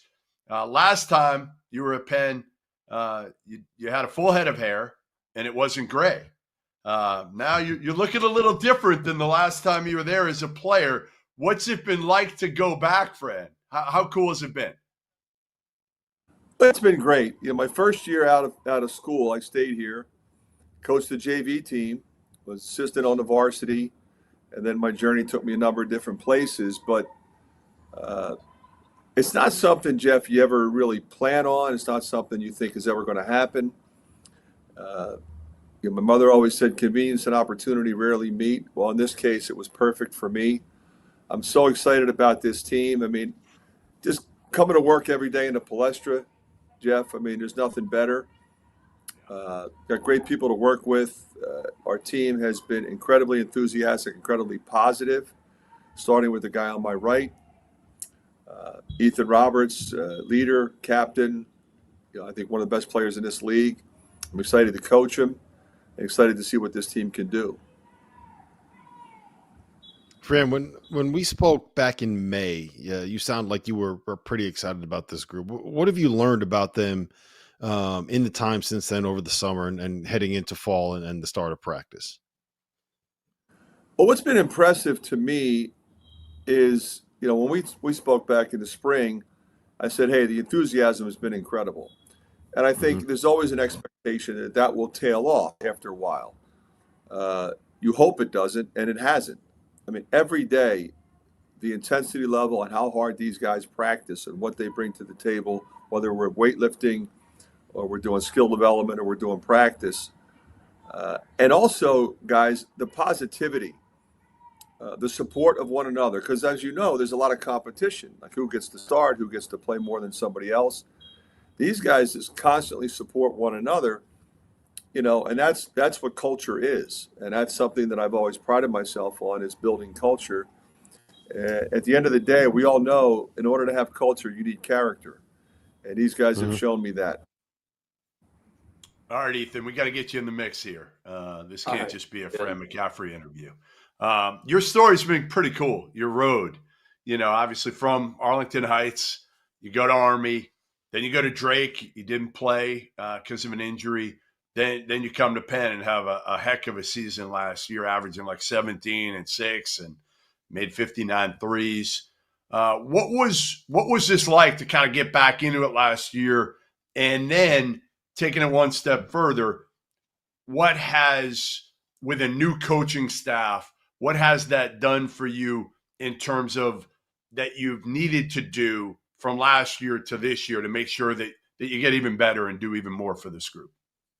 Yeah. Well, last year I was just excited to play again. It was an unexpected injury to where I was out. Like that was something certainly I was not expecting there, but I'm grateful to be here, and I did have a good year, and I'm so excited with Coach McCaffrey and the whole staff being here. I just want to elevate my game. So any way possible, Coach has done it at the highest level. He's had National Player of the Year and draft picks, first-round draft picks. So just to be able to learn from him and this staff is a dream of mine. All I want to do is get better, and this certainly provides that opportunity for me. Well, you had a pretty good season last year, Ethan. What's the next step? What are we going to see you add to your game from the summer and the fall? I would like to see a lot of wins. Hopefully it translates a little bit more in the win column. But overall, I'm going to build my game. I like that answer, Ethan. That's a good answer. That's the thing, so I wanted to start there. But just overall try and build my game defensively. If I could be the best defender on the team, that's what I want to do. Rebounding just in every way possible. I don't know how to put it. Just keep improving my game best I can. All right, Fran. You and I remember we're sitting together 3 years ago at the Peach Jam, watching a kid from Worcester Academy named TJ Power, who tore that event apart. I thought he was the best player at the Peach Jam. Goes to Duke, didn't work out. Goes to Virginia, didn't work out. I love the kid. Man, nothing would make me happier than to see TJ Power thrive under you, who recruited him heavily when you were at Iowa, at Penn. How have you been able to kind of try to get him back, get his confidence back? Because we know he is the talent. You know what? It really has been easy. And you're right to think that it might not have been easy, Jeff. As you well know, we sat together. I believe in that kid. I've always believed in him. We got involved with him when he was a sophomore in high school. I called his mother and father, and he once a week for 2 years. And I got two of the most incredible text messages from his mom and dad when everything came to an end at Iowa. And I said, look, I'm going to be somewhere else, and I have not given up on coaching your son. And he knew that. We went hard after him after he left Duke. He was really close to coming to Iowa. And I think he recognizes a couple things. Number one, my belief in him, but also our style of play is perfect for him. With his skill set at 6'9", the way he can dribble, pass, and shoot, go coast to coast, we can post him, we can pick and pop with him, we can ISO him. He's equally good off the bounce, creating a play for his teammates. And that's what we talked about, just getting back to doing all of those things. And as you all know, all of those things equate to winning. And so, whereas the last 2 years personally hasn't gone as well for him as he had hoped, he learned a lot. He grew. As a player, I think, when you see the game at that level and you see what goes into it, I mean, he has really dedicated himself in the summer and in the fall working on his game.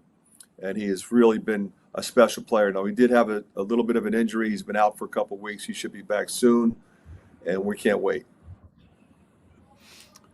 Ethan, you're a little younger than my generation, and my generation is significantly younger than Goodman's generation. So I'm just curious. Do you know? In my generation, hold on. If we're going to play that game, my generation is significantly younger than Fran's generation. Well, I wasn't. That's not where I was going to go. I really don't think so. That's not where I was going to go. But what I was going to say is I was curious if you know who Magic Johnson is. You know who Magic Johnson is, Ethan? Of course. Do you know who White Magic is? Of course, I know who White Magic is. Yes, sir. Who is it? Tell the people who White Magic is. The legend right here. Yep. You know what's crazy about that? Magic came out of high school the same year. Really? Same year. Did he know that he stole your nickname? Did you tell him that? Well, I played in the Dapper Dan Roundball Classic in 1977. He was supposed to play for the United States, and he didn't. That would have been real interesting to get a chance to play against him. We of course won that game, which didn't happen usually. The Pennsylvania team beat the United States. Might have been different if he showed up, but we had Gene Banks and Sam Clancy, so that helped. Yeah, helped get everything down. Yeah, he was scared of you, Fran. He was scared of you. I think he ducked. I think he did. Yeah, I think he did too. Hey, Ethan, how you think you could take Fran in racquetball? I assume you got to be pretty good at racquetball. I mean, maybe. I've never really played, actually. Have you played racquetball? No. Yeah. And I refused it. I refused Jeff to play pickleball yet. Maybe 10 years from now. But no pickleball for this guy. All right. The reason I asked Ethan about racquetball, tell everybody about your dad, Ethan. Yeah, my dad won 2 gold medals in the Olympic festivals for racquetball. And you don't play? No, I know. I was wondering if you knew, Jeff. That's funny. Yeah, I never got into it. 2 gold medals. None of my family picked it up. It's pretty impressive. So, yeah. I played when I was young. I actually was pretty good when I was young, except, again, when you get really good at racquetball, you literally stand in the same place and you never have to move. I assume that was your dad, Ethan. Like, it's crazy how good they get at that level. Yeah.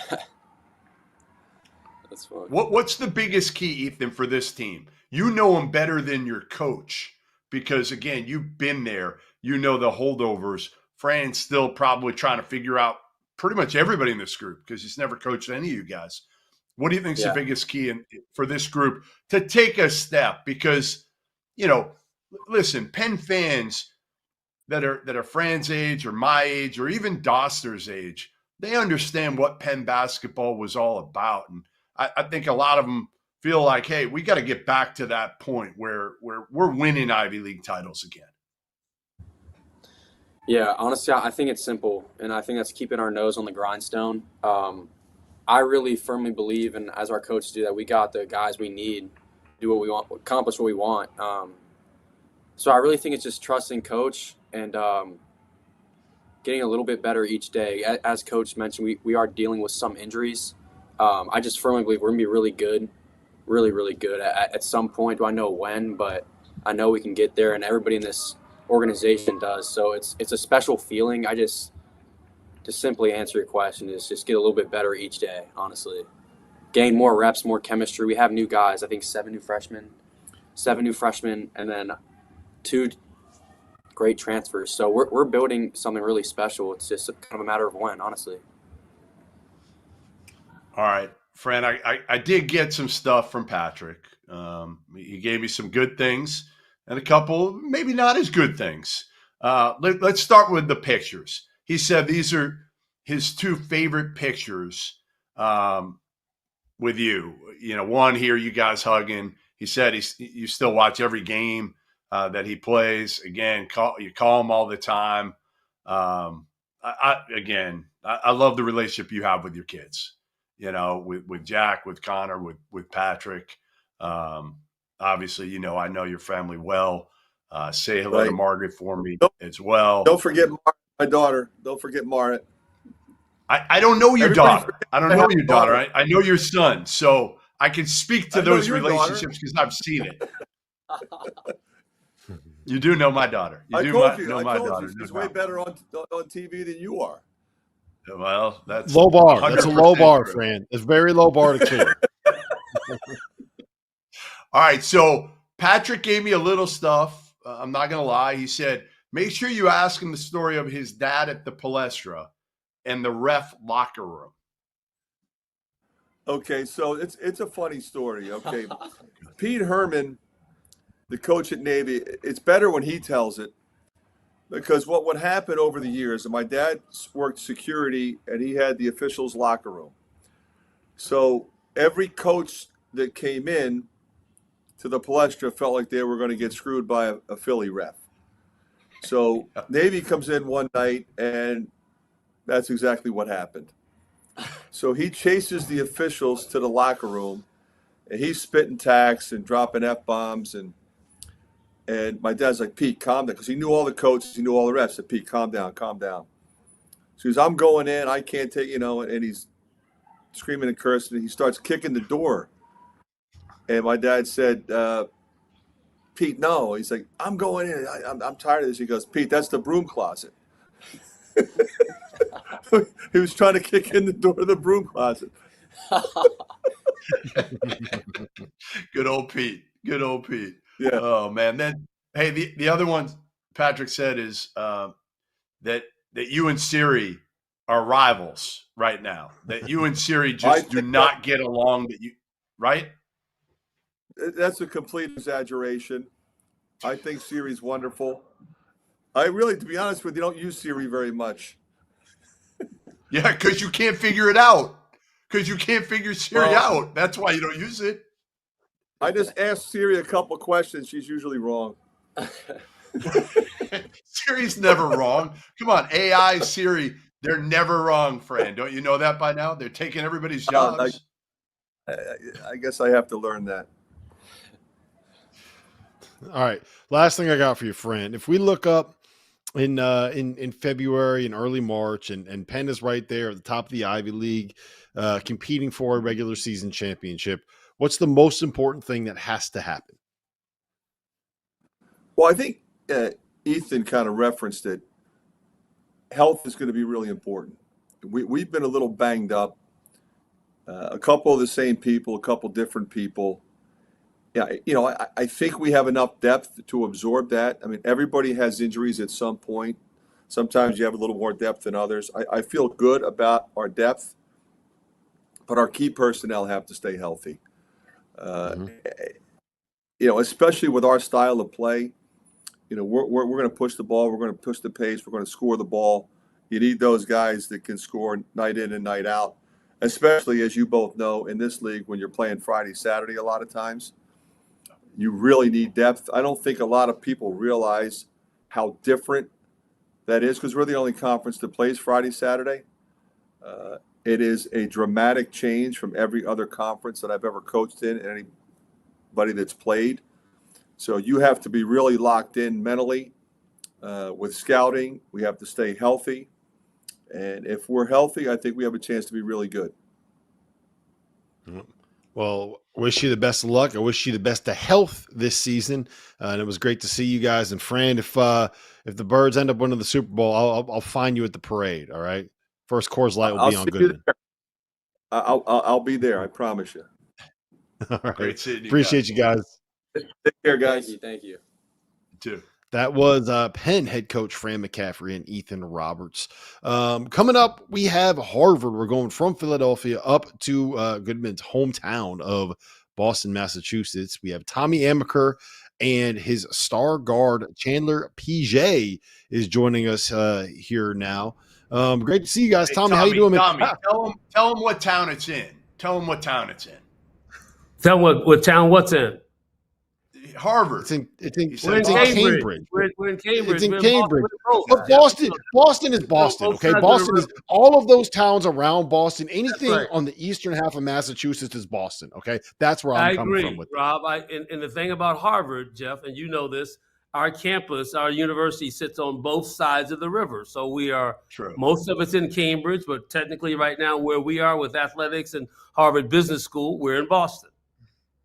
Hey, I also like how Goodman tries to call me out on that. He's lived in Newburyport for 10 years, and he's trying to say that he lives in Boston. Get out of here. Exactly. Come on, man. Chandler, you see what I'm dealing with here? 15 of these media days with this guy. Rob, I'm going to say this. Looking at Tommy Amaker, we've done a lot of these, have we not? With Boston guys, with Bill Cohen, with a lot of guys, Earl Grant, who's at BC. looking at Tommy makes me feel homesick. It really, and that's the best compliment I can give you, Tommy. That's the best compliment I can give you. Being here in Charleston, how much I miss seeing you, how much I miss going to your practices. Love you, man. And we got to get together. I miss you at the Peach Jam too. I tried to get over there, and there wasn't any empty seats over there, so I couldn't get over and say hello. But no, listen, I appreciate it, Jeff, and I miss you up here. We miss you up here, as you know, and this is a great area. I don't have to tell you and anybody else, but there's a lot to offer, in New England, and we have come to really love Boston, Cambridge, and all of New England. You know about me being on the Cape all the time. I'm hoping I know. I can't get there today. We got practice. So. All right, so my big question to you, Tommy. I'm going to be honest here. You know me. That's all I am. You guys ran this league for a long time. And the last few years, let's face it, like Yale has run this league. How do you get Harvard back? How do you get Harvard back to whereas you're winning titles again? Because you've won 7 of them in your 18 years. Yeah, Jeff, you're right. Yale has been the top of our league for a few years now. And it's interesting. This league doesn't get enough credit for the balance and the depth of it. And Yale has been, even when we were at the top, the league was really good. I know that's Princeton, Penn, you see Dartmouth, you see Brown, Cornell is the runs that they've had. So we've had a tremendous league through the years, and give all the credit in the world to all of our teams and programs that have improved, and us being one of the ones through the years of my tenure. But you're right. We need to improve. I think we will, Jeff. Rob, I think we're having a nucleus of a young team that's improving and growing and gaining confidence. And more than anything, in this day and time, we were able to keep them together. So I know that's a common theme throughout of all of our industry. Can you keep your teams together, whether that's health or just keeping the bodies on your roster without leaving? Chandler, you opted to, you're back here for your senior year. You opted to come back. I think that your story on how you got to Harvard is really interesting because you grew up, I believe, in Houston, correct? And then you moved to Germany at some point in middle school and did high school in Germany. What was it like for you doing high school abroad? Well, first off, I just want to give all honor and glory to my Lord and Savior, Jesus Christ. I feel very blessed and grateful to speak with you all. So yeah, my story is a little bit different. I was born in Houston as a kid, but I actually moved very early in my life to Japan and then did my high school years in Germany. And I feel very fortunate, to even be here right now. I know my family and friends are watching, overseas and very proud of me. And if it wasn't for Coach Amaker, taking the opportunity on me to be here, like I don't know where I'd be. So I feel very grateful to be here, and my story is a part of that. So it's very unique, but just the beginning in my eyes. What is high school basketball at that level like in Germany? It's very, very, very competitive over there as well. The athletic ability, I would say, is not, at the par that it is over here, which is why I decided to take a post-grad year and come over to the States before coming to college. But there are some kids who can play. My parents work for the Department of Defense, and there are definitely some hidden gems, as I like to refer to myself. But even overseas, there are some hidden gems over there that not many people know about. But definitely the athletic ability compared to over the States is a little bit different. But they're definitely very good basketball. Hey, Rob, did you know that Chandler is a rising media star? Did you know that? I did not. Yes. So Chandler, number one, I've checked out some of his work. So first of all, he's got a video. What do you call it? A vlog? Is that what? Oh, yeah, a vlog on YouTube. Vlog. I don't know what it is. All right, whatever. I'm old. Shut up. Oh, Amaker's even making fun of me. Now I know I'm in trouble when Amaker's making fun of me. I don't know. I don't know, Jeff. So I have no idea what you guys are talking about, either one of you. So, all right. So the vlog, I checked out the vlog. Really good, really entertaining. He even had Satsuki and Frashilla in it. I don't know, Tommy, if you were in that vlog that I watched. But I'm even more impressed because he's got that down. But he's an old school guy, Rob. And I checked out his stories from the Harvard Crimson as a sports editor on the women's soccer beat. And pretty good. Pretty good. Like, I'm impressed, man. You're versatile with your media game, which you have to be these days. I I hope you don't go into the media coming out of Harvard with a Harvard degree. If there's anything that Rob and I can convince you of, because I couldn't do this with my daughter, do not go into the media these days, whatever you do. But I hope you're having fun with it. I hope you make a lot more money, whatever you choose to do, rather than going into the media. But you're good at it, man, and it looks like you have fun with it. No, most definitely. It's been something that, I think it's unique being at Harvard, being able to definitely have the basketball aspect and also being a student. But there's so much more to Harvard than just being a student athlete here, and opportunities like being on the right for the Crimson and being able to, go into film. We have a great media team here where I get a chance to work with and just learn from. So very grateful to be able to tap into those passions of mine as well. I still can't believe that you called it a vlog. Like, where does that even come from? How do you get it that wrong? No idea. It's shocking. I'm busy trying to kill this damn fly that's still flying around this office. It's been flying around my head for 2 hours. Oh man, they could cut him off. Goodman, take a lap. Chandler, you did return to Germany this summer, right? And you played on the 3-on-3 World University Games with a bunch of other guys from the Ivy League, right? Bunch of guys you're competing with. What'd you learn about some of your enemies in the Ivy League here? Yeah, well, my enemies at that time were they definitely became some close friends of mine. I learned that all of us were there for a reason. We all competed at a high level, and it was nice to really come together and represent the Ivy League in the right way. But we really have some guys in the Ivy League who can go.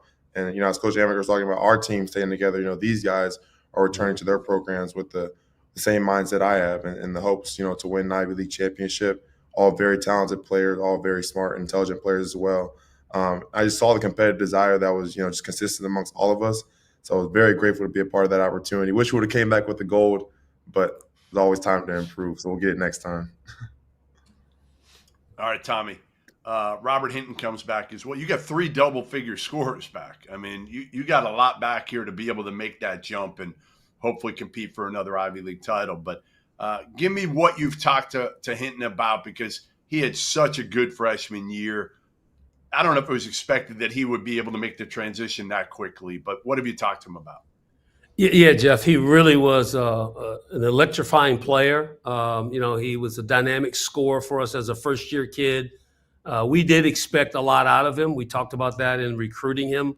We were really impressed with his instincts and creativity, on the basketball court. And we mentioned this in recruiting Robert. He'll be the first to tell you that I wanted to make sure that didn't change when he became a college player, played for us, played for me as the head coach, that I was going to expect him to maintain the aggressive creativity and the instincts and let me worry about, slowing him down or, is an expression, I know you know how, but do you know when? That's one of the ones we're looking at to improve with his game, knowing when to use his abilities and his talents now.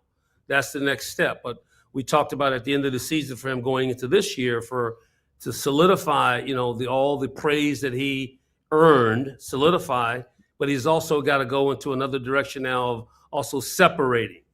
It's time to separate himself as he goes forward. And the best way to separate yourself is by helping others get better and helping others, to be better players. And so as he grows and gets better, as all good players learn, when you make others better, that's when you really separate yourself.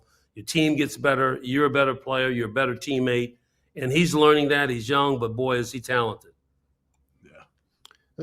Tommy, I remember talking to your one of your old assistants a while ago, Yanni Huffnagel, and this was like right when you guys started landing a bunch of those like 4-star prospects back in around 2011 or 2012 or so. And I remember him saying that the success they had with their recruiting pitch was it's not a 4-year decision to go to Harvard. You're making a 40-year decision to go to Harvard, and it kind of makes me think of your journey, right? Like you started at Duke as an assistant after you graduated and you go to Seton Hall and you're at Michigan, and it kind of feels like you're on this fast track. And then you get the Harvard job, I believe it was 2006, right? 2007. And it ended up being a almost 20-year decision for you now. Well, when did you kind of realize that Harvard was the place for you long term, and what is it about that institution that kind of made you say, look, I'm going to this is where I am setting down roots? Yeah, Rob, I've never gone into any situation professionally that I didn't feel that I could feel like I was not going to be there forever. I don't know what forever means. I don't have a crystal ball, but it was never ever about a fast track. And I understand your thought and point there, but I was never on a fast track. I was never on 2 years here or 3 there or 4 there and trying to. That was never me.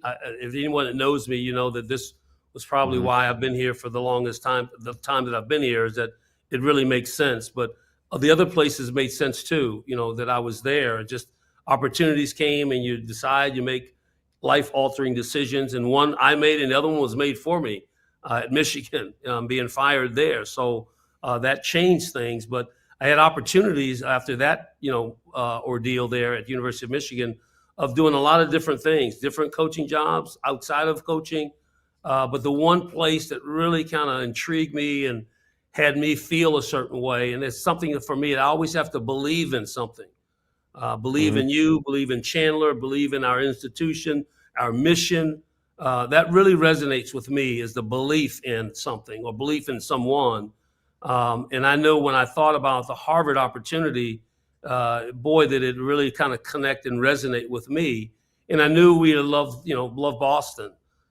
We had been here before and, kind of known about this community a little bit, but this was an area that we knew we would love to, if we had a chance to live here, we'd be very happy here. So being here as long as we have, I'm surprised at times too. It's been 19 years, 18 basketball seasons, and seems like it was just yesterday in a lot of ways. And so, but I'm not surprised because we've never gone into anything that if we didn't go into it, we see ourselves being there forever.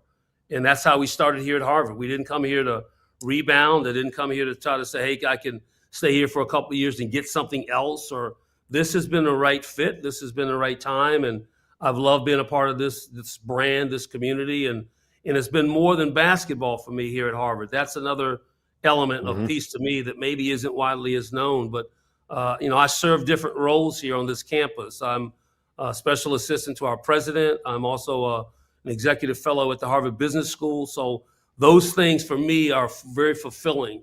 And to be able to do that at Harvard is very meaningful to me. And I've been able to do this pretty much my whole tenure here. So this has been something that has made a lot of sense for me and for us. And these guys, our players, they I'm talking to them all the time about, being more than just a player. Well, I model that. That is a part of who I am and what I do. And I want them to know it's very authentic when I share those thoughts with them beyond the 94 by 50, an area of the thought that we have in our program, things we do. So this is all part of the educational journey, the transformational experience that I know that I can help bring about here at Harvard. All right, Chandler, I'm going to read off some names to you. President Obama, Adam Silver, Grant Hill, Jaylen Brown, Charlie Baker, Hakeem Jeffries, John McEnroe. They've all been a part of Tommy Amaker's Breakfast Club that he brings in every year. They meet once a month during the academic year. He brings people in. All right, so I'm going to ask you, Chandler. I'm going to give you the option. You can bring in anybody you want. Yeah. Right. Who's the next person you want to bring in if you tell Coach Amaker to the Breakfast Club? Who would it be? Ooh, the next person to bring in. We've had a lot of great ones. My first one was Barack Obama. I still tell people to this day, people didn't believe me when I said that he was walking in the room. People thought I was joking. As a freshman, everybody was just like, shut up. But like it was actually him. That was still like crazy to me. I know Coach is a big Kobe Bryant and Michael Jordan fan and Kareem fan as well. He talks a lot about their quotes in practice. I'm a LeBron fan though, and I think what he does, on and off the court, mirrors a lot of things that Coach embodies as well. So I would love to have him in my tenure. My second one also as well, to bring back, even though he's a part of our alumni group, would be Jeremy Lin. I think he'd be a great person to have, even though he's already a part of our family here. But I would love to see Jeremy Lin come back as well, maybe speak to us, mentor us. Tommy, can you get Bron? What do we think? Can you get Bron in here? You got enough pull? Jeff, they play the Celtics here on December 5th. I already know that. We have a Breakfast Club on December 4th. So maybe, you never know. You never know who may roll in here. It's set up for a reason that way. Yeah. Lakers at the I can't Celtics believe I've never been asked. Club on the 4th. I can't believe I've never been asked to speak at the Breakfast Club. I'm truly heartbroken here. You're getting close. You know, when you finish this. Oh yeah, really close find a date. to that group. Yeah. That group. You bring me in, the whole Breakfast Club would be dead after that. Yeah. Hey, Chandler, I just got to say, one of the things that made me laugh as I was preparing for this is I wanted to make sure that I pronounced your last name correctly, and I really appreciated the fact that the Harvard team site has a little thing where you can click on it and it says what how to pronounce your name correctly, Chandler PJ. That's one where you got to make sure you get it the right way. You're number 13. Number 14 directly below you is Greg Cooper, and Greg Cooper also has an audio thing to pronounce it. And I don't think we need an audio to be able to figure out how to pronounce Greg Cooper's name. So someone did a little bit too much work with that one. For sure. No, that's my guy, my fellow senior with me. You know, it was crazy. I started with 4 of us my freshman year, and now it's just us. So shout out to Greg Cooper. He's been my guy. He's the very first person I met, you know, on campus. You know, love him to death. I can't believe it's our last year. But I think going through media day our first year, we just wanted to be a part of everything, including name pronunciation. So we were right there tag teaming, trying to make sure everybody pronounced our name the right way. I'm never going to mess up Greg Cooper. I promise you that much. Listen, guys, it's great to see you, and congrats on not having to deal with Goodman in Massachusetts anymore. I know it's just it's a weight off of your shoulders. Well, guys, thank you so much. Really appreciate for you to be a part of our league and to give us the interest and the time that you have, and not just for us here at Harvard, but for Ivy basketball, because I know you know it, but others are starting to recognize that we have a tremendous league, outstanding players, great programs, coaches, leaders. So thank you for what you do for college basketball and for the Ivy League. Thank you. Appreciate you guys. Thank you for having us here. Great seeing you. Good luck this season. And Rob, what you didn't know was I actually covered Harvard full-time for these. Well, not full-time, but I covered all their games for the Associated Press years ago. Before the Tommy Amaker era, they weren't quite as good, but it was a blast. That's one of the reasons why nobody respects the media anymore. Goodman. Yeah, maybe. Coming up next, we got Brown. We're heading down to Providence. Mike Martin, Landon Lewis are going to be joining us here on Ivy League Media Day on the Field of 68. Mike, Landon, what's going on, guys? How we doing? How we feeling? We are great. Good to be on with you guys. Good. How are you? What's up, guys? Mike and I had lunch. I don't know how many years ago that was in East Boston. Beautiful view of Boston across the water. And another guy that I really, really miss. These are the days that are tough for me. I'm not going to lie, Mike. Like, I love Charleston. It's 70 degrees out here, but I miss you. I miss Amaker. I miss some of the other guys in the Ivy and going to those games early on in the season. Mike, do you miss Goodman being around? Do you miss him bothering you all the time? Hey, can I come to practice? Hey, I need to get in there. Hey, can I do this? Can I do that? We miss Jeff, but next time let's have lunch in Providence. Food's way better down here than it is up there. Very true. And you know where it's even better? Charleston. So you can come here and we'll get a dinner at Hall's or 82 Queen. Or trust me, the food here is even better than it is in Federal Hill and Providence. I know that's crazy. That's what I hear from Chris Harriman at Charleston. That's what he says. Right. Yeah, it's really, really good. All right, you guys return, Mike. 5 of your top 8. Obviously, you have to replace the departure of your best player. Lily was terrific, did everything last year. You know, I guess not how do you do that, but again, how do you take that jump to get back to kind of where you guys were a couple of years ago, where you were fighting for, one of the top spots of the league? Yeah, I would say, should have been in the NCAA tournament in 2024, up 6 with 27 seconds to go in the Ivy championship game. And we gave it away. Yale certainly made all the plays they needed to win that game. Coming off that, you return Nana, you return Keno, you return a lot of the other players we felt really good about. And, we expected to compete to win an Ivy championship last year. The tournament was at our place. So you feel pretty good about your chances of winning 2 home games to go to the NCAA tournament, and it didn't go our way. Obviously, Nana gets hurt. We had some really good moments in the non-league, but weren't as consistent as we needed to be in the league. But I think the really positive coming out of all that, Jeff and Rob, is Landon's development, Dabo's development in the front court. With Nana being out, guys had to step into the opportunities, and I think our team this year is going to benefit a whole lot from the adversity we faced last year. Landon, where have you kind of felt yourself grow in the offseason? Where are we going to see the next step of your game and your personal development? I would say it's continue to expand my offensive toolkit, and that means like becoming more of a shooter, becoming more of a passer, just becoming more of a playmaker overall. And I also think a big part of that is being more of a leader. As one of the only seniors on the court, I sort of have this privilege and also like responsibility to bring up the younger guys and create a team culture that builds on last year but is improved. So I would say it's a number of things like that. Landon, what's the biggest difference in last year's team and this year's team going to be? I mean, to me, again, I love the Ivy because there's more answers, I think, than most leagues. We've done 15 of these, and in most of them, we have no idea what to expect.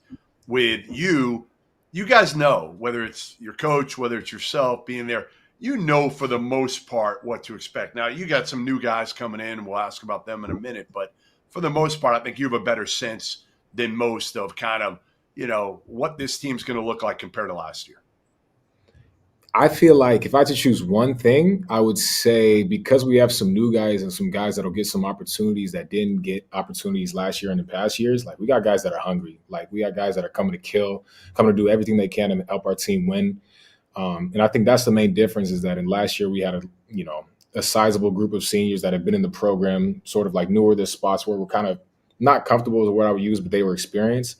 I think that what comes with the new guys is that they just have more hunger and they have something to prove, which is a good thing. Landon, you're a product of Harvard Westlake, which is one of the more storied high schools in the United States, out there in LA.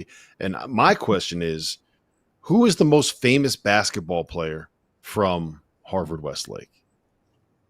Whew. I got to choose one. Yeah, so many good ones. There's the Collins twins. There's Johnny Juzang. I remember when I was younger, Cassius Stanley was huge, but he left and went to Sierra. Probably the Collins twins. If I had to choose, it was their high school teammate. Actually, you know who their high school teammate was? I don't. Jason Segel. Do we know who Jason Segel is? I should. I do not. No. How I Met Your Mother.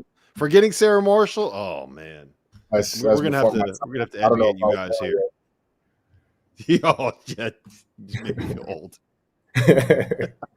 Thanks, Landon. Hey, Mike, what do you want to see out of Landon that you didn't see last year? He made a huge jump. Freshman sophomore year, didn't play a whole lot. Was kind of coming off the bench as a piece, and then emerges last year.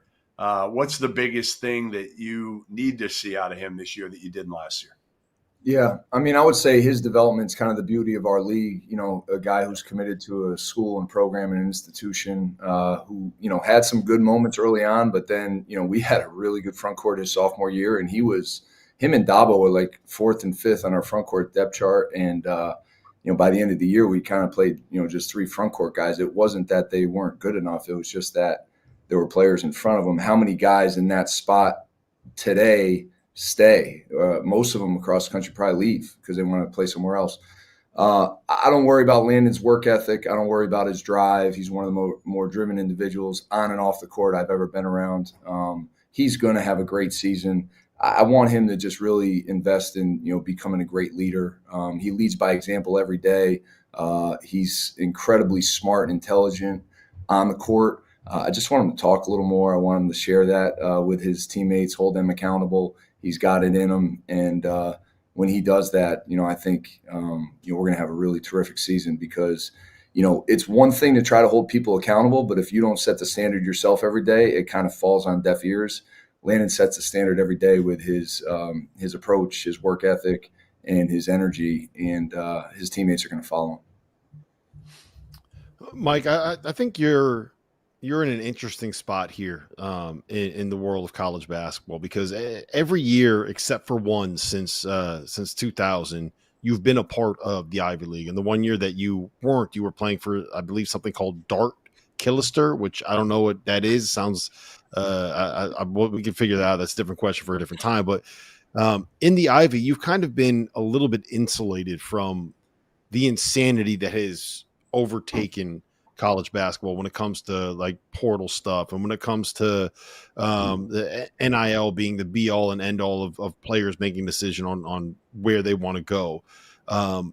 What is your view on where the sport is right now? And what is your view on how the Ivy League is kind of adapting to what college basketball looks like as a whole in 2025? Yeah, at Colester, we did a really good job drinking Guinness. That was like the more important responsibilities of that pro team. But it was an amazing experience in Dublin. Yeah, I would say this, Rob. Like, we're not immune to the portal. Obviously, we've lost players at Brown. Other teams in our league have lost really good players. But we have 11 returners from last year, 4 new freshmen. You know, did not add any transfers. So in a lot of ways, you know, we are able to build a culture of continuity and stability. And, you know, we talk about like a brotherhood of Brown basketball players. That's real here because they know who their teammates are from year to year, and our alums come back and they're engaged and they want to help these guys. You know, Landon Summer, he can tell you about it, you know, what he did this summer and, you know, what he's got planned for the future. You know, so much of that is because of him and his hard work. And he also, you know, has been able to navigate the Brown men's basketball network in a really positive way for him. So, you know, with that said, we want to compete with the very best. You know, like, we want to play Power Fours. We want to be competitive. We want to beat them. We want to represent the school in the league, in the tournament. You know, so I think, you know, how we retain great players, given the money that's out there, is a concern. You know, it's a challenge. We've got to recruit people who really want this model and who really want, you know, all that comes with the Ivy League. But they got to be hoopers, and they have to like love it and work and live in the gym. Like, I would put our culture of guys who love the game and love to be in the gym up against anybody. And you know, I think that's significant given all the other things that our guys do off the court. Yeah, Landon, Mike just alluded to it a little bit. You interned at Goldman Sachs, and I think you got something waiting for you where it's only going to be a couple more years before you're making more money than the guy sitting next to you, hopefully. No, thanks. Yeah, I mean, that was an amazing opportunity, and I have to give a shout out to the guys, you know, our Brown family that helped me succeed this summer. Chris Skrelja, Earl Hunt, you know, the list goes on. There's some guys I'm forgetting, but yeah, I mean, it was a great experience, and it was definitely challenging working those hours, you know, in IB. And I had to, you know, get in the gym when I could, but, you know, luckily I did everything I could, and I maxed out the time that I had, and, you know, it's going to pay off. I'm confident that it's going to pay off. It was definitely Landon, how hard is it? Because again, you know, some coaches, I don't know if complain about it is the right thing, but I've heard coaches tell me, hey, the hardest part of coaching in the Ivy might be an assistant coach saying like, well, some of these guys, it's not their number one thing. You know, how hard is it for you to, obviously basketball is super important to you. I assume you'd love to play pro basketball down the line, but you also have all these other interests and opportunities that you want to take advantage of. Yeah, I would say in anything I want to give it 100%. And I think I've learned time management skills are like the best way to do that. I think from like a young age, even like just as you mentioned, Harvard Westlake, like being in an intense environment, you're forced to learn how to use your skill set to just give your all to each of these different tasks. So even though I'm working 90 hours a week, like for the hours that I'm not, I'm in the gym and I'm giving it 100%. So I would say, I mean, it's not easy, but I would say it's because of years of experience and important mentors like Coach, my parents, you know, people like Earl Hunt and Chris Skrelja that are part of the Brown family. Like, I didn't do it alone. I had a lot of people, coaches that I worked with over the summer that, you know, helped me make it happen. And he still came back, guys, and won our conditioning in the fall and was first in every sprint after having that kind of summer. So it tells you a lot about him. I'm trying to do the math on 90 hours a week, and that's 15 hours a day for 6-day weeks. Like, when are you working out? Are you like running on a treadmill while you're sitting there typing at a laptop? What are we doing?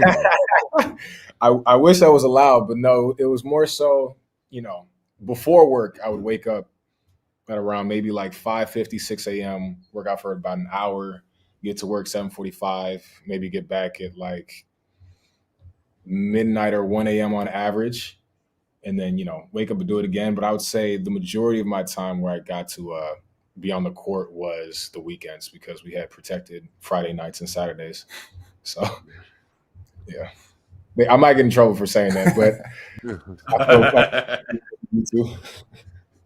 That's exactly what you need, right? A long work week, and you're gonna go out there and spend 2 hours on a Friday night getting your work and getting your skill work done.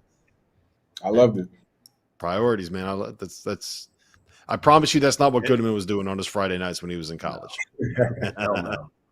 I should have been, but hey, Landon, I got one for you before we leave.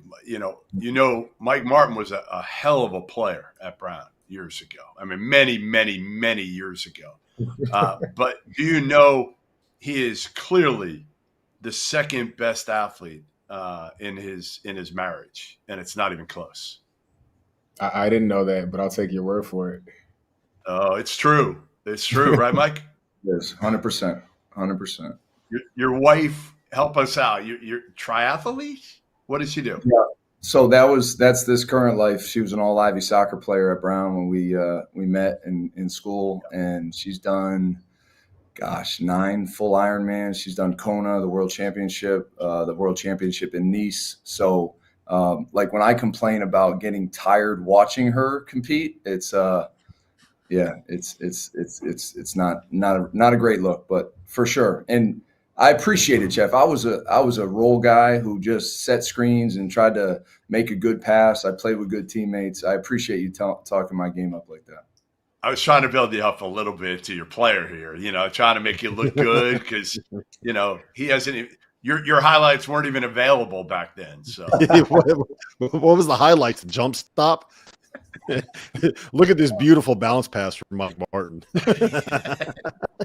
No mercy. It's about right. Well, I'll tell you this, and it was a close scrimmage, so I can't, I don't know. But we did scrimmage at BC the other day, and I told my staff my first career dunk at Boston College. So it was a little more than just bounce passes, Rob. It wasn't a whole lot of dunks. I won't tell you how many I had after that one, but my first career dunk at BC. I actually didn't know you could do that. That's look at this. That's more career dunks than I had. I need video of that one. I bet it's still there. We'll find it. That's my goal now. My goal now is to find Mike Martin's first career dunk at BC. Listen, guys, it was great to see you. It was great to catch up. Best of luck this season, and hopefully we'll see you down the road here on the Field of 68. For sure. Thank you, guys. Appreciate it. Thanks, guys. Great seeing you guys. That was Mike Martin and Landon Lewis from Brown University. Last but certainly not least, we have the Princeton Tigers head coach, Mitch Henderson. We have Dalen Davis joining us here on the Field of 68's Ivy League Media Day coverage. Local team for me, Goodman. Princeton's right down the road. Yeah. It's also, this is crazy. This is the last of 15 media days. Mitch Henderson is the final, and Dalen Davis are the final people we are going to interview. Or talk to. We don't call it interviews, Mitch. We don't call it interviews because we dig up a little dirt, which is not easy to do on you, by the way. I have found out, however, Dalen, that your coach, who was an incredible player back in the 90s, was also one of the worst trash talkers of all time. Is this true, Mitch? It definitely is. I didn't talk a whole lot, but if I did, there was probably zero originality to it. Yeah, I heard it was just bad trash. I don't even know how to describe it, but I've heard it from a few different people. It was that trash talk that, Mitch made like a great play, great pass, whatever, great shot. And he would say something that the opponent would just look at him and be like, man, really? That's all you got? Like, come on, man. You got to come up with something better than that. Yeah. So I don't know. Dalen, is he any better as a head coach now, or is this similar? No, I think he's coach got a couple of jokes. All right. We might have to hear him by the end of this. We might have to hear him if it doesn't get you into trouble. We might have to hear a few of them. Great seeing you guys. Obviously, we know kind of what Princeton has done, in the scheme of the Ivy League over the years. And you guys went to the tourney in 2017, again in 2023, won at least 19 games for 4 straight years. Last year, I don't know, a down year, Mitch. I don't know if I call it a down year, but, comparatively speaking, maybe a little bit in Ivy League play. What's the key to getting it back where you guys can win another Ivy League title? Appreciate being with you guys. It's nice to be together, and we watched a lot of the Field of 68 stuff, so thanks for having us. And, you guys know good players make good coaches. Dalen is a terrific player. He's sitting next to me here. So that's the main key, is getting out of his way and making sure we're doing things the right way through Dalen and his teammates. We have a very interesting team. We have no seniors. So Dalen and his fellow junior classmates are going to be leading us. And I think probably what I would say, Jeff, is the most important thing for us is just making sure we have great connectivity. Not that, I don't know, each year is different in its own way, and expectations are high here as always. So I think having patience with the group, making sure we're getting a little bit better each day, that's what's going to define this team. But again, I'll lean on Dalen here and let you know that, we're really going to be a group led by our veterans, of which he is the most veteran guy we have coming back, and expect that he's going to do a great job of doing that. Dalen, obviously Xavier took a huge chunk of the kind of lead guard role and lead guard shouldered the load last year for you guys. Where are you going to try to kind of step up your game this season, and maybe what are you going to try to do a little bit differently now that the roles are going to be different for what you're going to be expected to do? Yeah, I don't think I have to change much about my game. We've got a good freshman class coming in. We've got good returners coming in. Good juniors alongside me. So just continue to be able to lead, depend on the guys to make plays, and stay connected as a group. And I think we'll find success this year. Hey, Mitch, what have you talked to Dalen about in terms of, obviously I'm sure leadership is part of it, right? I mean, no matter what, like you said, you don't have any seniors on this team. What else? Anything else like on the court that you've kind of challenged him with that, hey, we need a little bit more from you in this regard? Yeah, it's the right question. And, when you do these things, you guys know sometimes you're talking to your guys while you're doing it, but it's being an everyday guy. Dalen's gotten a lot better. You mentioned on the court, but I would also say it's related to this because he's gotten so much better at taking care of his body off of the court, which allows him to be present.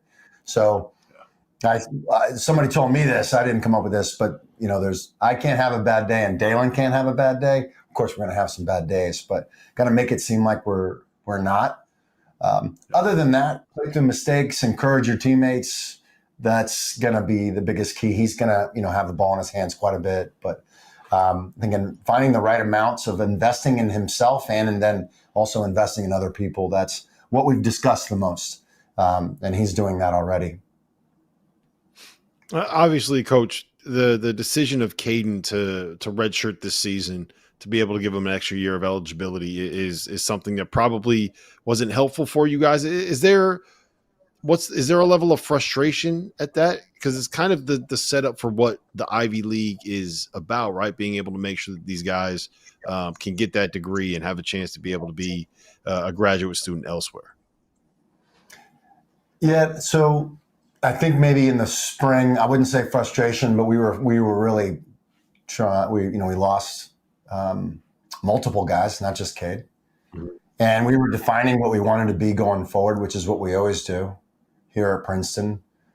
And Cade made it clear to us that his intentions were that he wouldn't be with the team this year, and we wish him the best. But this is our team going forward, and I do believe that while I'm not closed-minded to what's going on, or at least I don't have my head in the sand, but I still think that Princeton has amazing things to offer. I believe it's one of the best degrees you can get. I also believe in the camaraderie of a group and the way that group grows together, and have every intention of keeping this team together we're aware of what's going on around us, but that group you just mentioned went to the Sweet 16 as freshmen, and we have those same aspirations here. We want to do something special, and we feel like we have the group to do it.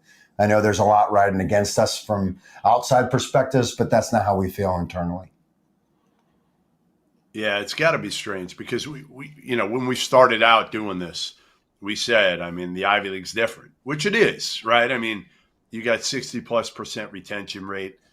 Most of the guys understand, and I'm not saying those guys don't understand the value of education at all, but I'm just saying, like, that is paramount, right? Like the degree, the Ivy League degree means so much, but there are a couple examples, and you had two of them this year that really impacted you guys, and I'm not sure you ever could have seen that coming, right? I mean, like, if I had told you this 5 years ago, you probably would have had no chance. Yeah, that's true. And call me whatever, gullible, naive. I'm going to keep, when we sit down with families and talk to recruits, all the time, it's the same thing. We're here to take care of your kid for 4 years and make sure, and hopefully that process goes really well. Of course, we don't always do that perfect, but no, you're right, Jeff. Did not see this coming. But I don't believe in a transactional way of doing things. I believe this is a place where you're going to get the very best education, the very best team playing experience, the most opportunities with the degree, hopefully, and 4 years of winning. I still believe highly in that, and I think I always will. I don't think of this in any different way, and that's my intention, and that's our intention here with this current group, is to really put our stamp on things. It's an opportunity for us. We think of it this way, at least, to potentially prove some people wrong. Hey, Mitch, let me ask you this. Who was the best coach on your junior high team? Was it you, Kevin Willard, or Gigi Smith? Players back then, I can't speak. I don't know. Kevin was really good. Now, he was a year ahead of us. We were all on the same junior high team. That's crazy. I can't remember the name of the coaches. I should remember that. Maybe Chapman. But that was fun, and I wish it would parlay into a home and home with Villanova. That would be great. Yeah, I'm sure you do. That's not going to happen anytime soon. We both know that. You can do a 3-for-1. It wouldn't matter. No, Jeff, home and home. That's what we're after. Home and home. Listen, why? You know why, Goodman? You know why? Because I think Kevin Willard's ducking the smoke. Mitch, you probably won't say it, but I'll say it for you. Kevin Willard's ducking the smoke. Hey, Dalen, let me ask you this: Who do you think is the best dunker within the Princeton program right now?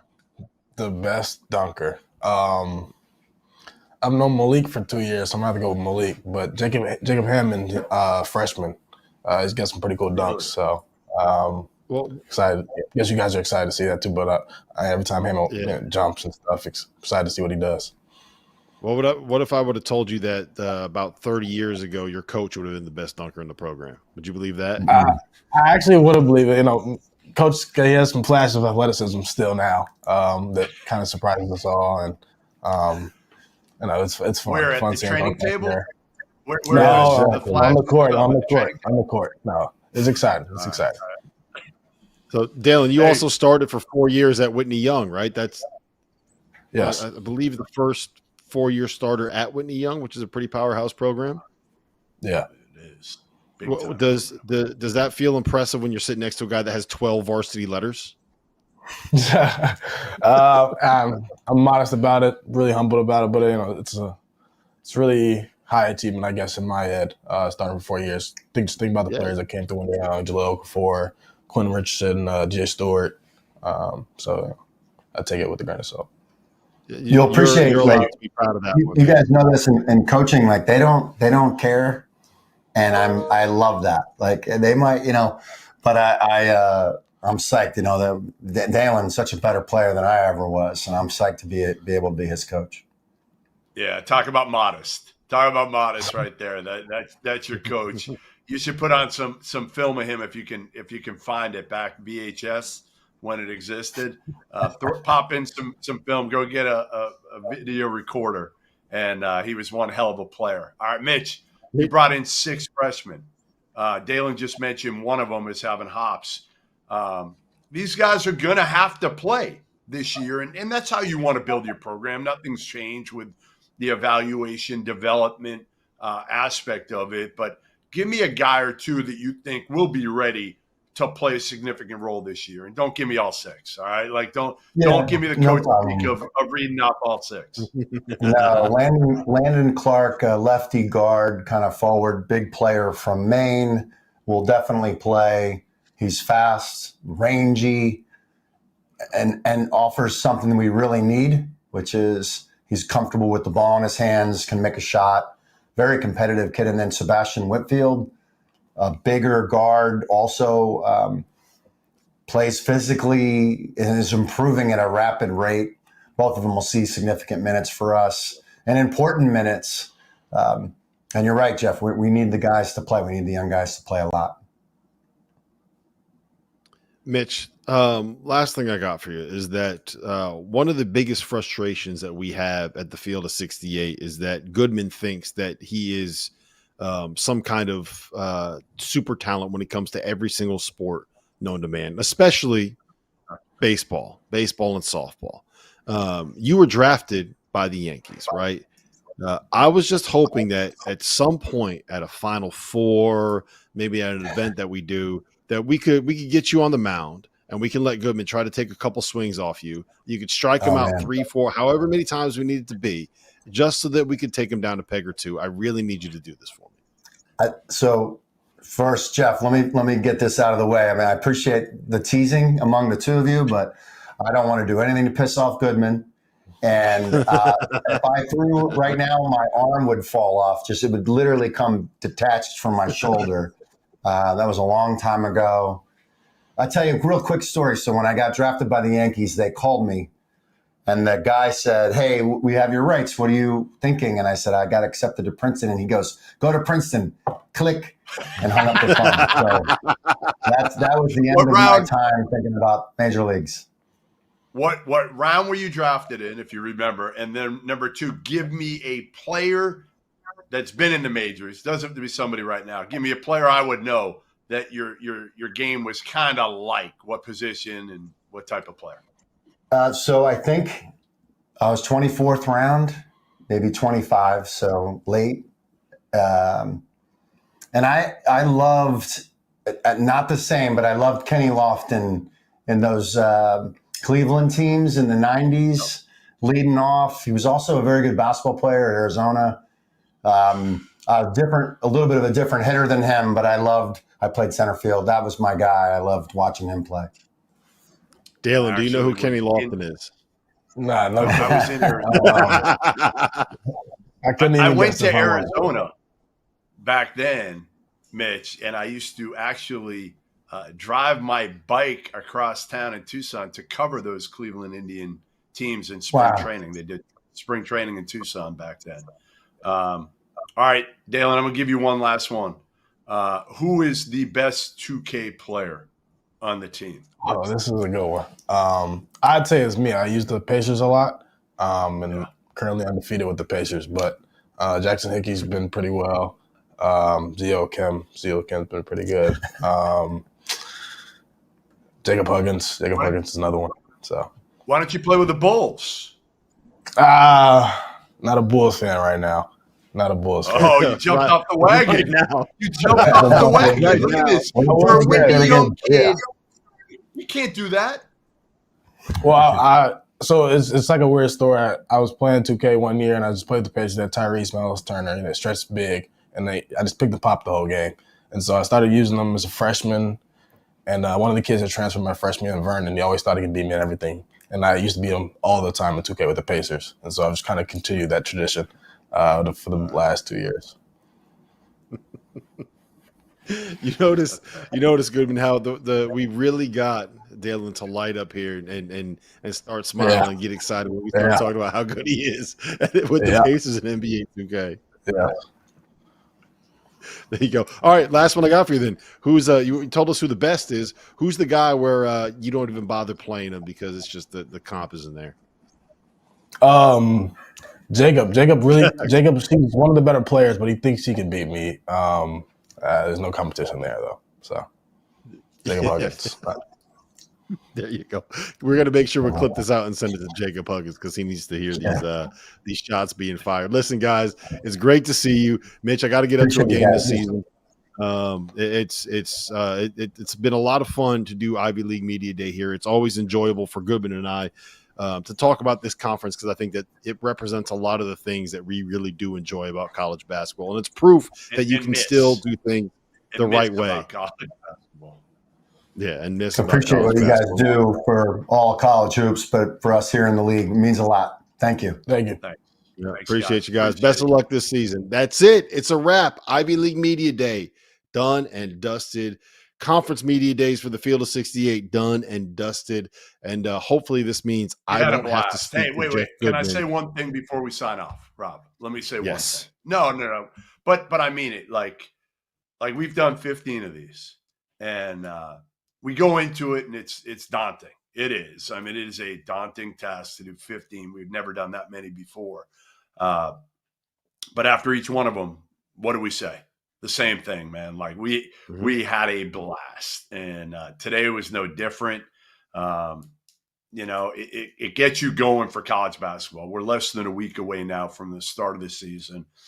The off season can be difficult in some ways, but man, we're lucky to do what we do. We're lucky to do what we do to cover this sport, and I can't wait for the start of the season here, November 3rd, in both the Pentagon and Sioux Falls, Rock Hill, South Carolina, on the Field of 68. So make sure 8 a.m. Queens Winthrop tips it all off. And you will be wearing a suit, Jeffrey. You will be suiting up for the opening Yes. day marathon. Told me I This is have. the first day of the college basketball season, and it is a big deal. This is not just you showing up in a golf shirt because you have nothing else better to wear now that you live in Charleston. Appreciate all of the leagues that did these media days with us. Appreciate the Ivy League for jumping on this season. Appreciate Talia and the rest of the women that helped us with the women coverage on these broadcasts. And shout out to Dagan Hughes, Trevor Valise, and Connor Herrick, who somehow managed to make all of this stuff happen pretty much without a hitch, except for the fact that Connor is unable to drive the right way down the street, be able to get his Chick-fil-A in a timely manner, and find a Celsius in the entire city of Las Vegas. Beyond that, I think this all went off flawlessly. We appreciate everyone that tuned in, everyone that watched, everyone that we talked to, every league that joined us, every coach that sat there and withstood your constant barrage of trolling, and all the players that were gracious enough with their time to jump on here and hang out with us. Field of 68. We'll be back tonight